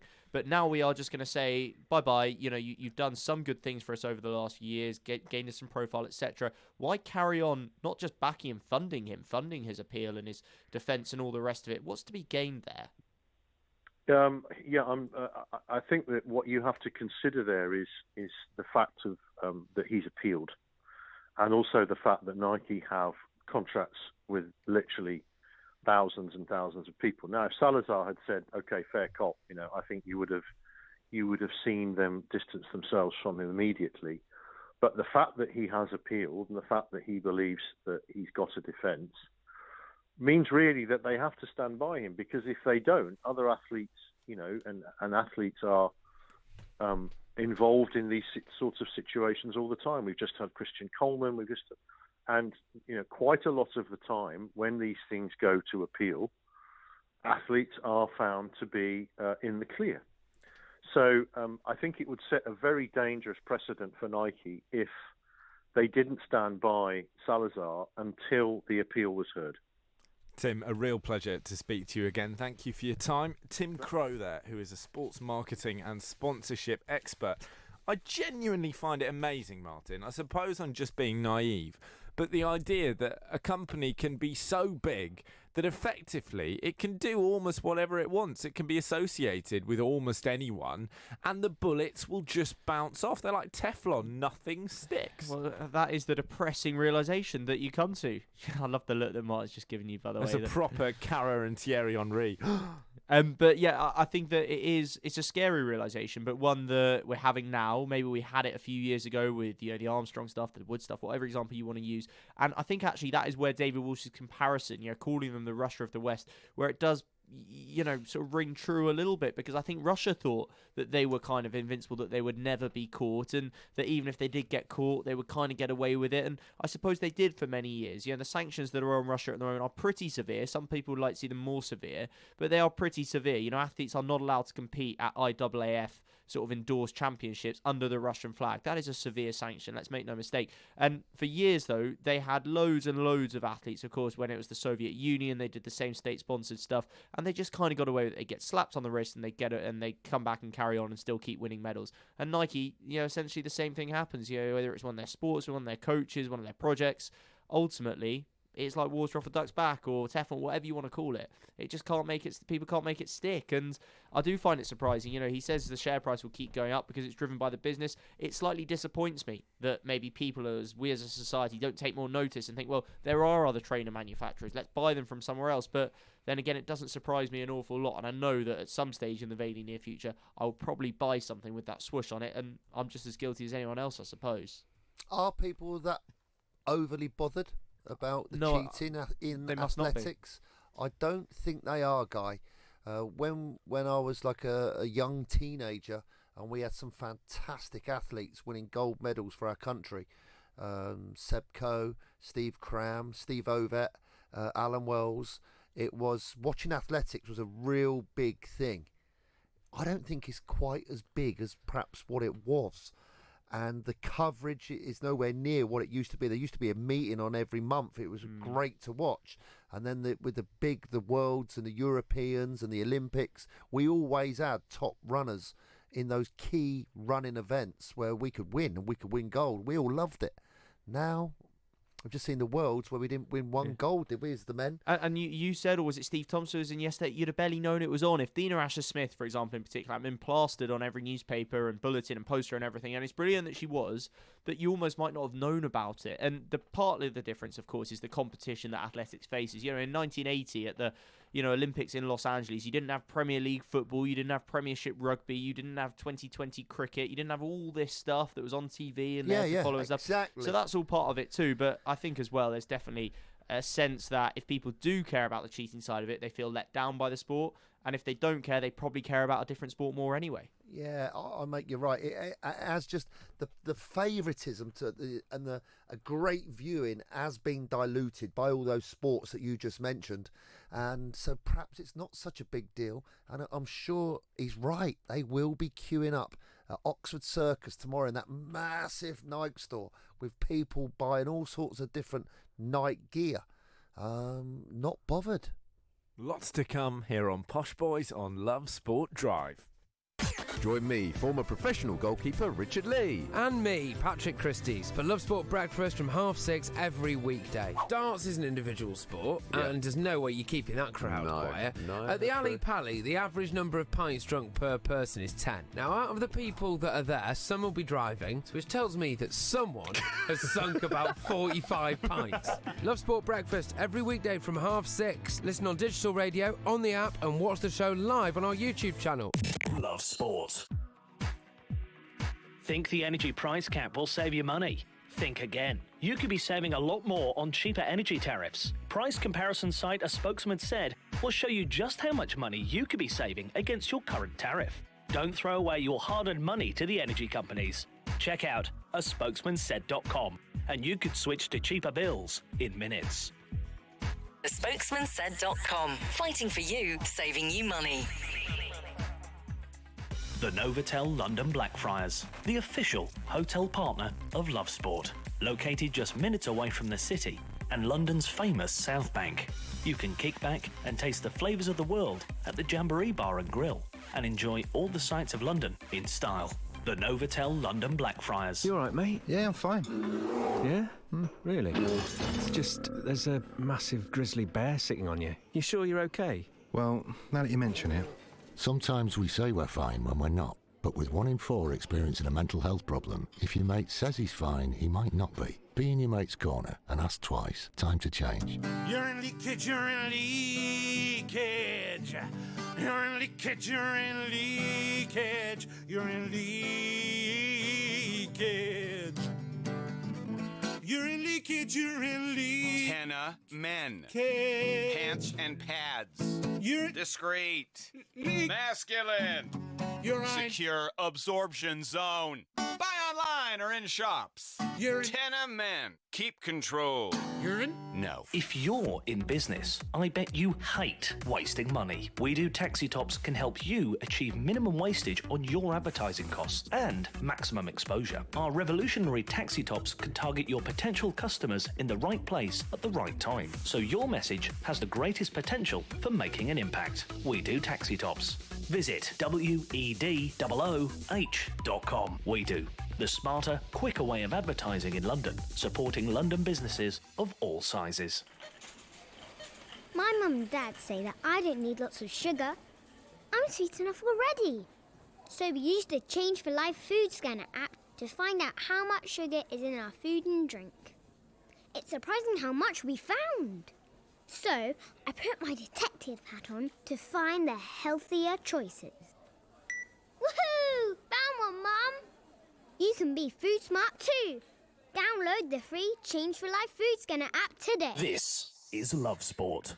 It's the Bosch Boys on Love Sport Drive. I've been told I can't. What have I missed in there? I said waggy waggy wag because I've been told I can't get straight into Wag Watch because Guy Watts has the spectacular headlines and weather for you first. Well, actually, I think I would go that far today, Johnny, because the top story is that England's Rugby Union World Cup clash with France at the weekend is under threat from a super typhoon. If that's not spectacular, as a sport headline goes, I don't know what is. Winds forecast of up to 180 miles an hour. World Rugby are going to announce tomorrow morning, that's about 4 a.m. UK time, if Saturday's match in Yokohama will be cancelled or moved to a different venue in Japan. But it looks at the moment like it is highly probable that it could be cancelled. Martin. Johnny, just on that note, as the safety of all the players from both teams and supporters that have travelled out to that area to watch that game, how bad is the typhoon? Is it does it threaten lives? Are they really in a dangerous place out there? How does it all work? The one that we mentioned earlier, Typhoon Faxai, it was called. And Typhoon what? Faxai. You've got to be careful how you say that. A bit like Fukuoka, which is the venue of one of the other Rugby World Cup games coming up. But yeah, that killed 3 people, I think, Martin. It was their worst one for many years. But the problem with these is, just like with hurricane, a typhoon is the oriental name for a hurricane. And as it makes landfall, it can change drastically. It can reduce the wind speeds massively. And it's very, very hard to predict. And at the moment, it looks like it could be 160, 180 miles an hour. In reality, it could be a lot less. So impossible to know. But as we know, weather forecasting is difficult at the best of times. So with all our players in a hotel, with the French players and all the supporters of both nations that have made the trip out there, they're kind of going to surely be a little bit under threat. Well, Yeah. I think there'll be an instruction not to go out. The buildings over there, you've got to remember this. In Japan, they are extremely well prepared for this sort of scenario. Let's remember that. So the buildings themselves, that kind of thing, will be fine unless it's something really, really extreme. But I wouldn't be going out to the shops if there's 180 mile an hour wind coming through the middle of Tokyo. No. Be a bit scary for everyone, won't it, involved? It will indeed. Scotland as well, of course, have a crucial meeting with Japan on Sunday, and that could also be affected by the storm. So keep your eyes peeled for news on that, because that could be some big news at the Rugby World Cup. Earlier on, Wales survived a scare against Fiji to qualify for the quarterfinals. They won 29-17 in a pretty thrilling game, actually. And Reading have sat their manager, Jose Gomez. He leads the team in the Championship relegation zone. Just 2 wins from 11 league matches this season. He, of course, helped them beat the drop last year after being appointed last December. And just quickly in our weather, no typhoons to worry about. Highs of 17 tomorrow. A bit of a brighter day. Sunny intervals around, lows of 7 degrees, though, overnight tonight. It's the latest here on Love Sport Drive. Thanks, Sky. Time for Wag Watch. So, the situation... Wag Watch. If you're just joining us, Wagatha Christie has come to the fore. Colleen Rooney posted a spectacular statement on her Twitter saying that there's a situation. And that situation is that someone who follows her personal Instagram has been leaking stories to the Sun newspaper. Now, she said, I decided to catch them. I suspected who it was, so I blocked everyone else and posted a series of fake stories on my Instagram to see if they ended up in the Sun. They did, so I know the account that was leaking them, and that account belonged to... Rebecca Vardy, the wife of Leicester City striker Jamie. This is incredible. We've got the current queen of the wags facing off against the young upstart, the new wag who wants to place herself front and centre. Rebecca Vardy, of course, had a response, which was, it wasn't me. And the thing about that is she's got to deny it. It may well be that there was someone else on her Instagram, but she does clearly want to be front and centre. Regardless of what was going on here, there's an interesting article that's resurfaced from Charles Sale in the Daily Mail in 2016, saying, or alleging rather, that Vardy would consistently flaunt the official seat positions at Euro 2016 so that she could sit right behind Colleen Rooney. That was because the paparazzi and the TV cameras and whatnot would be zooming in on her. So she was thinking, if I can get myself in the back of Colleen's shot, I can make myself famous. Do people really think like that, Johnny? I think they do, Martin. And why do you think so many are obsessed, not just with fame, but with this kind of tabloid fame? I don't know. I can't get my head around it. Why can't she be happy with just having her kids and sitting at home, watching Jamie play, having a nice kind of stressless life? I'm with her there, because at the point... Oh, look at me. No, but at the point where your husband is a world-famous man, which Jamie Vardy now is, I would find it quite annoying, because in a relationship, you want to be equal partners, right? You want to be 50-50. I would not want to be defined as the husband of someone in the same way that I doubt Rebecca Vardy is comfortable being defined as the wife of Jamie Vardy. I can see that she wants to become a public figure in her own right. But if she has been doing this on Instagram, which, again, she denies, I'm not sure that's the right way of Johnny, going when about she it. goes on, for example, I'm a celebrity, get me out of here, for what reason is she a celebrity other than being married to Jamie Vardy? It's very true, but equally, for what reason is Colleen Rooney a celebrity other than being married to David Beckham? Hey? David. Oh dear, that is a scandal. Hello, we've got a story. I do apologise, Colleen. You get that platform, let's be honest, by marrying him. But then, as Colleen has done, you can use that platform to start a business, to become a public figure in your own right. If, for you don't example, have to use that platform for anything, though. And equal partners isn't defined by how famous you are or how many Twitter followers you have or Instagram or any of that nonsense, is it? I kind of know where you're coming from. I accept that everyone has a right to be known for something within their own right, but to be known for being someone, per se, I think is a really distasteful part of modern society, the celebrity culture. I think, as well, this is a really good example of it, wag culture, if you want to call it that. And maybe that makes it sound a bit sexist, and I know it's not just women that, can do that, can behave like that. It far from isn't the case, but in this instance, it is the most relevant bit of it. And you think back to 2006, when you had all the wags, as they were known by the tabloid press, out in Baden-Baden doing their shopping and all sorts of other stuff, and it was a distraction. And dancing on tables at 5 a.m, that lot. That sort of stuff, lot, yeah. And I don't know, I think it's sad, first and foremost, that either Rebecca Vardy or someone else on her Instagram thinks that that's what Rebecca Vardy would be wanting her to do. Isn't it nice that we don't hear about any wags nowadays? In the current squads? None. It's quite It is a nice change. Because that team was quite a good team, and all we heard about in the build-up, well, not all, but it went sort of 50-50, was the lags. Careful. Very different. Very different. What they would do, what wine bar they were going in, what they were drinking, what they were wearing, who stayed up the latest, who drank the most cocktails. It should be absolutely nothing to do with it. Nothing. Get in the background. Stay in the background. Johnny, these players are earning, 150, 200 grand a week.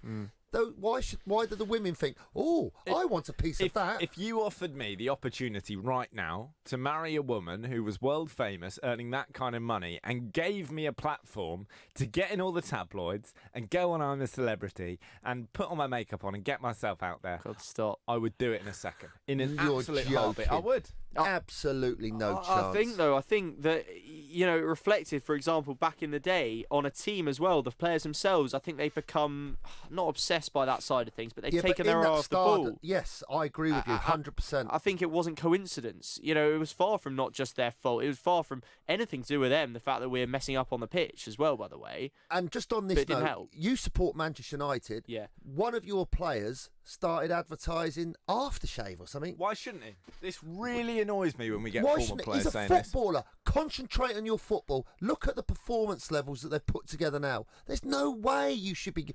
I've got aftershave and my name is Jesse. What is all that about? And Alexis Sanchez, he was posting it at his new clothing range just hours after a defeat. Paul Pogba, capture this after... They're footballers. Concentrate on your job. Can you imagine... Just imagine, I don't like speaking about Sir Alex with Manchester United because it's past and it's not today and tomorrow.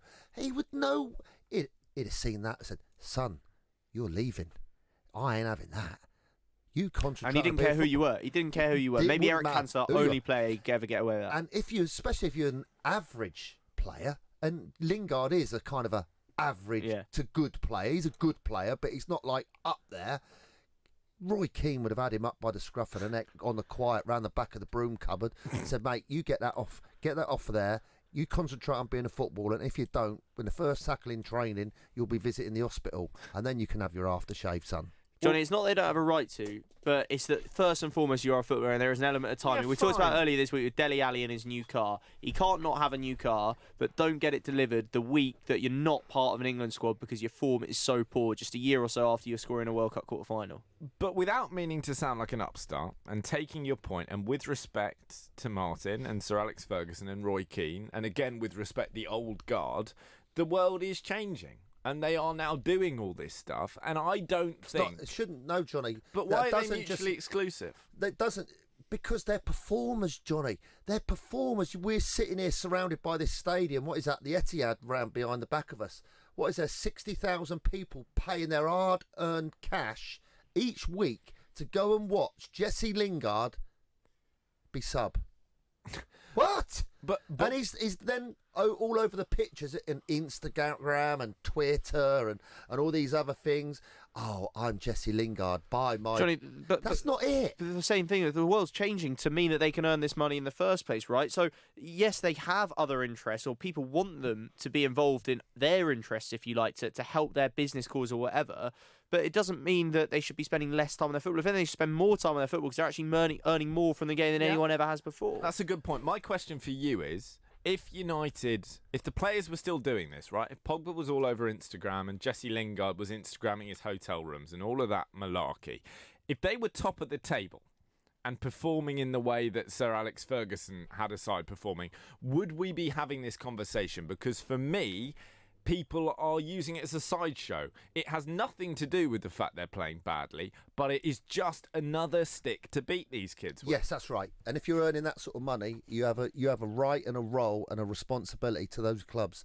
And in their contracts, Johnny, it would say that they would have to do a certain amount of appearances for the club. Yeah. It would also say a little bit further down the page, you cannot do things that would, without the club's permission. You cannot just go out and buy a shop in New York and every other weekend when you've got a chance on a Saturday night, fly to New York and do your shop on a Sunday and fly back on a Monday morning. So if it's detrimental to your performance and to the football club, it's not acceptable. There's no one at Man City, I don't think, apart from a couple of them have bought a restaurant in Manchester. I don't think they've got anything else. You never read of anything else, do you? Nothing, Man City. Liverpool, they've got that deal as a football club with, is it Brill Cream? And they do something like that. Yeah. One of those Nivea, I think it's Nivea, where the whole club has to take part for them when they want them. And again, I think for the players, it's only one day a year where they get to film and put all that stuff together. No more than that, because they don't want any distractions. They don't want anything else. It is 100% committed to the team and winning points, not selling aftershave. Well, I take your point, but there's a big difference between sitting on your sofa and using your phone and flying to New York. I don't believe, my personal opinion is that all the Instagramming is not that taxing. They're still turning up at training. They're doing all of the hours that they would previously have done. And in the old days, in the golden era of professional footballers, we had Arsenal with the Tuesday Club going to the pub and sinking pints. How is this less professional than that? I didn't say it was. That's a completely different subject. This is about... But you see what I mean? Yeah, but going to the pub and getting lashed is totally different to what we're talking about. We're talking about finishing training and going home and resting and getting yourself ready for the next day's training, or going off to a business centre and helping run, put together an aftershave. It doesn't go with the image. It's not right. It shouldn't be done. You have to concentrate. And at the lower levels where I've worked, players have soccer schools. But Thursdays and Friday afternoons, you can't go to the soccer school. You've got to go home and rest and get ready for the Saturday. I'd be lenient because they're trying to get themselves sorted for the future, because they're not going to earn enough money for when they finish playing to actually have a life to continue at the good levels they've had. So I can understand how people will set some bits and pieces up. But I think, Johnny, you've got to be really careful. And I think it's just the fact I've seen that advert of Jesse Lingard spraying stuff after whatever, that perfume on himself. And I thought, nah. Martin isn't having it. Coming up, we'll find out what we've got for you after 7. Want to know how I change a light bulb? I hold the bulb and I wait for the world to revolve around me. Love Sport Radio, the station giving fans a voice. You all right, mate? Yeah, I'm fine. Yeah? Really? It's just there's a massive grizzly bear sitting on you. You sure you're okay? Well, now that you mention it. Sometimes we say we're fine when we're not. But with 1 in 4 experiencing a mental health problem, if your mate says he's fine, he might not be. Be in your mate's corner and ask twice. Time to change. Are you paying way over the odds for your car insurance? The spiralling costs put people off driving, full stop. But you're a careful driver, and realistically, you'll only need an insurance payout if some halfwit cuts you off on the M1. So you shouldn't be forced to pay massive car insurance premiums. And you don't have to. Go to price comparison site aspokesmansaid.com today and find out the best value car insurance deals on the market. Don't pay the price for not shopping around. Aspokesmansaid.com. Fighting for you, saving you money. If you're in business, I bet you hate wasting money. We Do Taxi Tops can help you achieve minimum wastage on your advertising costs and maximum exposure. Our revolutionary taxi tops can target your potential customers in the right place at the right time, so your message has the greatest potential for making an impact. We Do Taxi Tops. Visit WEDOOH.com. We Do. The smarter, quicker way of advertising in London, supporting London businesses of all sizes. Driving too close to the car in front gives you less time to react. You may not realise that you're tailgating. Leave a 2-second gap between you and the vehicle in front. When it's wet, leave a 4-second gap. By staying back, you give yourself time to react. Stay safe. Stay back. Highways England, connecting the country. Love sport. Well, Charlie Hawkins has just walked in. He's going to be carrying you forward from 7 o'clock. He's wearing a Nike hoodie, so I think our point earlier when we were speaking to Tim Crow, sports marketing and sponsorship expert, about Alberto Salazar has been well and truly made. And don't you think he actually looks stronger than what he did a few weeks ago He with his looks night gear on? Funny that. Stronger, and he came in here quicker. Charlie, what is coming up from 7? Oh, it's massive tonight. It's all changed. Tonight on the fan show, we've got the Colleen Rooney fan show coming up. 7 o'clock, it's huge, because when you've had a victory like that, the form's not been great. You know, it's been a leaky defence, a leaky basement. Then you've got the victory. You found out who the suspect was. You've whipped them out of the lineup. Colleen Rooney to kick it off 7-8. It's a 5-0 winner. Are you going to have a Rebecca Vardy fan show as well? Yeah, of course, because at Love Sport, equal billing, you know, everyone gets a share on the dance floor. She gets to reply, she gets to return 8 till 9, but she's probably already leaked the story anyway. It's already gone to print, so we know what she's going to say. I'm excited anyway. She, of course, denies the allegations that she was the leak of Colleen Rooney's Instagram. In reality, it's the Newcastle fan show from 7 till 8. Oh, they'd be happy, wouldn't they? You'd have thought so. They would have. I mean, well, do you know what? They was really bubbly in the studio last week. They lost to Leicester 5-0. So I can't wait for tonight's show. Beating Man United 1-0. And that's 2 big wins Steve Bruce has got. Away to Tottenham, then beating Man United. We talk about the job he's doing. Well, not many teams. I know that they're not in a great run of form, those two sides, but not many teams are going to beat them, you know, especially away at Spurs, at home to Man United. Is he doing a better job? Is he winning the fans over? A lot's been made. Obviously, we're going to be talking about this story that's dominated this week. Jeremy Corbyn saying that fans should be involved in the buying of football clubs. They should have shares. Newcastle have come back and answered that. It's a really big story. But Charlie, who is he? Well, this is it. I don't know. I've had to Google it. Orient from 8 to 9. Stop it. Orient, I don't know what's the matter with me. Orient from 8 till 9, and this is another big one because obviously Ross Embleton is stepping down. He's still in charge, and actually since he made that announcement, they've had 1 win and 1 draw, so their form has peaked. But Leyton Orient have come out today and said they will appoint a new manager in the next 5 days. But again, we don't really know who that's going to be, so we're going to speculate a little bit later. We're going to do a little bit of gossip, and we're going to try to get to the bottom of it. Interesting. A job up for grabs. Unless Martin, no, I don't know. I felt like I missing something there. No, I'm just listening to you, Charlie. Yeah. I was just trying to think who could get that. I thought Sol Campbell might have been in and around that one. Well, I think Sol Campbell done at Macclesfield. He was outstanding, wasn't he? Well, I think that, but I felt like I was in the minority, so I'm glad to hear you say that, Mark. Thank you. I'm sure JB will also say so, but apparently the rumour is Colin Calderwood, but we're yet to know. Interesting appointment. Fulham from 9 to 10. Yeah, Fulham 9 to 10, unbeaten in 6 games.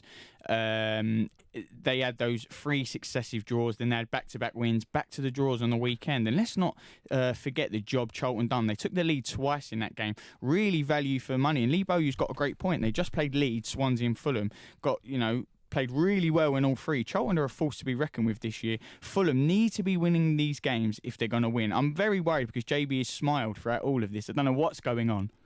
Well, the good thing is with Charlton, and they've managed to do it for what I thought was their best player, Joe Aribo. So he's left, and they've still managed to continue this fantastic form, which is all credit to the manager, isn't it, really? Completely, and they got Conor Gallagher in from Chelsea, who are obviously on loan, but he looks like a real player. The mould of like Lampard, you know, box to box. He scored on the weekend. He always seems to arrive in the box at the crucial moment. Got a great goal. Just been called up by. He's 20, and he just got called up by the England under-21s. He's going to be a force to be reckoned with as well. He is indeed. Wolves from 10 till half 10, rather cracking win for them. And then from half 10 till 11, well, it's all changed in the Old Firm show. Finally, Rangers back on top. Stevie G, take a bow. Take a bow. 5-0 on the weekend. Celtic lost 2-0 unbelievably. So the race in that title, you know, obviously it's changed hands this weekend. This one is going to go to the wire. I'm very excited to talk about it. And different form in the Europa League. Rangers lost and Celtic got that win. Rangers heartbreak in the last minute, so I know they're going to be down in the dumps about that. Charlie, it sounds like a cracking few shows. Thanks for joining us. I'll be listening on my way home.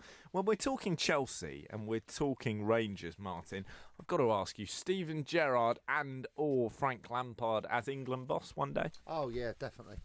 Definitely. People were questioning whether it was too early for Frank.